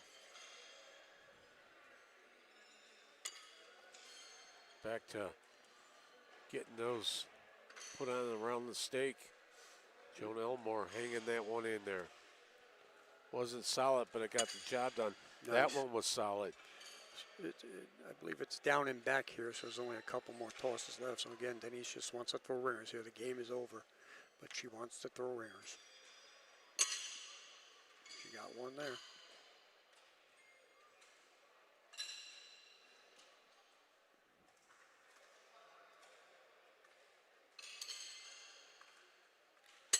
Two. So they'll cancel out. Yep, that's probably 2 of the better shoes Denise has thrown out of the last few. She's going to toss first here. She wants to put these 2 on, come out of here with a decent percentage. Not great, but decent, and move on. Get this game out of her head, move on. Go throw another 90. She missed that one.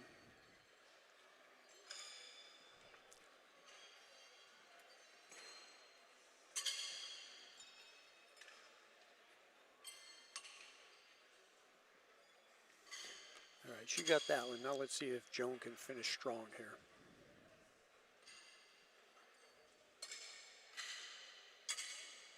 Just missed. Caught the top of that stake. Yeah, you called that one, Frank. That All one's right. going to be close, maybe a bit shorter, so that will do it. And Denise, you could see how happy Denise is for Joan. I mean, Joan is like a legend. If you get beat by Joan Elmore, you just shake her hand and walk off the court and say, thanks for letting me play. And they'll be playing again. They'll meet. I'm sure both of these girls will be in the championship round, and they'll meet again. Final on that one was 29-12. Good performance by Joan Elmore as she takes it. Says, I still have some in me. Oh, yeah, she shot a little over 70% there, so that's very respectable in this division. That's going to beat most people, and she's Joan Elmore. What can you say? She's great. She's a great person, a great horseshoe player. All right, we'll take a quick break and be back for our 5th women's division game in just a bit. From the panoramic views of Rib Mountain to the winding bike trails of 9 Mile, this is your base camp to unplug and explore. Escape to Wausau at visitwausau.com.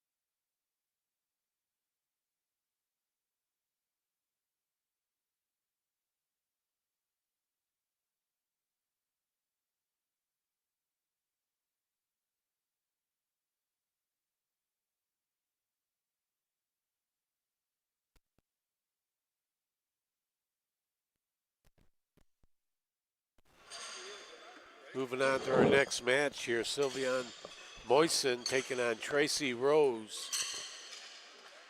Yeah, these are two Canadians. Tracy Rose, I'm not that familiar with. Sylviane, I've seen pitch for many, many years. She's a tremendous pitcher. She's another turn shoe. You'll see her throw the 1 3/4. I can believe she's a 4-time world champion. Tracy's from Ontario, Sylviana from Quebec. French Canadian. That's my name is Molyneux, and it's French Canadian. So quickly, Sylviana Moisen with the 3. Sylviane is very capable of pitching 90, 80. Very, very capable. Comes in here with a 76.4 percentage of ringers, and quickly she hangs 2 in there. A lot of the Canadians, unfortunately, don't play in a lot of clay. They play in sand. So when they come here, they have to make a little bit of an adjustment to get that shoe up in the air. So what's the big difference? The shoe bounces more in the clay or skids? Well, in the sand, if you don't throw it at the pole, it's gone. It's gone. Right, it just keeps on, skips through the sand. So if you've noticed, you'll see a distinct effort in Sylviane's throw to get it up in the air. Where if she was at home playing in sand, she probably would bring it down a little bit. She's got that nice loft there, barely even touches the pole. 6-0. Moisen over Rose. She lands 2 right there, stiff in the clay. Rose is going to have to answer it down 6-0. She does with the first one, looking to cancel out all 4 of them. That one's not going to do it. Moisen's going to pick up another 3 to make it 9-0. Sylviane starts out with 6 in a row. Exactly how you want to start when you're playing anybody of this caliber. Again, I'm not that familiar with Tracy, but she must be here for a reason. And the reason is she's probably a real good horseshoe player. Hung that one in off the stake. Looks like it's still in. Yes. That one's good, stiff one ringer there. Sylviane, as she gets in a groove like this, we might see something special here. Tracy Rose just going to have to keep up with the ringers in order to not lose any ground to Sylviana. There she goes. So those will be canceled out. Now we'll see what Sylviane can do shooting second. Sylviane, so far it's been hot with the ringers. Yep, 8 out of 8. Can't beat that. Nope. With a 9-0 lead.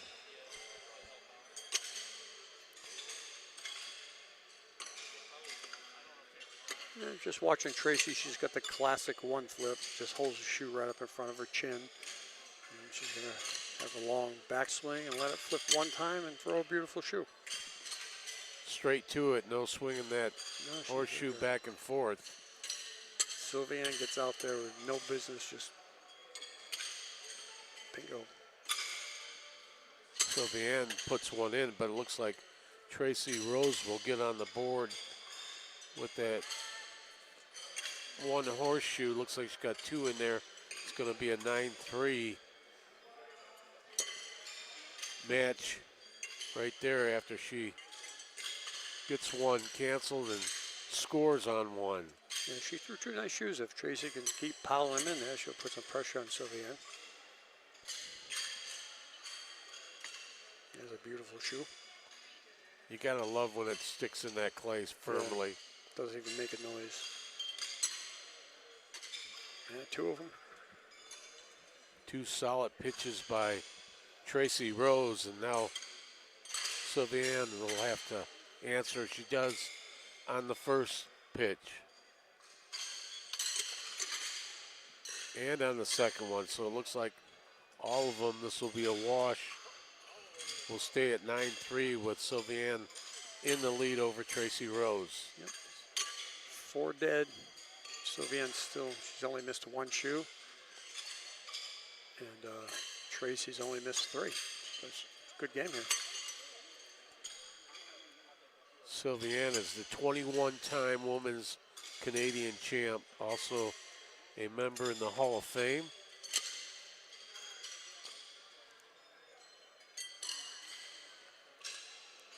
So Sylviane very capable of throwing something high 80s, 90s.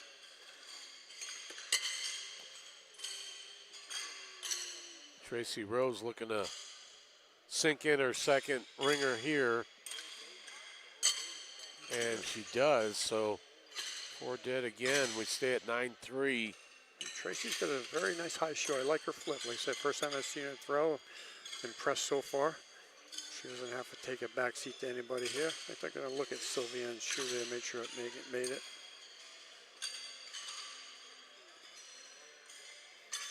Those shoes, when they come in an angle like that, are very tough to tell if they're on. Yeah, they're going to say Sylviane wasn't on, so Tracy's going to come away 2 dead 3 here. So she picks up 3, it's 9-6.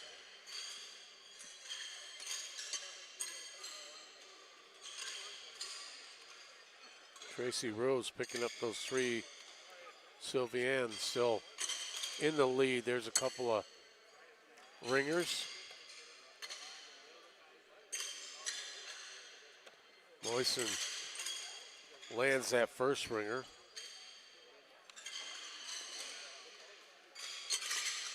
And the second. Yeah, Sylviane's good. I love watching her. She hasn't been to the Worlds in a couple of years, being up in Canada, but she's fun to watch. Current occupation for Sylviane is the mental health caretaker. And Tracy Rose is a utility worker that is retired. She worked 40 years.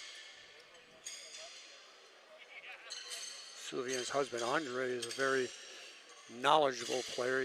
He knows more about history of Rhode Island horseshoes than I do. He's a great guy to talk to if you ever want to talk history of horseshoes. He knows everything. Sylviane added to her lead 12-6. She's got 1 horseshoe in there. Opportunity here for Tracy Rose to land a couple of ringers. She lands that first one. Sure did. You want to take advantage of this as good players. So give you an opportunity. You got to take advantage. Oh, That's not going to happen there. So stood up. She might get the point though. without touching.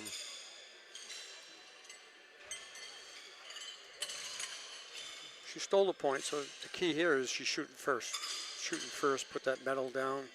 Hopefully get Sylviane to maybe throw one that slides off because of her medal being already there. 12-7.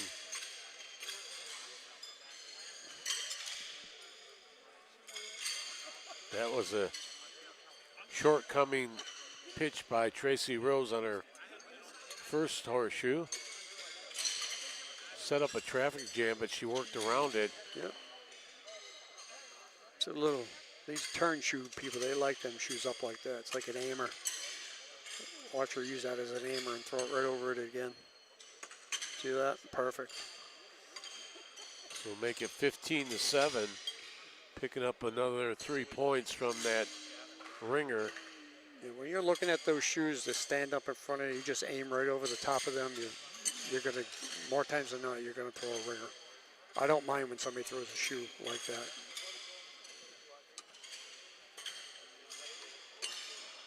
That one just to the outside of the stake.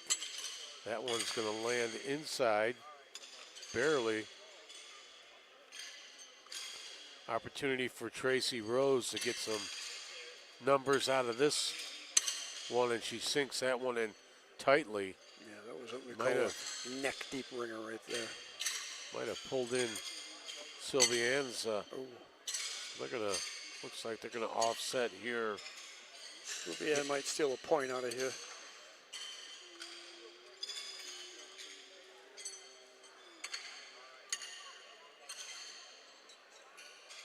Yep. So she does. making it 16-7. Yeah, Sylvia's playing well. Two ringers right there to start off that pitch, and suddenly Tracy Rose has to answer to that. You're going to have to go into defensive mode. Yep, again, you don't want to let these good players run away from you, so she's going to do just what you said, be in the defensive mode, and didn't work for her that time. So Sylviane is going to pick up 3 more points to make it 19-7.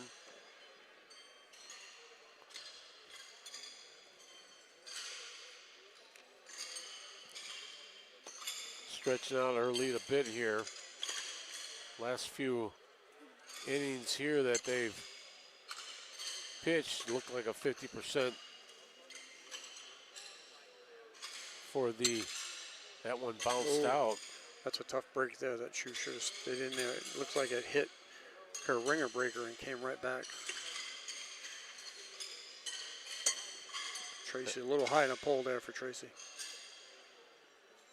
Tracy Rose now has to land this one, tread some water, and she does. She does. It looks like she might have kicked that one of Sylviane's shoes out a bit.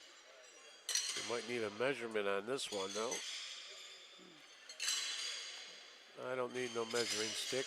2 dead, 1.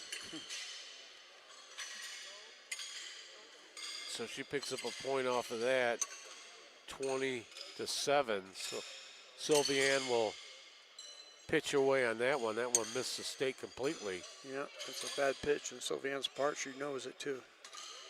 She can That throw one one hit. short. That one hit the front of that stake, so right now Tracy Rose has an opportunity to get some points. She does. And like I said, when you have this opportunity, you have to take advantage of it, and she does. See if she can do it 2 in a row. Could be a big 6 points here. Oh, that one bounced around. She's going to pick up 3, and looks like Sylviane's going to pick up 1.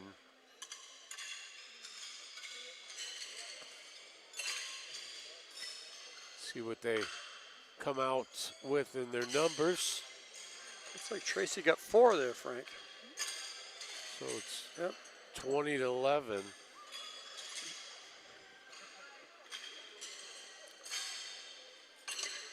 Tracy Rose just wedges her first pitch off the side of the stake, going for the second one, and that one is going to hang on, but very loosely, like the old song "Hang On Loosely" by 38 Special, as Sylviane is going to throw one in just in front of the stake. So you might have it canceled out again. Yeah, Sylviane did her job there. She knew she had to take that 1 ringer away because Tracy was starting to get a little momentum here. And Tracy's, I don't know who's going to get that point. Tracy's going to get the point. So Tracy's got some momentum here against a good player in Sylviane. So She's still in it, 20-12. oh, definitely in it. Definitely in it. You got that right. But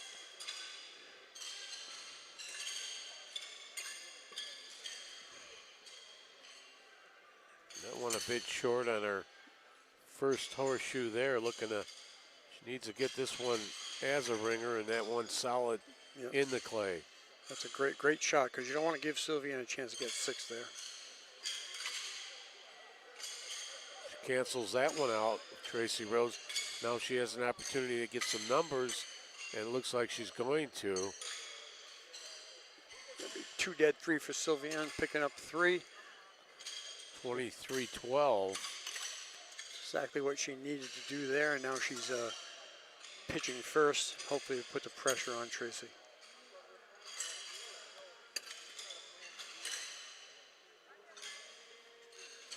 Comes down to act or react to your opponent's pitches. Yeah, great analogy there. Great analogy. And Tracy has a chance here to pick up some points.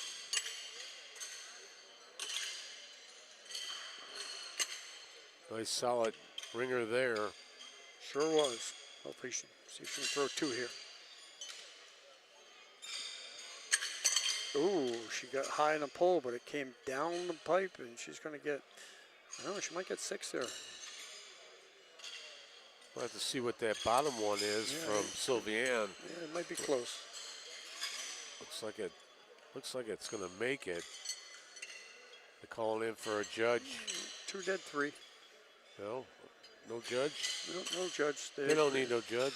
They agreed on it, but we got a game here. It's going to be fun. 23-15. Sylviane Moisen with the lead over Tracy Rose.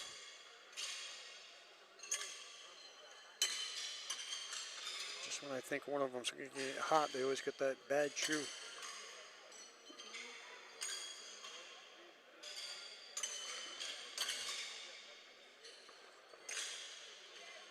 Sylviane's got a chance to get some points. It looks like she will. Looks like Yeah, she's hoping for 2 dead, 3 here. I couldn't tell if both of them got on. No, the one got on there. She'll boost it up to 26-15.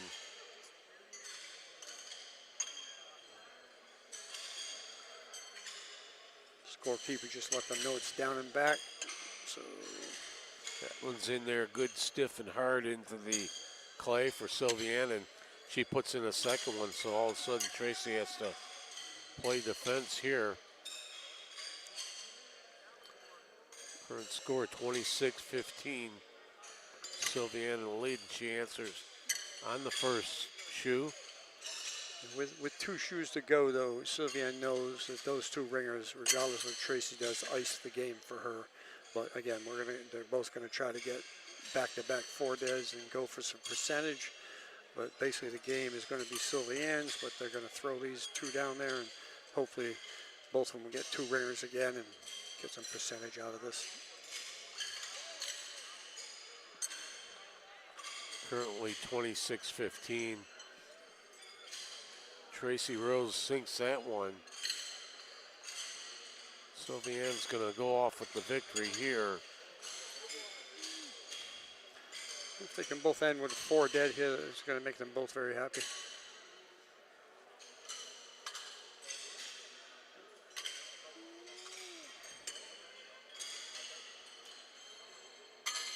So there you have it. Looks like done. might be the 3rd one in question, but looks like it has enough. That's going to... 4 dead. Very good game between 2 Canadians. It was fun watching that game. Sylviane's going to win it with 31 ringers out of 40 shoes. Tracy had 27 out of 40. So my pleasure to hang out with you this afternoon, Frank. it's great having you here. That will finish up the women's division here in the... We'll move on to our next matches.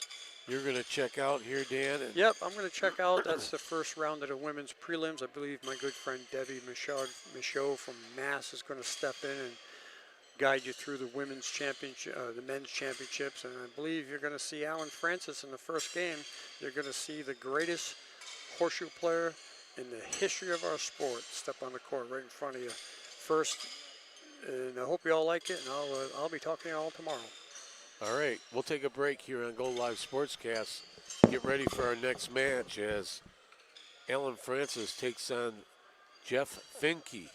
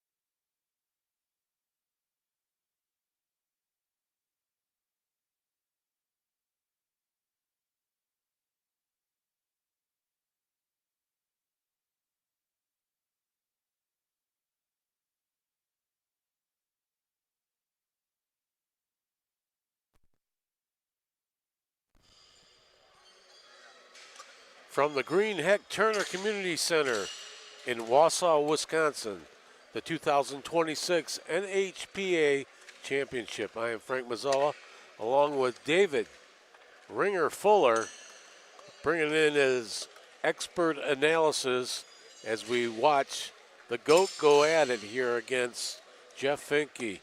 Dave, what should we expect here? We got the greatest of all time coming up here in a minute.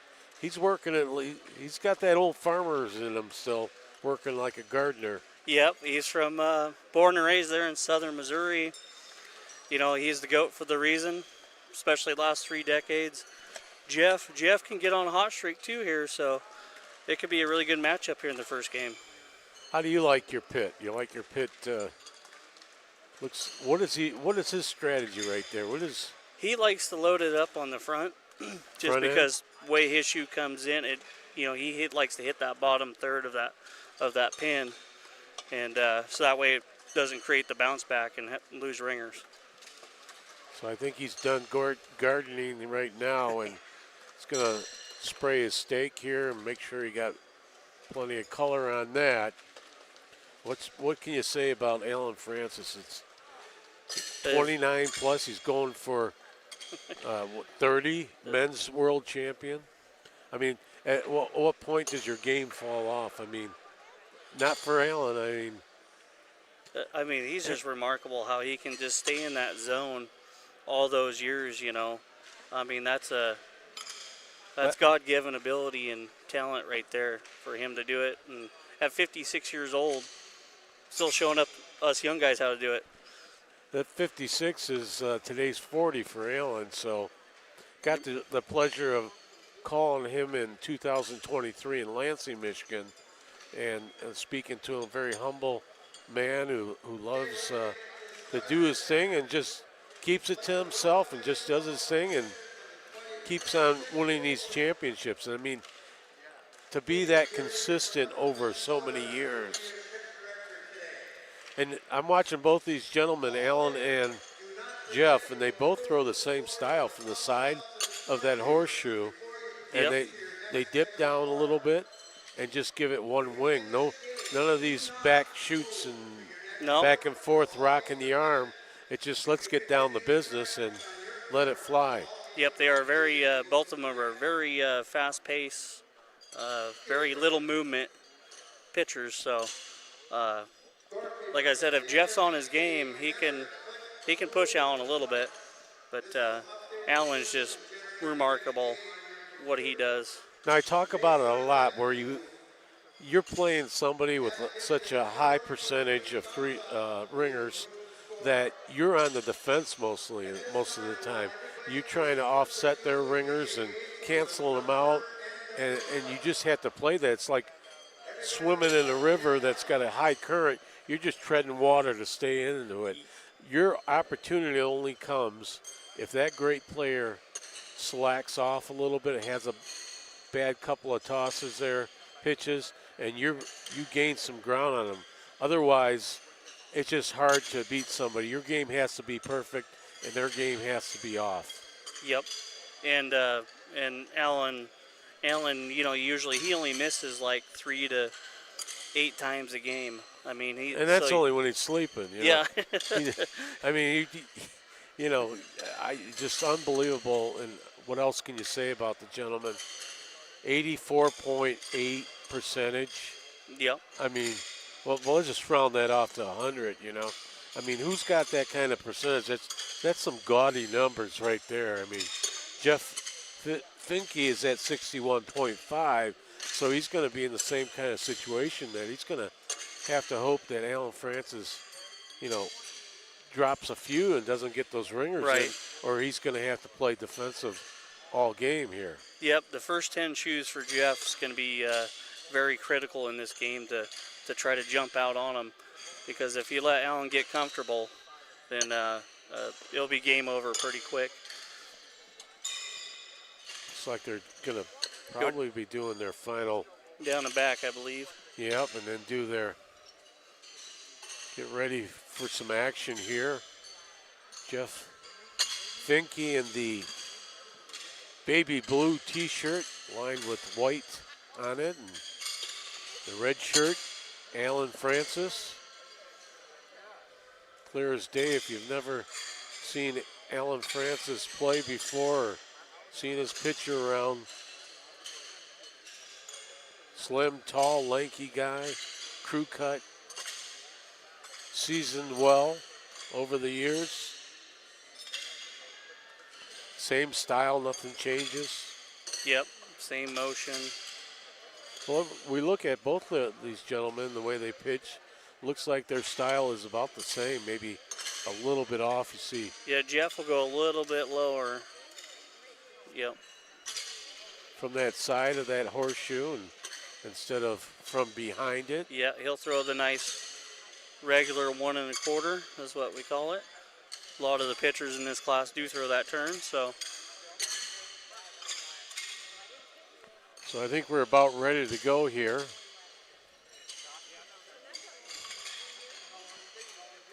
Going to flip right now.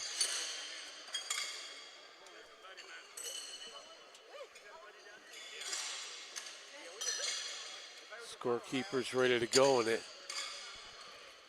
Alan's going to pitch here first. We're off and running, ladies and gentlemen. 29 plus world champion here, coming into your living room, and he starts it off with just another day at the office, a couple of ringers. Those were solid. You can't throw them any better than that. And they're stuck in that clay. You can't even wedge them out. Nope. Nice shoe by Jeff.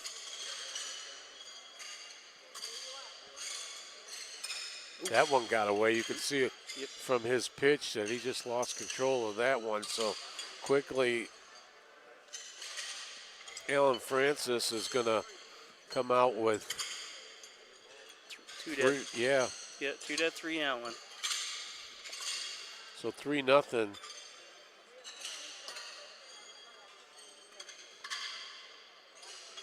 Same form from Alan Francis. That one caught the top of that stake there. That's unlike Francis there. When he does miss, it's usually like you that. better take a picture of that. Yep. Because if you tell somebody, they're not going to believe it. Well, now this is the time for Jeff to get in here and get scored and get first pitch.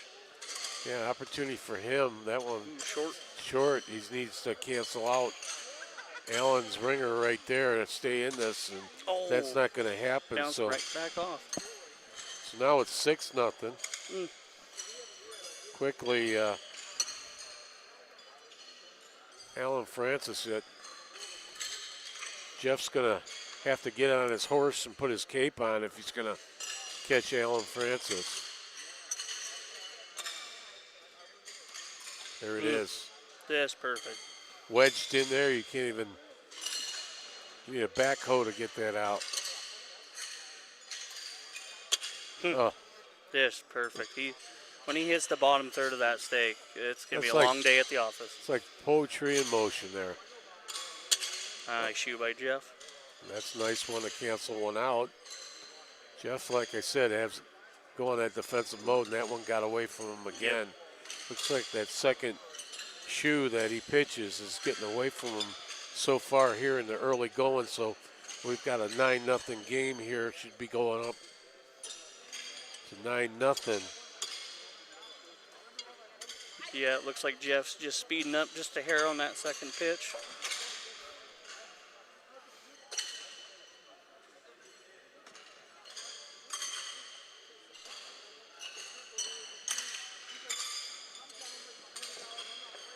There's nothing fancy about Alan Francis. Take a picture of that. Really short. But Jeff with opportunity here again. Yeah, here you go. This is where you need to capitalize if you want to get back. You don't get these opportunities much, and when you do, you need to. So he offset one. Yep, now he gets first pitch again, so that'll be huge. Currently 9-0, but Jeff has had some opportunity, just couldn't capitalize. You need to get those ringers in there that you can get those 3 points and stay within distance of Alan Francis. And there's his first one. He lands that one in. Beautiful. Nice couple of shoes there, pitched by Jeff Finkel, and that's where he wants to be on this. Another beautiful shoe by Allen.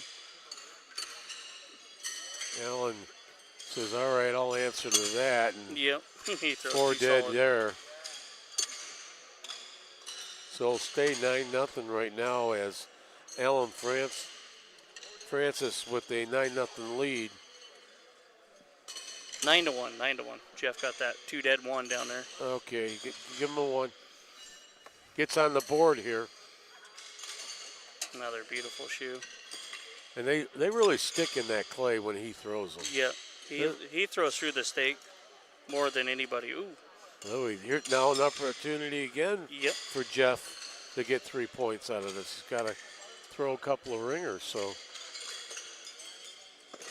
Beautiful. there's that one to cancel out that one. So opportunity now to get a ringer, and he There does. we go.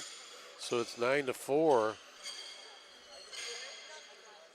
Jeff Finkel takes advantage of the rare miss by Allen Francis, and we've got a 9-4 match here so far. If you're Jeff, this is right where you want to be. Stay within that 6 to 9 point, deficit or lead. He throws another beautiful shoe. He needs to keep that spread low, so that was a great pitch there. There's another one. Attaboy. Seems like he's found his mojo right now. Puts Allen Francis on the defense, and Allen answers quickly with that one.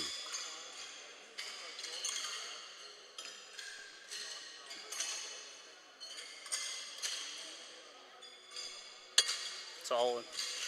So there you have it. We're gonna stay at 9-4. 4 dead.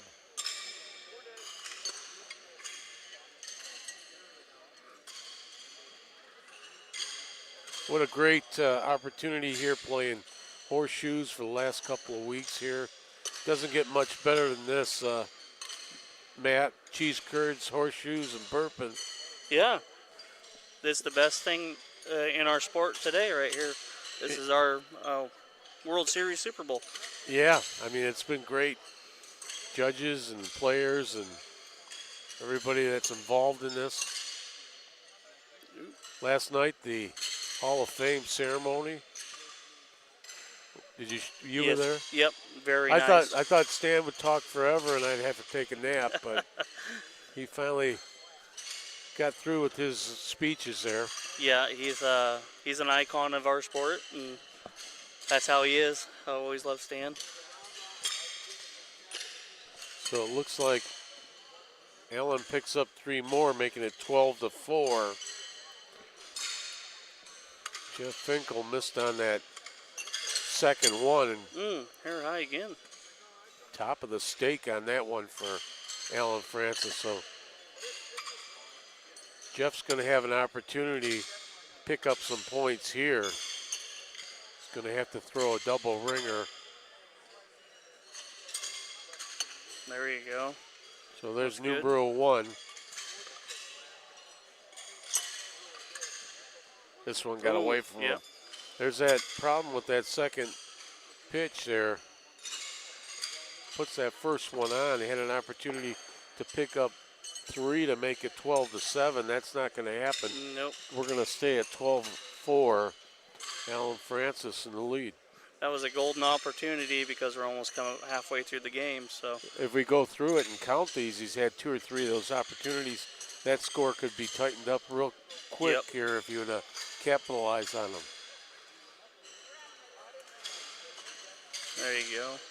So now it's an opportunity for Allen Francis to get 3 out of this. He needs to get a double ringer. And here now he's going to have to cancel out that first one, and he does. So it's a wash. We'll be battling for a point, I think, here. This could be maybe Allen. Yeah, it looks like it's Allen, but within the 6 inches. So he moves up to 13-4. At the midway point. Midway point, and you really gotta step it up here, and Alan Francis buries that one in the clay. Beautiful. Beautiful shoes from Allen. Jeff's gonna go on the fence here. He just needs to tread water with these ones, and he holds on with one there. He's gonna need a second one and not fall further behind, currently down 13-4. There you go. And there he does it. So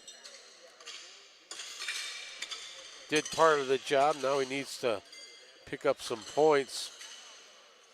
Yep, take advantage of the first pitch shoes here. Jeff's got to put 2 more on, put pressure on Allen. So far struggling a bit with that second pitch. We'll see how he goes this time. That one barely in. That's going to have to be measured, I think. Yep. Dug out by one of our judge archaeologists. So Jeff buries that second one. No problem for him. He's already getting his tools out. They call him Mr. Tool. Alan, no, that one's not gonna do it. So opportunity for Jeff, and that will even it up on that one. Well, they're really going to battle for the point here. Might be Jeff's. They might dug way deep down in there. Yeah, that could be Jeff's point there. It might go to 13-5 here as soon as the call is, and there it is, 13-5. So Jeff picks up a point he desperately needed, and see how he does to his back-to-back horseshoes here. Nice. Sunk that one in. Now he needs to take a little bit of time on the second one. Perfect. So now Alan Francis has to answer to that. The GOAT with a 13-5 lead here. Beautiful. That's Alan Francis' shoe right there. Trademarked by Alan Francis. That one, got away. So here's an opportunity for Jeff as he's going to pick up some points, make it 13-8. And Jeff's sitting right in that striking range. He needed that to pick that up, 13-8. This is not out of reach yet, but Jeff needs to capitalize and keep the pressure on if he wants to get a W here.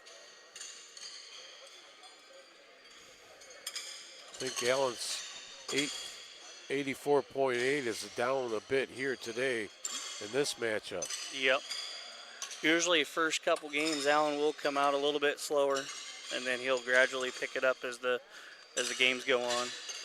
So a couple ringers there by Jeff Finke, and Alan Francis has to answer, and he does on the first one. And the second. Perfect. So we'll stay at 13-8. Francis over Finke. Surprised that Jeff Finke's percentage of ringers was a 61.5 coming into this match. He is very capable of hitting 70, 80s for sure, out of the years I've played with him. Francis sinks that one in deep. Oh man, those money. Both in there pretty stiff. They're not going to move them.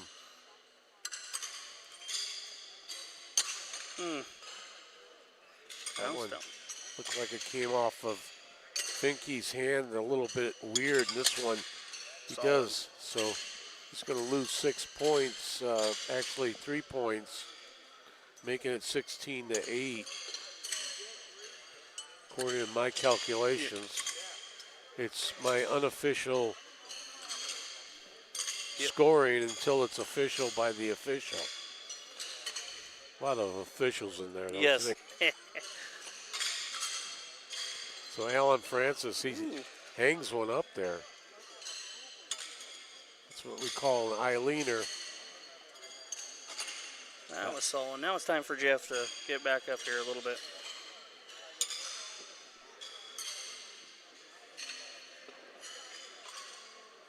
you go.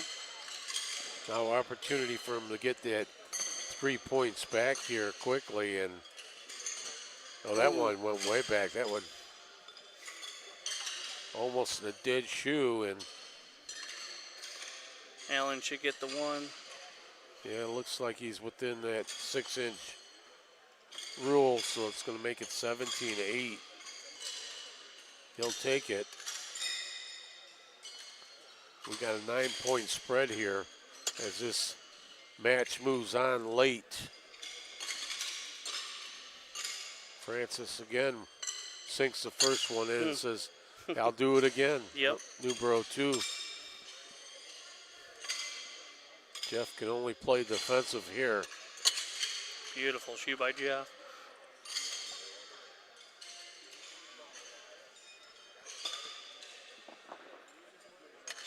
Short. So it looks like he's going to get another 3 out of this, make it 20-8. Spread that lead, a 12-point gap between them. 20-8. The GOAT goes back at it. Just another day at the office for Alan Francis from Defiance, Ohio.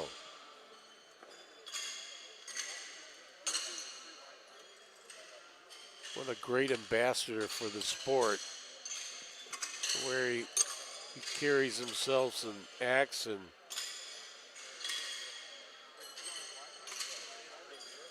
so Jeff answers on those 2 ringers with one from himself. This one looks like we're going to have a wash there, 20-8. It's going to stay at. And down and back will be the end of the game. So Francis is going to win this one, unless he can pull out, Jeff can pull out 12 points here to tie it up. That one sailed away. It's a knuckleball. Yeah, he hung on to it. And that one too. A double whammy there. And Jeff Finkel wants those back. He's talking to himself right now. No problem for Alan Francis. He'll take advantage of it.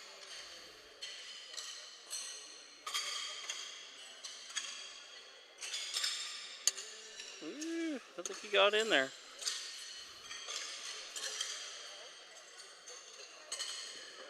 So at this point, Jeff Finkel knows that you let this one get away from him, they'll wedge out their horseshoes. Yeah, he had opportunities. And that's the point here when you playing somebody with that much skill and so much talent. You need to take advantage of that when you get your opportunities. If you don't, there's no chance at all. Right now it's 26-8. Alan Francis put this one away as Jeff Finkel. Yep. Little amped up here the last 3 shoes. Has to calm down. There you go. So that's pitching. It, 29-8. Looks like that's going to be a final. 2 dead 1. Allen missed. 27. Yeah, so take that 2 points away. Check that. 27-8. He takes the W, and the GOAT was the GOAT. Yeah, 77-5. That was the time to get Allen, because he will pick it up as the games go on today. Yeah, I mean, the GOAT was the GOAT, so what are you going to do with a GOAT? You just, he just takes his numbers and plays, and so he'll take the victory here. We'll move on. We're waiting for our next game, which should be a dandy. Ben Webb against Josh Olson. Yes, 2 really good pitchers. We'll see who gets this one as they'll be stepping up. We'll take a quick break here on Go Live Sportscast because they're still pitching on a different court. Be back here in a few.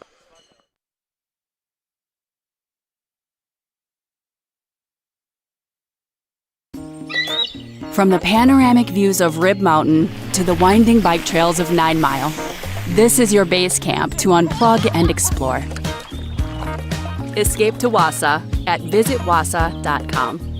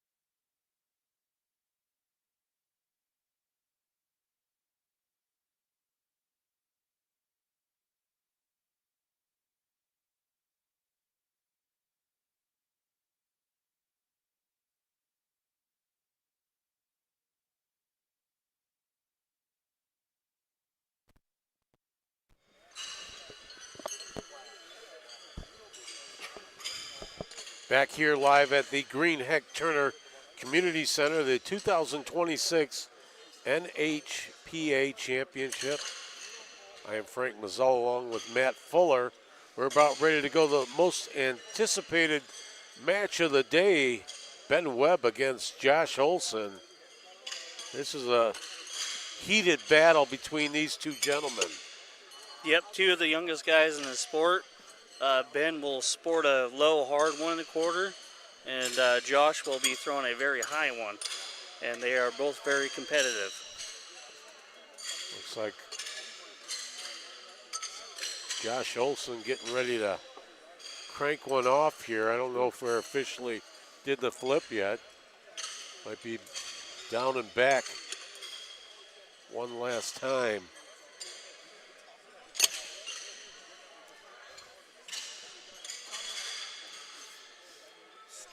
Yep, they did start. So it's official that they made it official. And quickly, Ben Webb. Be 2 dead, no score. Josh will get first pitch. Josh Olson. Some fun facts about him.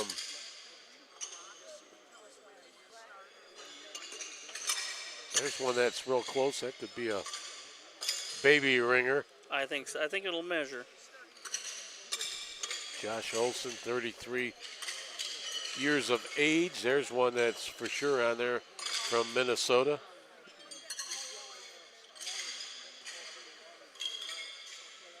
In fact, these two gentlemen, they go back and forth. Ben's nickname for Josh is the Hairless Wonder. Yep. Solid one by Ben. Ben answers with one. As you see, Josh is left-handed. Ben is right-handed.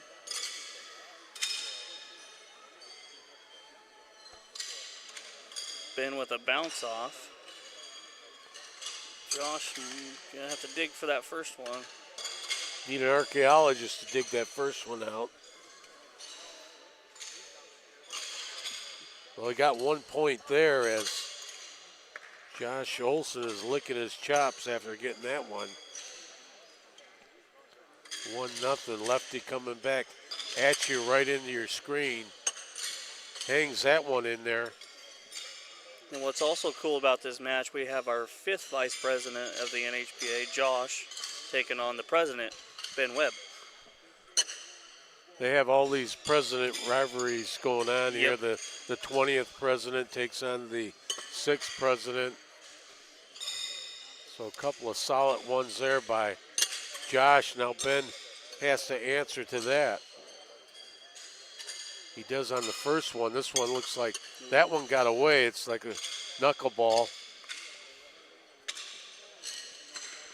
So Josh Olson will capitalize and get 3 more here, making it 4-0. Very good start by Josh. Looking really smooth and composed. Josh Olson in his off season, he raises chinchillas and out of his home in Minnesota.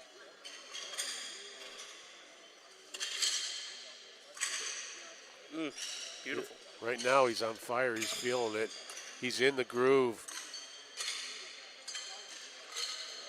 How many swings back is that for Josh? Usually about 3 to 4 gets him in a rhythm. That one got away. Interesting fact on Ben Webb, he grows his own olives out of his house. He has an olive tree. An olive tree in the house. Well, it gets sunlight, so there you go.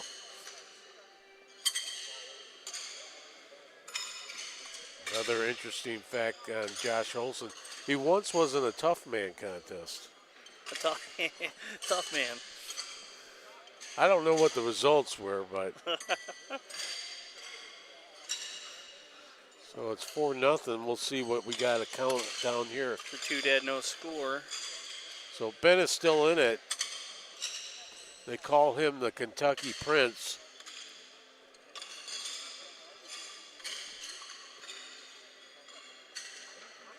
Ben's got his earpiece. He's taking phone calls as he's pitching.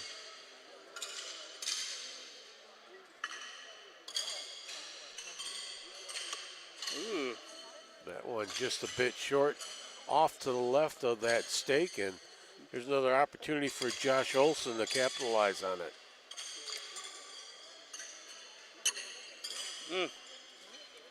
Went off to the side, came in backwards.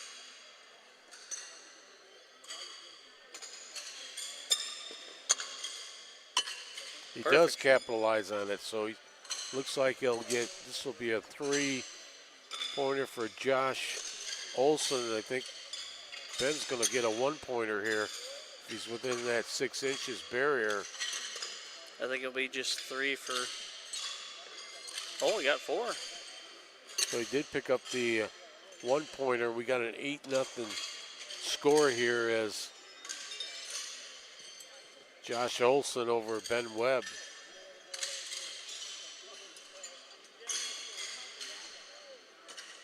Beautiful shoe by Josh. Sticks that one right in the clay. Counting the swings back, there was 4. There's Ooh, crawled on there. another one. So now Ben Webb's going to have to go on the defense here to not give up any more points and land a couple ringers.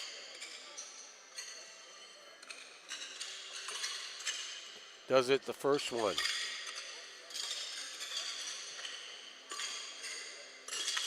Perfect. So we got a wash there, and we'll stay at 8-0 Olson over Webb. See if Ben can get some rhythm here. He started off pretty slow. So for him to start coming back, he's going to have to start hitting some more ringers. Definitely needs to get on his horse and put on his cape and maybe even his crown to get back in this down 8-0. It's not a huge deficit, but he just needs to rain down some points here. Yep.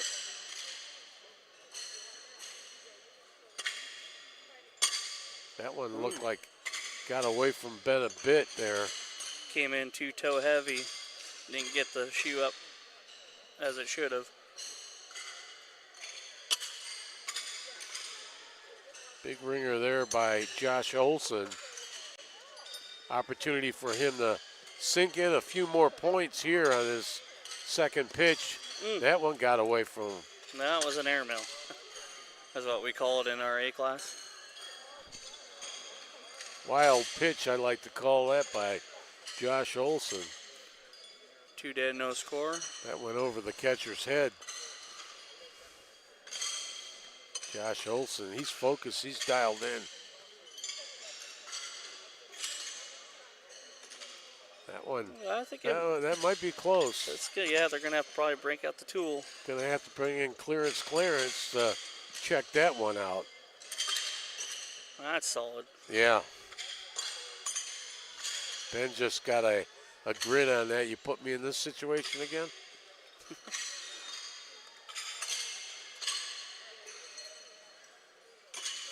He answers with a solid one. Big Ben, they call him down in Kentucky. And he does a double duty there, so Yep.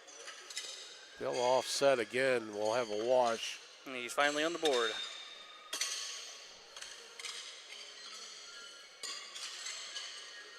So it looks like we'll get an 8-3. Yep.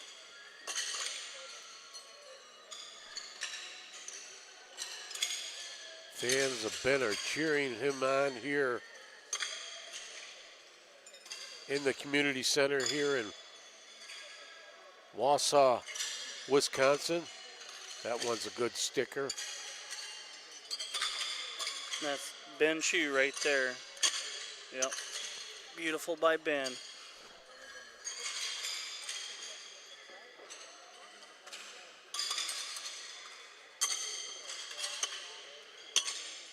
Ooh, toed out. So an opportunity for Ben to get a few more points here right now. He's in that situation with a deuce ringer. Ooh, did the same thing.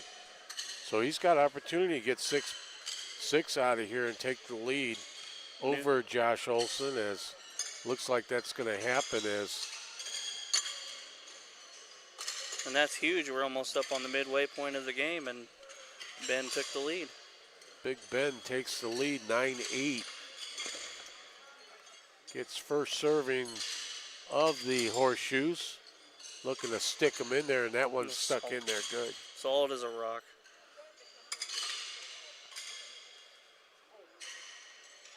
That one got away. A knuckler just to the outside of the stake.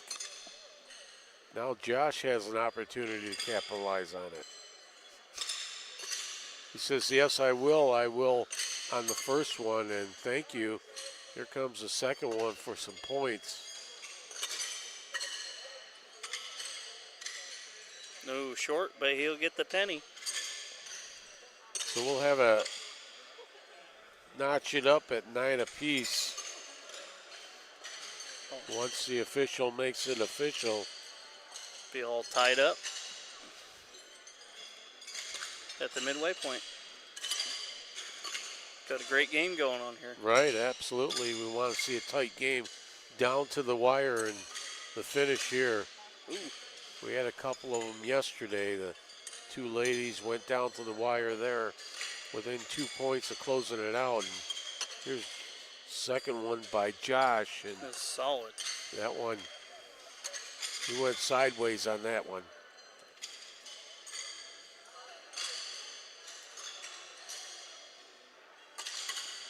Ooh, another air mile.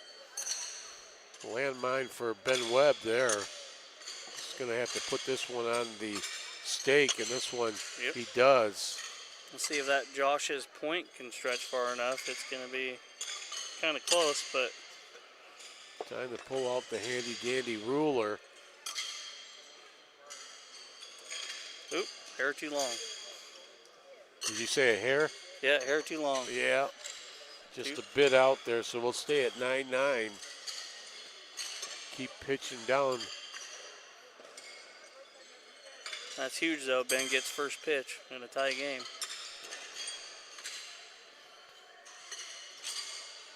Whoever wins this won't hear the end of it for a couple years. Yep. Oh, double. Big time solid. So now Josh Olson will have to answer and go in the defensive mode, and that one short. They call him Shorty. No, not him, the toss that he just had.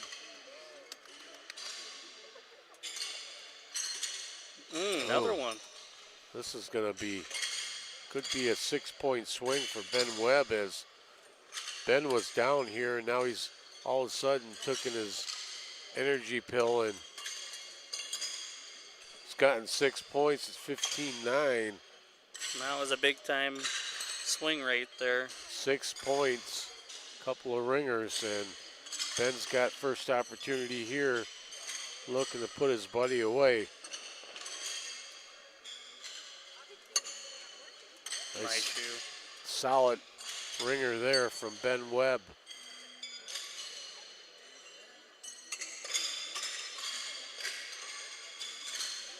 Another solid. That's his money spot. All of a sudden, Big Ben has caught fire here. Oop.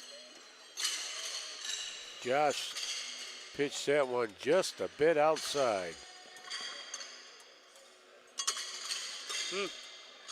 Push both of them. He's going to have to regroup here after these couple misses. All of a sudden, Josh has gone cold. He might have to warm up that left arm. Right now it's 21-9 as Big Ben has stretched out the lead. No mercy for his friend here.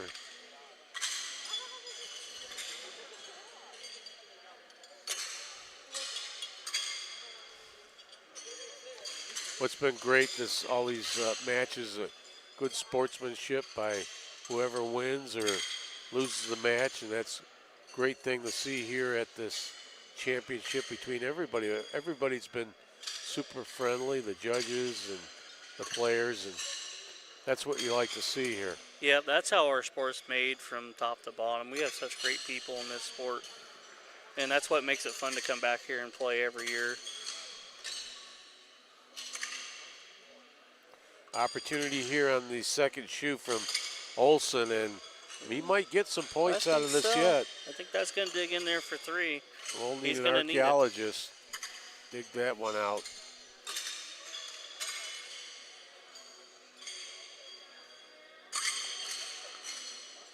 Big 3 points. He's going to need it. Looks like he's got it. 21-12. He's only down by 9, so he still has time. Oop. Funny how matches swing. He came out hot from the early going, and Ben couldn't find a stroke. And then all of a sudden, Ben found a stroke, and Josh got cold. So. Yep. And now Josh just threw up a big-time blocker for Ben. Ben will have to go up really high.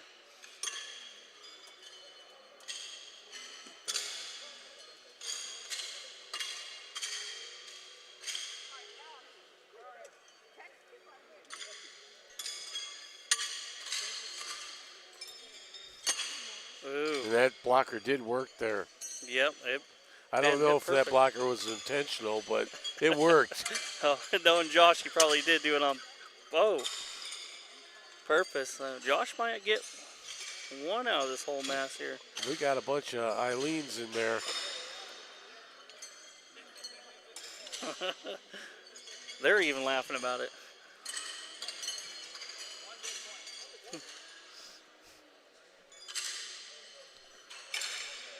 Josh cleaning off some of that clay. Both gentlemen talking to each other here. All in good sportsmanship and the love of horseshoes. Yep.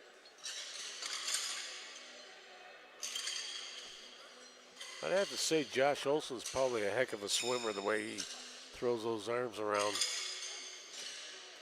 Maybe do the backstroke a lot. Ooh. That one caught the top of that stake, and That first one's got to get measured again, I think. So Ben will have to opportunity. Ben with a 21-13 lead here.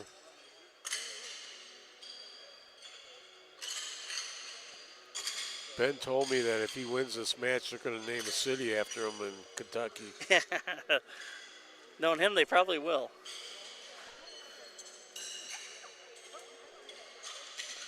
Couple solid pitches there by Ben Webb.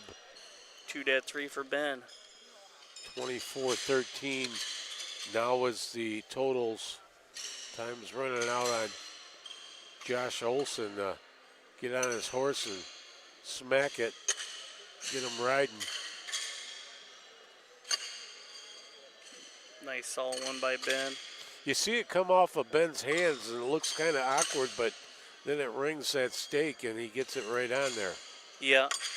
Ooh. Towed that one away. I jinxed him now. See if Josh can capitalize here.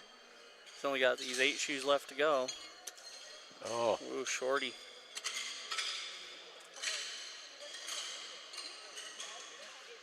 Ben Webb now talking to his coach back there. Yep, Mr. Watson. Coach Watson getting in his last words for Ben and saying, hey, close this out. Yep. Currently 24-13. Ben Webb doing some gardening there in the clay. Josh got the point there, making it 24-14. That one's short, but I think it's going to measure. So he needs another one. He's got to stick this one. He does. That's close too. Yep.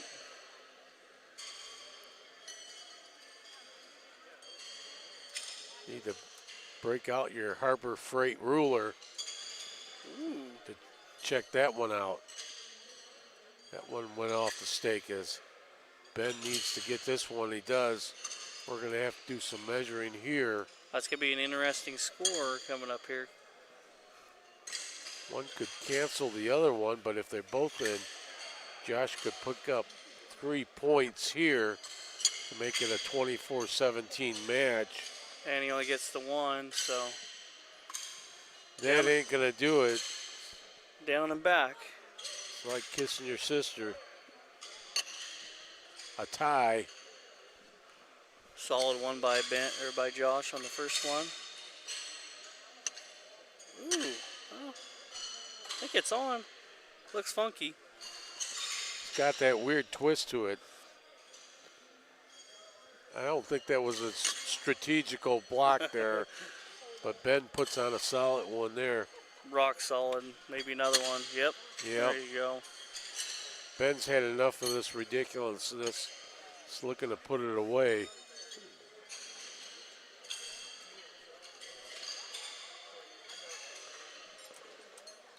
Last two going down. Looks like Ben will win this game. 24-15. Ben will have bragging rights until they meet again on the court. He's just solidifying his victory here if it's not been done yet, and that about Really, way to finish the game put there the by last Ben. nail in the coffin. Josh might have to go get his arm massaged after this match, and he does lay in a ringer there. That will do it. A little late. Good sportsmanship between those two gentlemen. Looks like it's going to finish at 27-15 will be the final score as Ben Webb came back. He was in a bit of a hole there early going to Josh Olson, and then, like I said, he put on his Superman cape and just pulled away and did what he needed to do to take the W. Yeah, those last, he started, the first 10 shoes weren't very good, but the last 30, Ben looked really rock solid. Come back and get that big win. Next game coming up, game 3 in the men's division, will be Ken Frazier against Joe Smith. Ken Frazier from New York, the defending seniors men's champion. We'll be back for that in a bit. We'll take a quick break here on Go Live Sportscast. From the panoramic views of Rib Mountain to the winding bike trails of 9 Mile, this is your base camp to unplug and explore. Escape to Wausau at visitwausau.com.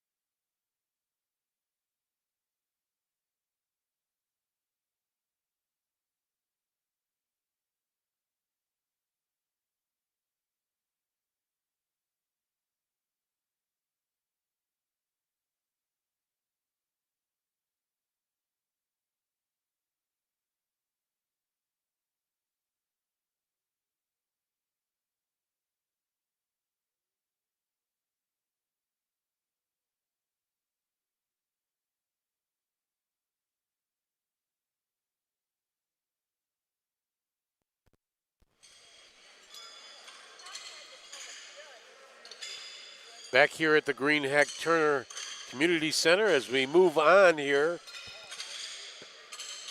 Battle here between Joe Smith and Ken Frazier. Joe Smith, 12 seed. Ken Frazier, a 7 seed. Matt, just looking at him, what do you see here? This could still be a good game. Ken's really, really solid. Joe has capabilities of getting up there, though, but... well, if I look at their names, Joe Smith, Joe and Ken is each, I'm going to break it down this way, that they each have 3 letters, and then Smith has 5 letters, and his last name, Frazier, has the advantage. He has 6 letters. So let's just say Ken has an advantage here. Yep, I agree. But Joe is very, very capable of doing it. But Ken's usually as steady as a rock. He will throw 70s consistently. So it looks like we got 1 point out of that first round of pitches. Give that one to Joe Smith, 1-0.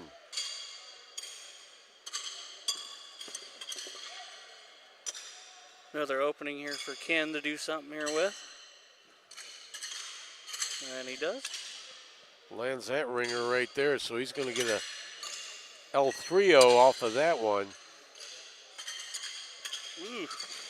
That one's going to need a measurement. We're going to have to call out our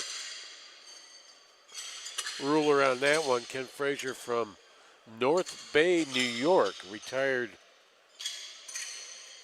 Also the 12-time New York men's state champion, 2-time senior men's world champion.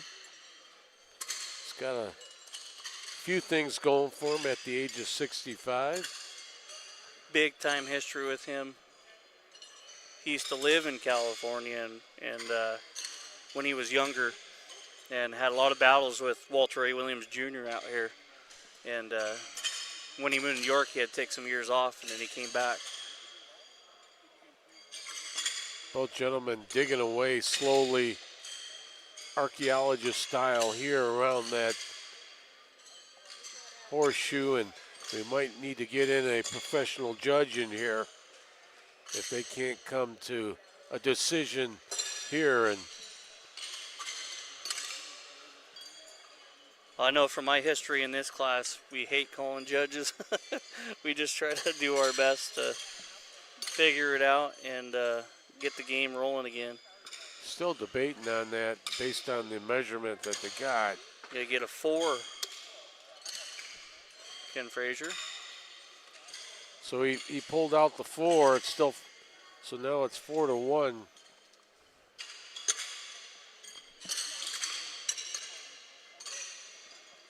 Ken just rocking the right arm back and forth and just lays in a solid ringer right there deep in the clay. He is super smooth with his 1 1/4. Short. You jinxed him. Yep. After that super smooth, we move over to Joe Smith, the lefty. He lays one in there. Now he's throwing a 1 3/4, which is one of the very few in this class. He might be the only one. Actually, Walter A. is the other one.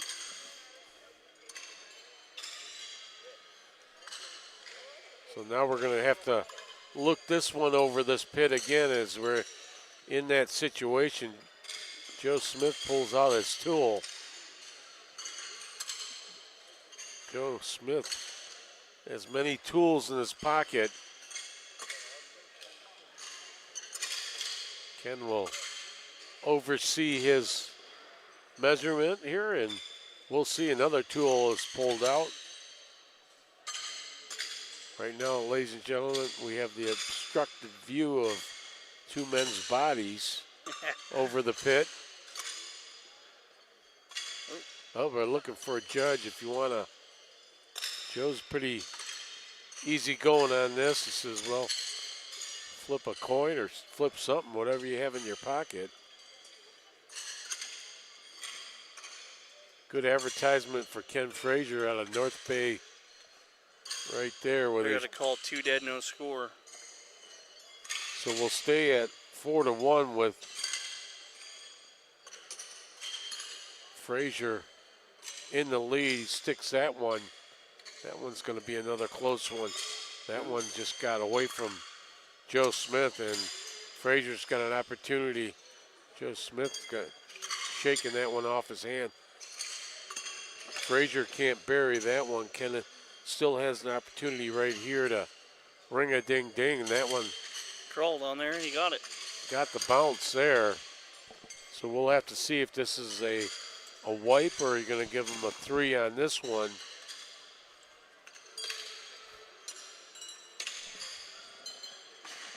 Obviously not too close as 2 dead, 1 for Ken.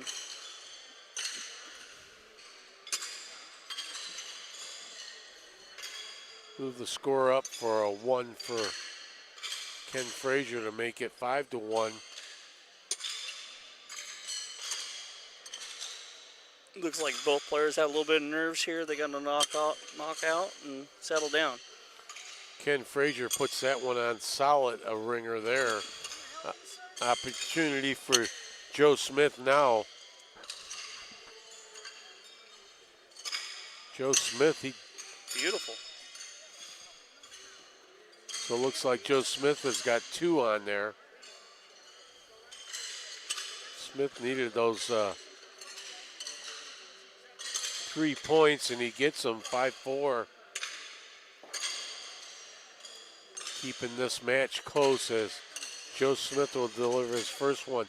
That's a solid ringer there for Joe. Oh, pushed it. That one bounced away. Joe Smith reacting to that one. Did not like it.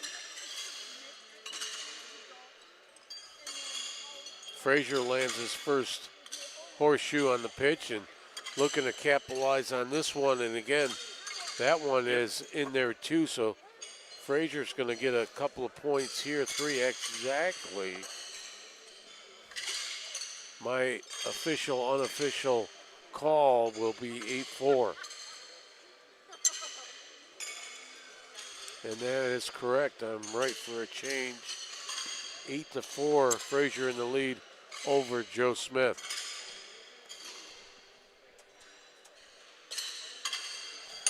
Smith lays one in, and that's a doozy to catch the stake and land right in ringer land. Beautiful shoes by Ken right there, and I'll see if Joe can capitalize. Joe's going to have to go on a defensive mode there, and he does with the single one there.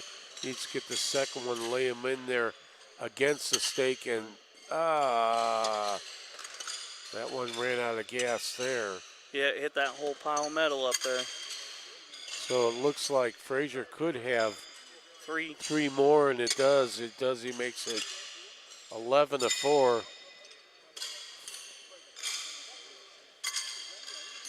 Ken Frazier takes a deep breath. He's ready to go at it again, looking to run up the score a bit here on Joe Smith. Ken Frazier lets that one go. And that one's a high leaner. Towed out on him.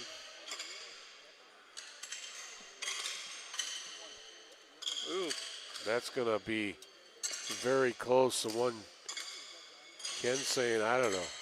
It's a weird situation to be in where Joe Smith has an opportunity here to get some points on the board, and he sails that one to the left, and that one is in.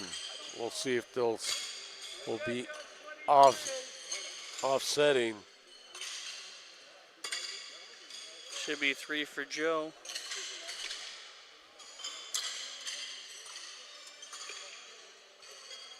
You are correct. So Joe Smith had a number of 7 and Frazier at 11. This one falls a bit short by Joe Smith. That one's in there solid in the clay. Ken Frazier looking to answer with a couple of ringers. Nice shoe by Ken.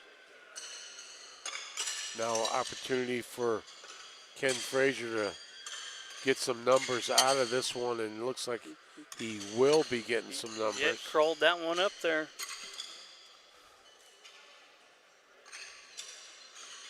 they're kind of going back and forth here. 14-7 will be the updated score between these two gentlemen as we get further into this match. Joe Smith still getting a little loose here, checking his phone calls in his ear. Ken lets that one rip, and that's a ringer.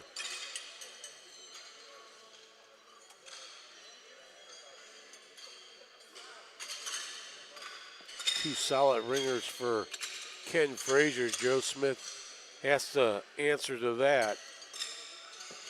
Oh, Big time airmail on that one. just a bit high.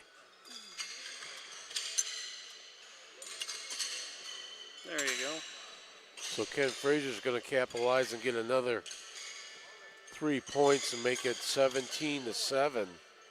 At the midway point here. Down by 10 points. Joe Smith's going to have to pull out some of that magic arm of his in order to capitalize and get some points. Yeah, and you're going against a very tough player in Ken Frazier to try to do that.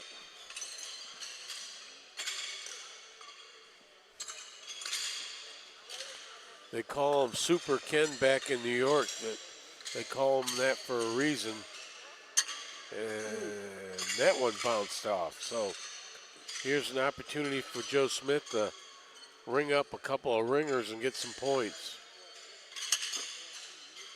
There's one. He'll need number 2 in order to close this gap up a bit. Ooh. That one sailed away. What's with the 2 shoes here on the second toss that just got away from both gentlemen? I think they just sped up on their second pitch, and when you do that, you'll miss over the top and go to the right like those two players did. We've seen a lot of that today where that second pitch by, whether it's been a female or a male, has gotten away from them after they ring up that first ringer. And being here at this type of tournament and atmosphere, that will do it to you. So you just have to remind yourself when you're out there to slow down and take a deep breath sometimes in between pitches.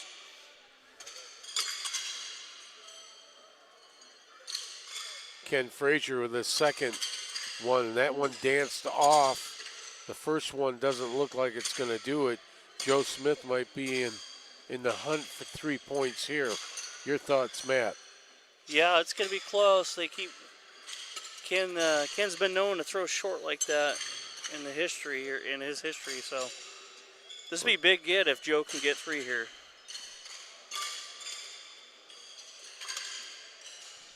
Ooh. Ladies and gentlemen, now's the time to place your bets before the actual call is made. 3 for Joe. Jumpin' Joe gets 3 there. Now it's 17-10. Beautiful. That one's in solid in the clay. And that second one gets away again when you have an opportunity to capitalize on something. So here's Ken Frazier with his pitches. Yeah, it looks like it came back. Yep, so that's not going to sit well with Ken. He needs to bury this one, and neither one. So Joe Smith capitalizes and pulls this to a 17-13. He's in the hole to Ken Frazier, if I'm correct. Yep. He's crawling back into it. It's all you need to do. But it's a matter of time. You're going to have to step up your game if you want to catch up to that deficit. Yeah, you have to start stringing some doubles here together. That one looks like it's landed. Joe needs to do it again, and he does. So Ken Frazier needs to answer those double ringers. Joe Smith takes a deep breath, and Ken Frazier says, I may be older than you, but I'm not done yet. Yep, never count him out. He's still good. Oh, lost another one. So this is an opportunity right here. It looks like it could be 17-16 according to my eyes, but not the actual measurements. They're going to have to dig again. Archaeologist Joe Smith going at it. He don't need tools, he's got his hands. Just 2 dead 1 for Joe. So he pulls closer, picks up the single poise 17-14. So there's another ringer. Important for Joe here, he's still getting first pitch, so that's huge in a close game. Oh, doubles there. That's what Joe needed, and Joe's in the groove. Ken needs to answer to that as 2 ringers sitting down there from Joe Smith, and he does on the first one, but the second one is very important, or we could have a tie match. And he got it. So a bunch of dead ringers there. We'll sit at 17-14 with Ken Frazier ahead of Joe Smith. With 10 shoes to go, so this is going to get interesting here. It's going to go down to the wire. As you say, Matt Fuller, 10 shoes to go.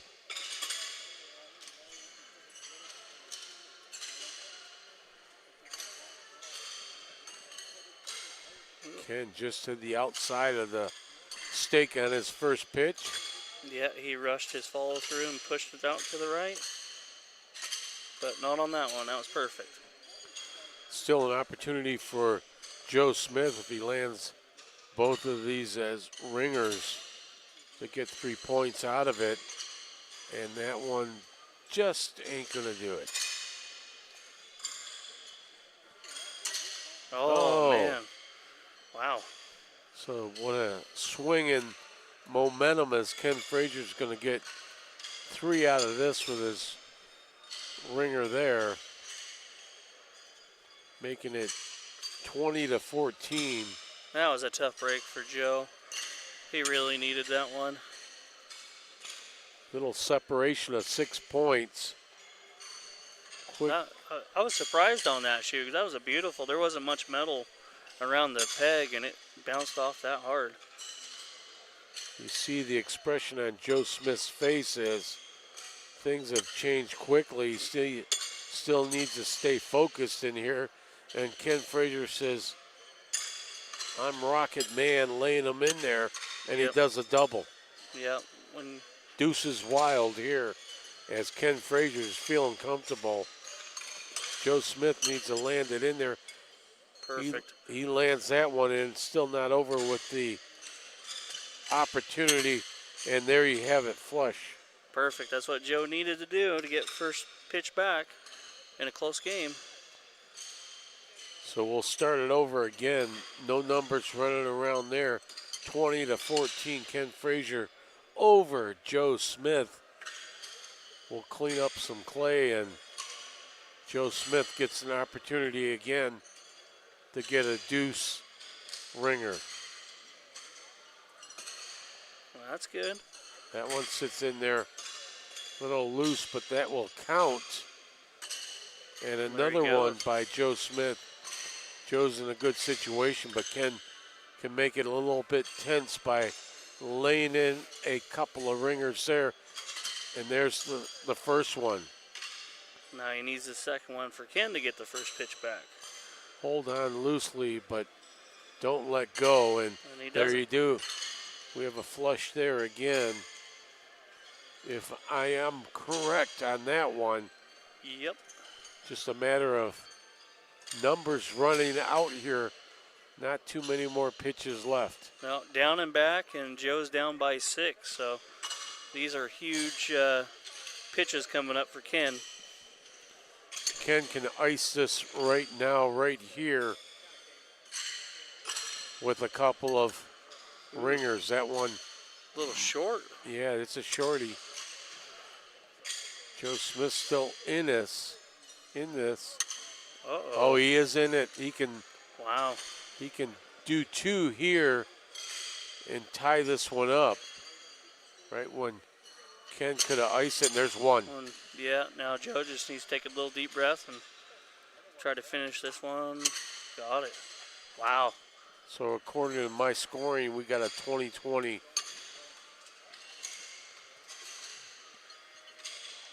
game if, yeah, he's Yep. got it.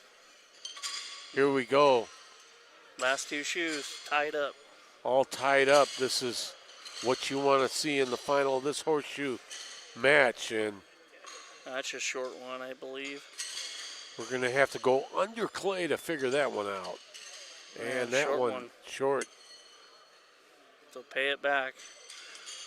So Ken Frazier, Joe laughing a bit, little giggles over there. Ken Frazier could ice this one. They're all on the same route right now. They're all trying to crawl to that pin. Trying to go underground and see who gets the measurement. Oh, And no. we might be all tied up after we get the archaeologists out there digging away. Wow. How about that for your final pitches? Measurements reading in. Joe Smith says, hang on, I'm going to pull my tool out, do my number here. This is all coming down to the wire and measurements.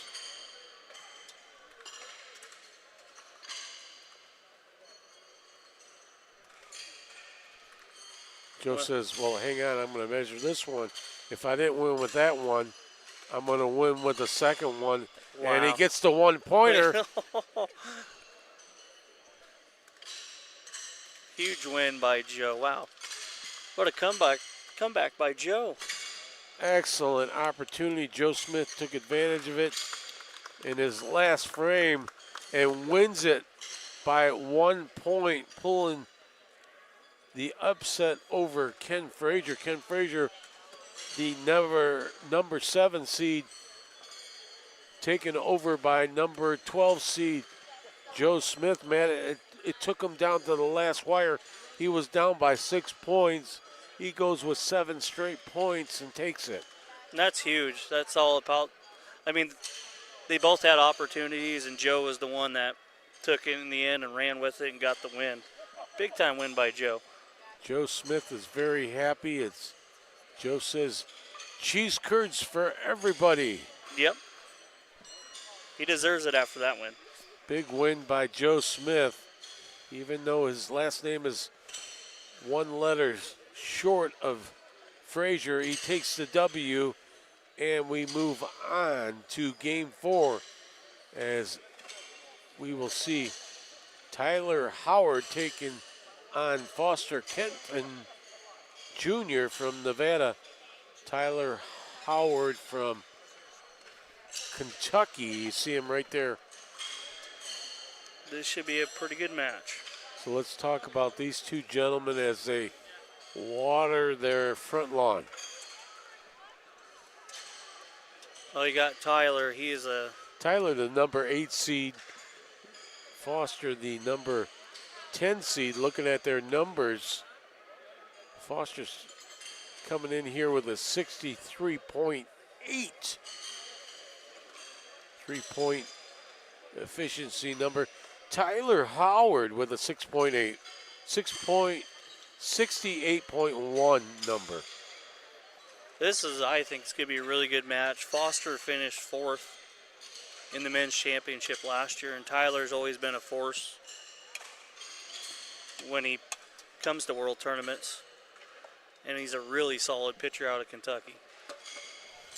We'll take a quick break here on Go Live Sportscast. Be back for this matchup.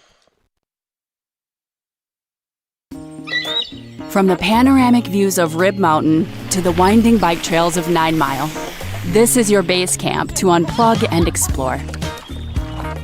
Escape to Wausau at visitwausau.com.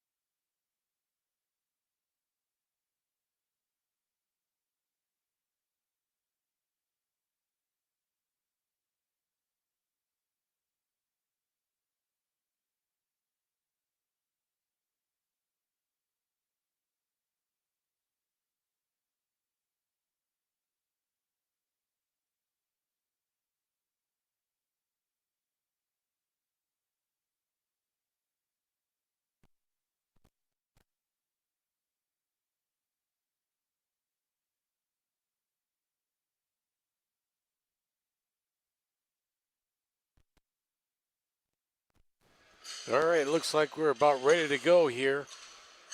As Foster Kenton Jr. taking on Tyler Howard. What should we expect here, Matt? Yep, we're going to have a really good game here. Tyler is a top 5 pitcher in the game, and Foster finished 4th last year. So this could be an awesome game. Both of them throw a great 1 1/4.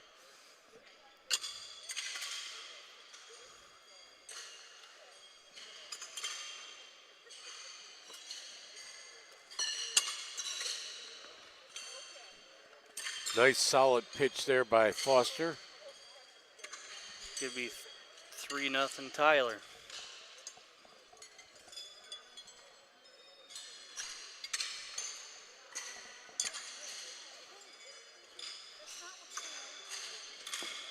So it is 3-0 Tyler Howard with the early lead here in the early going. Push that one right.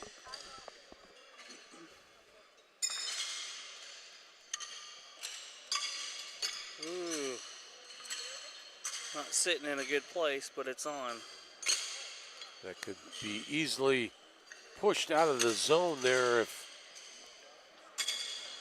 Well, it's going to stay on now. it's going nowhere. Second pitch. Ooh. So it looks like we're going to Tyler might have got cancel one. him out. I think Tyler's going to get one. It's going to get the single. The first.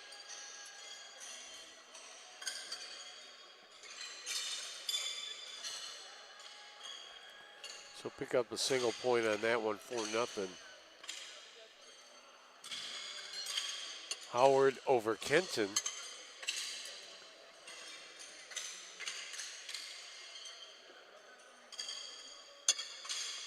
That one's going to sit pretty good there. Yep. Safe spot.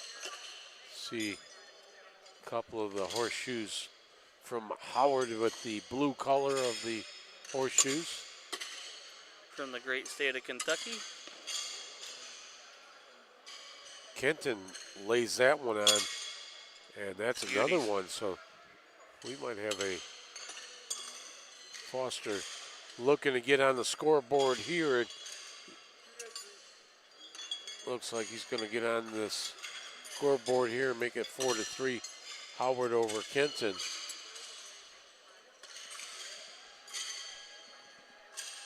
Foster ready to pitch away on his. That's a solid ringer there.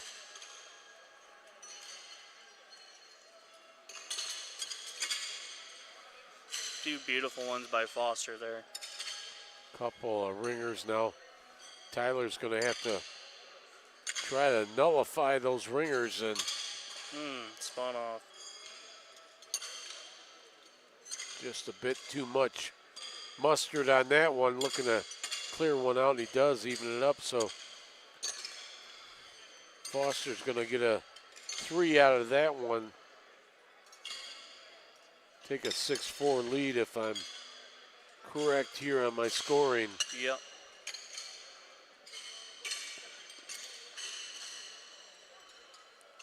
Pretty good start by these two as anticipated, so this will be a good match. 8 seed against the number 10 seed. Foster, the number 10 seed. Tyler, the number 8 seed. And right now, Foster's laying in those horseshoes as we move around. And there's another one. So Tyler's going to have to go digging a bit here with his shoes. Hopefully, he's going to try his best at that one. That one, ooh, that one's tight. Yeah, that could have slid off the back, but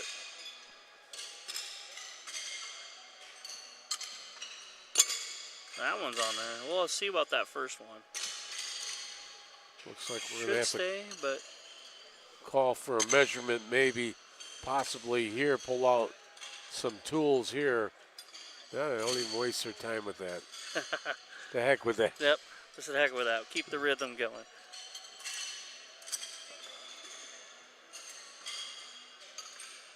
Both of them shooting over 70% here to start out this game. So Solid ringer there by Tyler.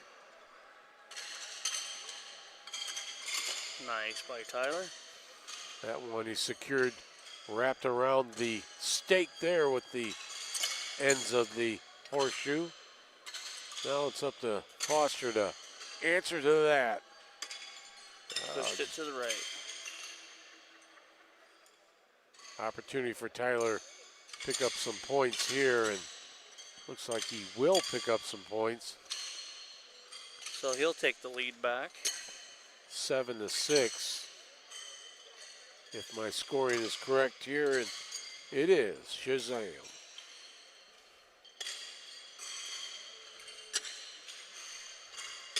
Foster Kenton Jr. from Nevada and Tyler Howard from Kentucky.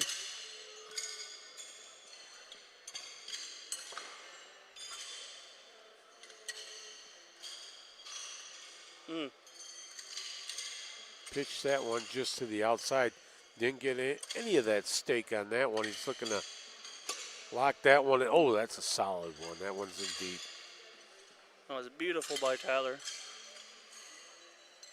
Still an opportunity here for Foster to pick up some points on that one.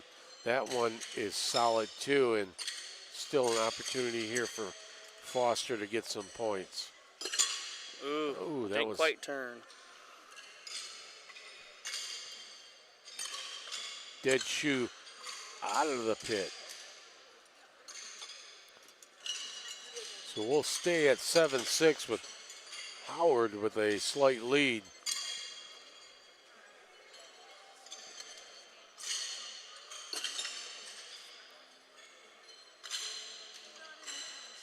That one just a bit short there on Foster's first shoe.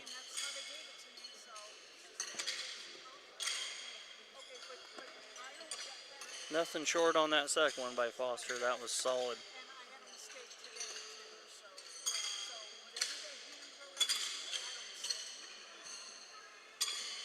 Tyler Howard answers to that one. That one's solid into the clay. Ooh, that one bounced off. It was going right as a ringer, and just the metal over the metal bouncing. Foster gets a big one to tie it up.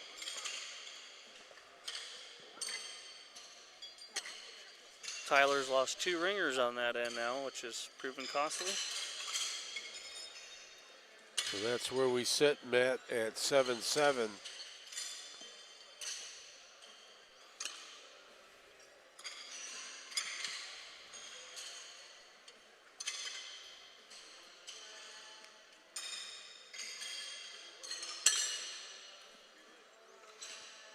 Might see a little delay from our pitchers. They're just waiting for the other court to finish up on their pitches. Solid one there by Foster Kenton Jr. And throws 2 solid ones. Couple of ringers there. Now Tyler has to answer to that. We got a 7-7 score here, and he does on the first one. Tyler looking to bury another ringer, and he does it. Good shoes by both guys. Keeping the game close here as we creep up on the midway point again. Looking for another one, another tight match between these two gentlemen, as it might go down to the wire. It's looking at it right now. Nice soft landing there.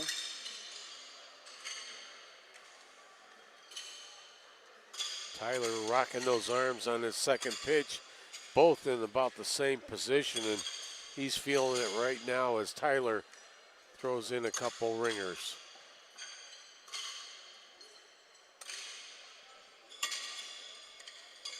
Foster answers with his first ringer there.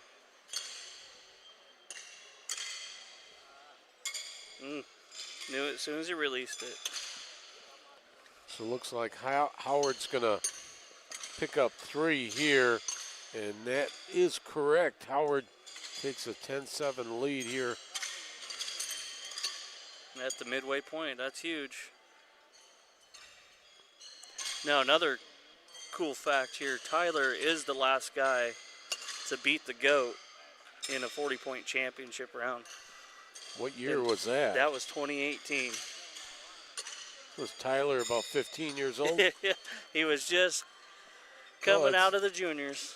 What year was that? 2018, South Carolina. Okay, so, yeah, he was about 20 years old when he did that, and that's got to be his highlight of his career. Actually, he beat Allen in this preliminary round and the championship round that year. Oh, that's something he didn't write down on his sheet here of accomplishments. So Allen's won every single game since that loss, since 18 in the Against championship. Howard? Yep. In the championship round. It's been a credible run again. What's the old saying? You can't win them all. Yeah. Ooh, didn't quite turn. That one took a weird bounce after it hit that stake and didn't go down, and that one's a dead shoe. So those ones hurt right there. You don't want to do that against Tyler. So Foster's hoping that Tyler can't hit his ringers. No chance of that as Howard hits his first ringer there, looking to add some points and separate a little distance between these two gentlemen, and he does. That's a big time 6 by Tyler. Spreading it open 16-7 as we just go past the halfway point of this match.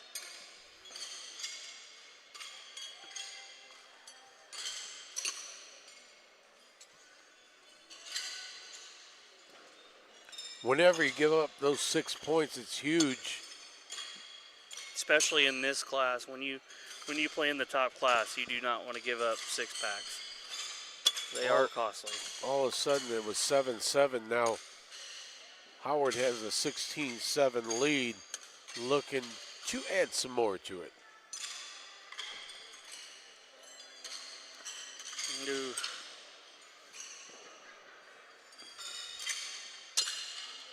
Foster's going to need to get a big ringer here to keep it close. That's going to be very close. Yep, he's going to need those points to stretch here. We look at it again. Another 6. Wow. There you go, 22-7 as this has been stretched open here. Actually, 22-8, so 14-point spread, and there he goes again, burying those ringers. Tyler Howard with his second one, so he's found his mojo here in this match and looking to stretch it out, but Foster needs to keep up with him. There's one. Yep. Yeah, Tyler's starting to really lock in. Ooh, yep. Foster pushed that one. So it looks like Howard's going to get another 3, make it 25-8.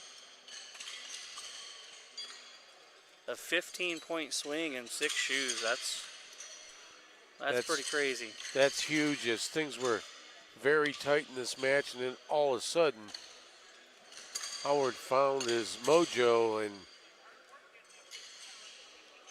not happy with that one. He looks locked in now. Another one, beautiful.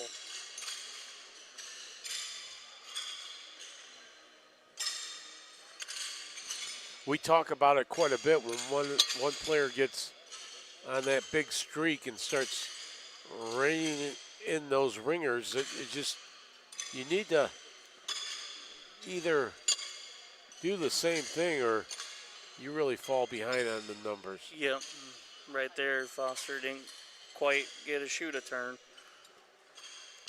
So there's another 3, 28-8 as a big 20-point difference here as Tyler Howard's looking to wrap this one up. take the W and move on. There's another one. Yeah, he's just locked in. He's throwing really, really good. Ooh, might have been the jinx. There's that jinx again. Yep. Courtesy of Matt Fuller. Yep. We're sorry about that, Tyler, but you're still throwing You're good. going to have to apologize for that one. I Yep. didn't say it. Yep. I'll take the full credit for that one. Take the credit, huh? Nice shoe by Foster. So Foster, there'll be no scoring there as that one's offset, 28-8. But he'll get the 2 dead one. Look at the one-pointer. And the biggest thing is he kind of broke up that rhythm there. He got first pitch back.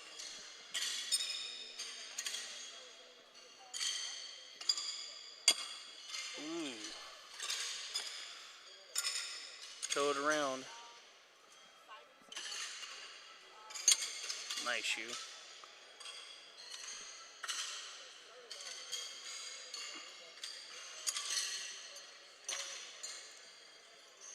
Tyler with his first shoe. That one's just to the outside, looking to get that big 3 here again or even things out. Ooh. That's not going to happen. So looks like Foster's going to pick up some numbers here as they go down to the pit and check it out. Big 4 points by Foster. Making it 28-13.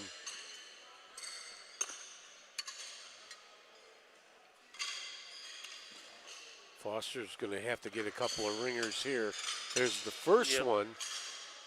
See if he can get the second one on there. That looked good. All of a sudden, Foster Kenton Jr. is getting a little bit hot here as Tyler's starting to cool off a bit. Not so soon. Tyler says, nah, wait a minute. I'm going to hang a few of these ringers myself, so looking to do that again. And they do. 4 dead there. We'll stay at 28-13. With it down and back.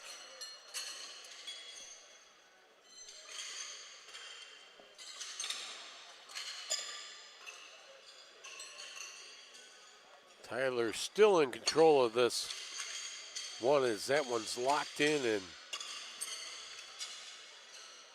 big ringer for Tyler. He'll do it back to back. Foster Kenton Jr. Gonna have to answer to that one. That one does a dance around the stake, but it's good. See if he can get this one on. Ooh, pushed it to the right.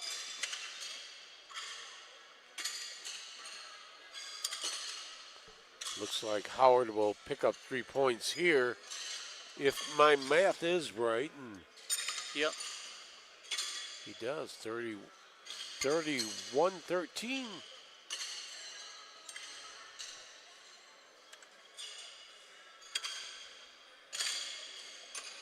Nice shoe by Tyler. Tyler throws that one solid into the clay. And another one. So Tyler will finish up with a 77.5% game on this one. Really good.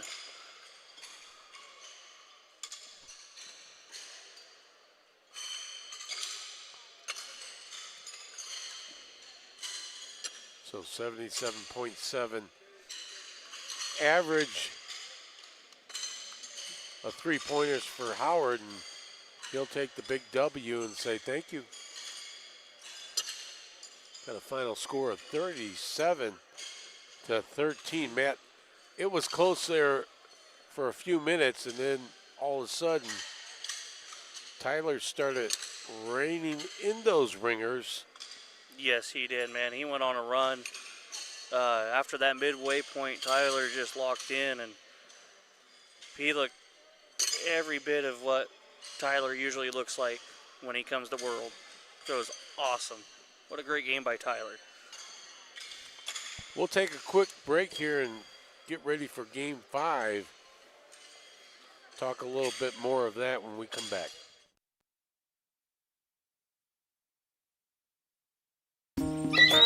From the panoramic views of Rib Mountain to the winding bike trails of 9 Mile, this is your base camp to unplug and explore. Escape to Wausau at visitwausau.com.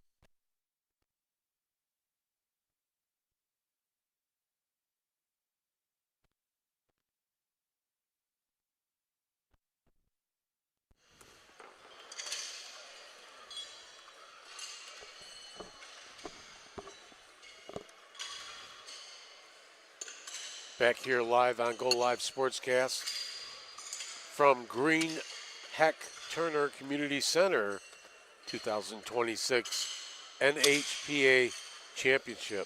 I am Frank Mazzolo along with Matt Fuller. Matt, we're moving on to the last broadcast match today as Andrew Adams takes on the Pacer, Norm Fink from PA. Now, you were supposed to be in this situation, but I dropped out. You have an injury. Yeah, my right shoulder. Oh, you're going to disclose that? Yep, might as well. So now if somebody sees you walking out, they're going to grab your shoulder and work it a little bit more.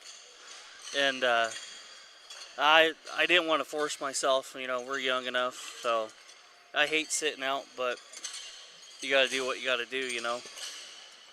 So, again, this is a procedure that the players have to go through in order to get their reps up and their ringer numbers up. They have to play somebody, and Andy Adams from Lakeview, Michigan he's a 3-time Michigan State champion taking on Norm Fink.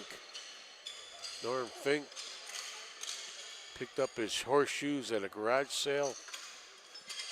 You've seen they're painted. What is that, like a lime green? I believe so, yeah. So, Andy, this game features one of our top players in the game, Andy Adams from Michigan.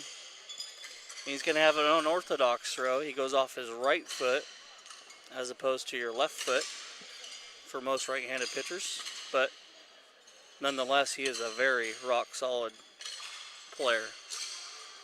quickly he's out to a 9-0 lead. But this isn't really about much scoring. It's about getting in that ringer average and the reps in. Yep. Try to throw as many ringers possible in a 40-shoe match.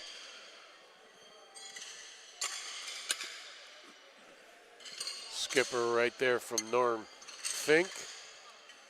We don't know much about Norm Fink. All we know he's from Pennsylvania. He has a goat farm out there in Pennsylvania. Loves horseshoes though.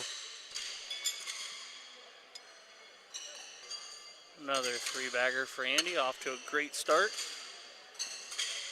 12-0.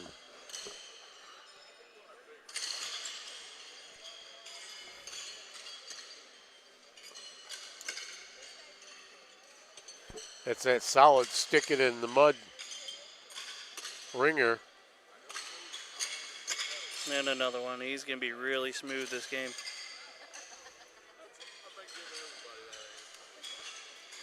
Andy in the teal shirt and Norm in the lime green. Rocking the Pacer jersey.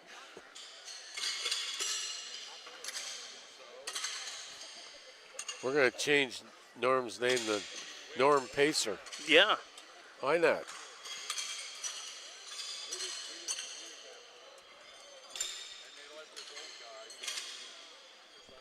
Now it's 15 for Andy. He's off to a really good start. That's what you want to see.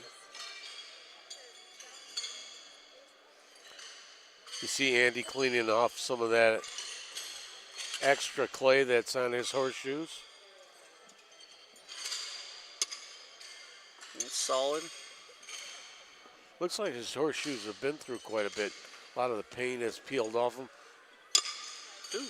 But what I'm hearing from players are that they don't want to paint the area that they throw from. Yeah, that's true because it makes it so slick. And we don't want none of that, especially pitching here at the World Tournament and being in clay. Tell me about your horseshoes. Mine, so I usually throw Ted Allen's, like majority of the people out here. What's the weight on those? I throw between 2.8 and 2.9. Almost 3 pounds. Yep. What's the regulation? You can't go over 2.9, right? Can't go over 2.10. There is a couple players actually out here pitching with some 2.10s. 17-0.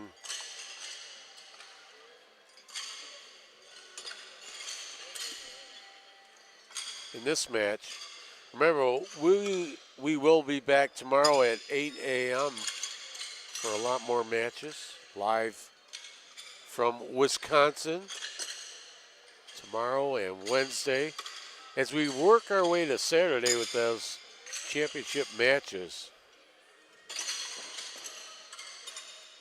And that's what what they're playing for right now is just get that ringer percentage up, and then it's game on Thursday. Bring up that percentage and a higher qualifying seed.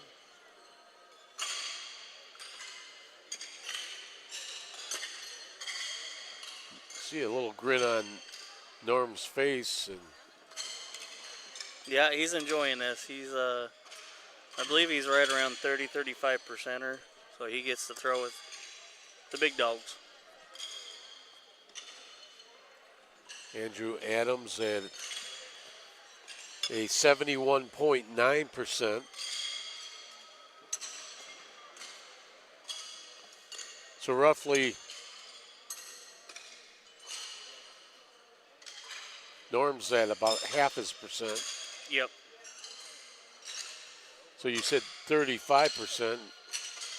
Yep, that's what I believe he is. He's right around there. You might be generous on that. What you're saying is Yeah. 35.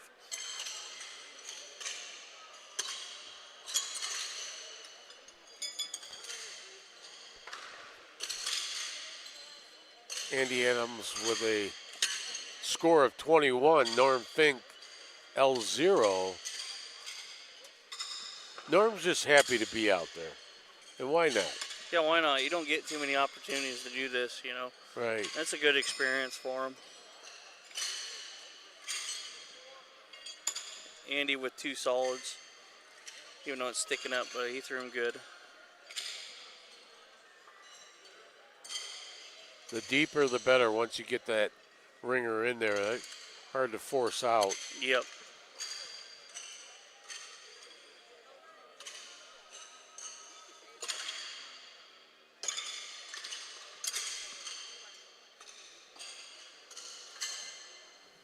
Andy Adams, his occupation is quality control.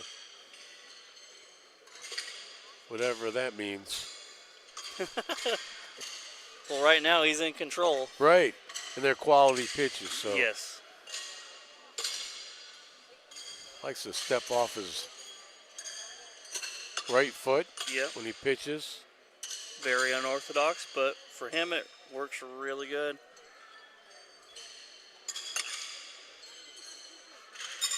Nice shoes by Andy. We'll bump that score up to 30 nothing.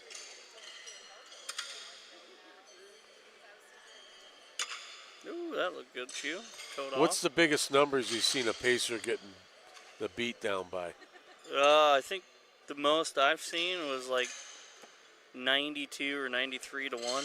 Oh, well, we're not going to make that, I don't think. Oh, well, if he keeps getting 6s like that, he will. Currently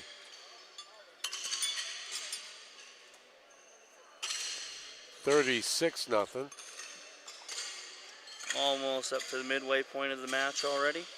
You know, in those games this game where they bring in a Pacer, it sort of reminds me when these promoters, these MMA promoters, they'll just bring anybody out as the main event to fight the champion.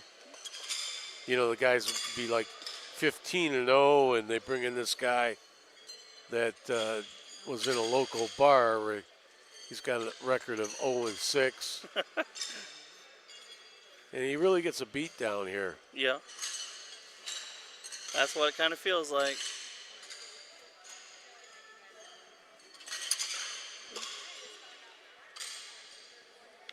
You know, I'm going to have to buy Norm Fink a bologna sandwich after this. You know?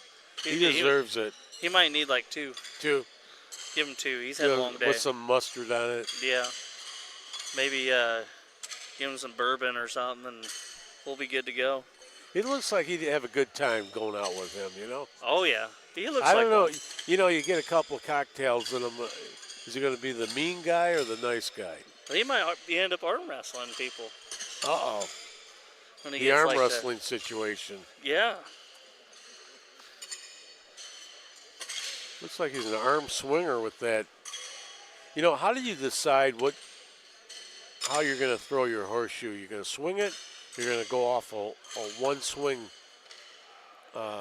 pitch? You know, I've seen people here today where they're just keep on swinging, and then, you know, you never know when they're going to throw that. Right, and I think from my expertise of it, they do that to kind of calm themselves down first before they get set. Might be a little too jacked up, but other people, you know, they just come up there and set, throw. So let's talk about your pitch. Do you swing a lot, or? I've cut it back to one swing. Okay. One swing, and I come up and set it, kind of like Andy does when he sets up like that, and then I'll just come down. I used to be like 2 or 3 swings, but I cut it back. And then I just take a deep breath between pitches. That helps relax the nerves.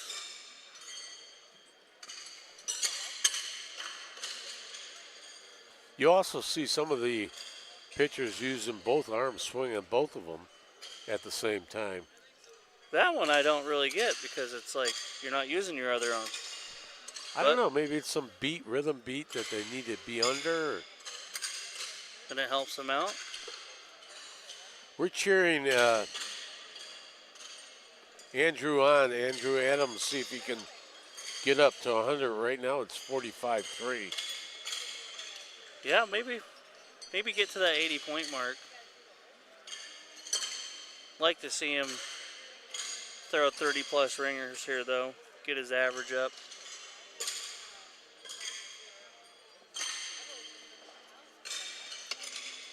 Beautiful shoe. Like I said, we'll be here bright and early tomorrow morning at 8 a.m. bringing you the matches here. Another 15 matches here from this court that you're seeing it at today. Earlier it was good to see the GOAT, Alan Francis. It got kind of tight there between him and Jeff Finke, but all of a sudden Alan did GOAT things and pulled away with it. Yep, and that's what he does when, you know, as we like talk shark about in that, the water. Yeah, as we talk about that, you either keep pace with them and take advantage of some of the pitches that aren't ringers, or you just... Yeah, you have to take those opportunities against him because you know it's going to become very few, you know, if any, and... playing defensive mode through a match against the GOAT, Alan Francis, it just isn't going to work out. No, it's not. It's not very fun. Eventually, you got to get those points. Yep. Another nice 2 shoes by Andy. But yes, Alan's he's just remarkable. I mean, how long do you think he can keep up that pace? Maybe if he was like 85, you think his game would probably be the same? Probably, and he'll probably be in the elders division by then.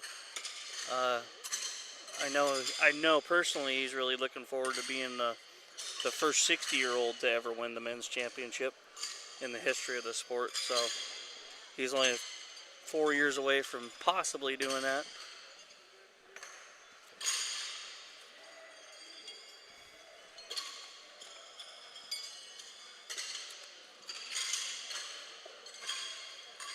Alan Francis right at the age of 56 right now.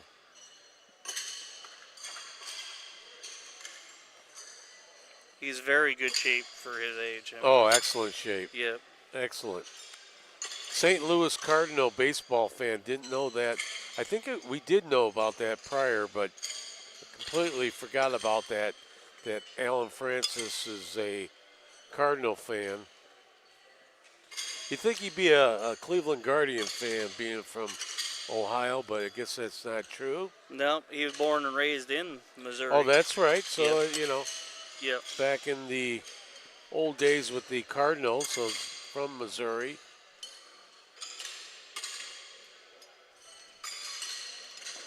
So he just hung another 6 there. He's up to 60. Andrew, Adam, you want to lay some money on this one to get, what's your final here? Well, I'm gonna say we'll say 79-4. I'll give my buddy 1 point. He's got to get one freaking more. You're point, going to give you him know? the one? Yeah, he's got to get one more point. Can't just stop at 3. So you're saying 74-1? Yeah, Okay. or 74-4. He's already got Okay, 3. 74-4. I'll go 82-3. I'm not going to give him another one. Okay. You're just a little bit too generous. Oh, you got to be generous. Now, see? That's what happens when it bounces off. You jinxed him. Yeah, You jinxed the pacer there. I jinxed myself. There you go. You could have maybe went out there with the left arm. Yeah, that probably wouldn't have been too pretty. I probably would have tore the bandage down if I threw left-handed. You'd be the first one to get beat by a pacer. I probably would have.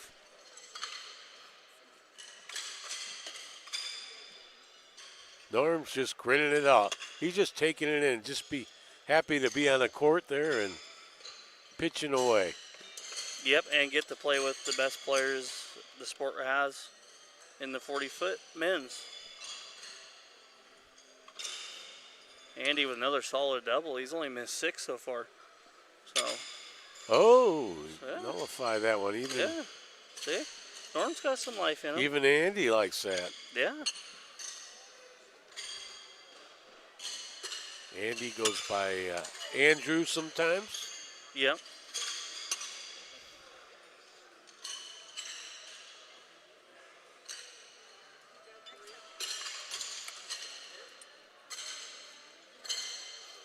He cut him in half there. Didn't let him get the big 6.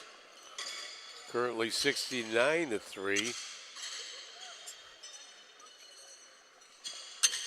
You said 74. He's going to make that. Probably. He's Didn't got I to get say- a 1 here. Yeah. He's just got to. If he threw like he did that last year, he'd be good.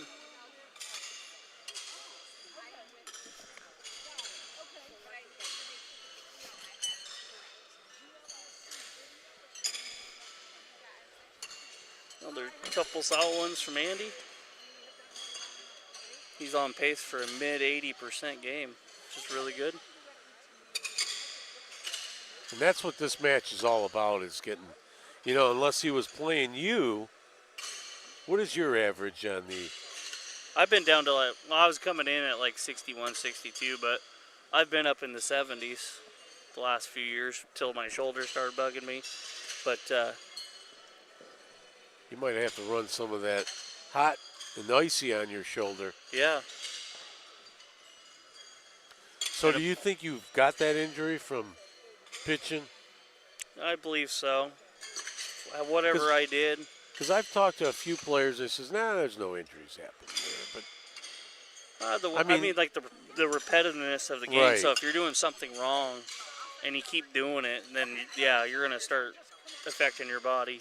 right. You play so many matches, you're going to add those numbers up, and it just eventually going to take a toll on your shoulder, Right. your elbow. And that's not counting all the practice shoes you do at home before you go to tournaments and everything. So, I mean, everybody throws. I mean, most of these top players do throw a lot. Absolutely, and it's not like you're throwing a hacky sack. That's about 3 pounds, Yeah. so it's pulling weight on your shoulder, on your arm, either way, to launch it or to. Eventually, it's going to have to take a toll. Yep. So Andy's right at 78-3. I said 84-3. Yeah, you could come close if you get 6. Oh, he's burying him right now. Realistically, let's make this his last pitch here. That's his last 2. Oh my gosh! He just shot 85, 34 out of 40. That was a great game. Yeah, but the score-wise, But you're going to be right. If at 84, and it could come down to 3. see if Norm can come through the clutch here. You're and going to get have us. to buy me a bologna sandwich. Yeah, I might have to. Yeah, I might have to. Oh, try There to it slide is. That does it.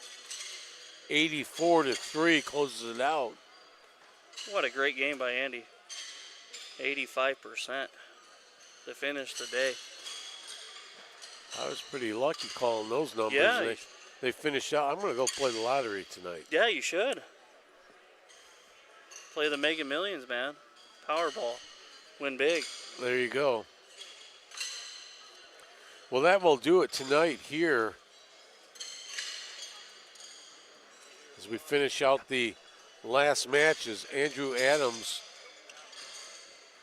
does his duty, 84-3. Any closing comments here, Matt Fuller, from today's performances? We saw a couple of good ones. Yes, we did. I mean, we had Ken and Joe. They went right down the wire. Joe got that big 1-point win, and Foster and Tyler had a great game halfway through.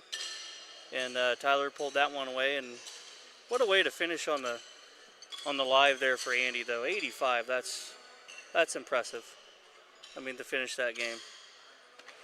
All right, that will wrap it up here from the Greenheck Turner Community Center here for today. We'll be back live again tomorrow morning, starting at 8 a.m. for the NHPA Championship. More horseshoe tomorrow. I'm Frank Mazzella, along with the Mad Dog, Matt Fuller, saying so long. We'll talk to you tomorrow.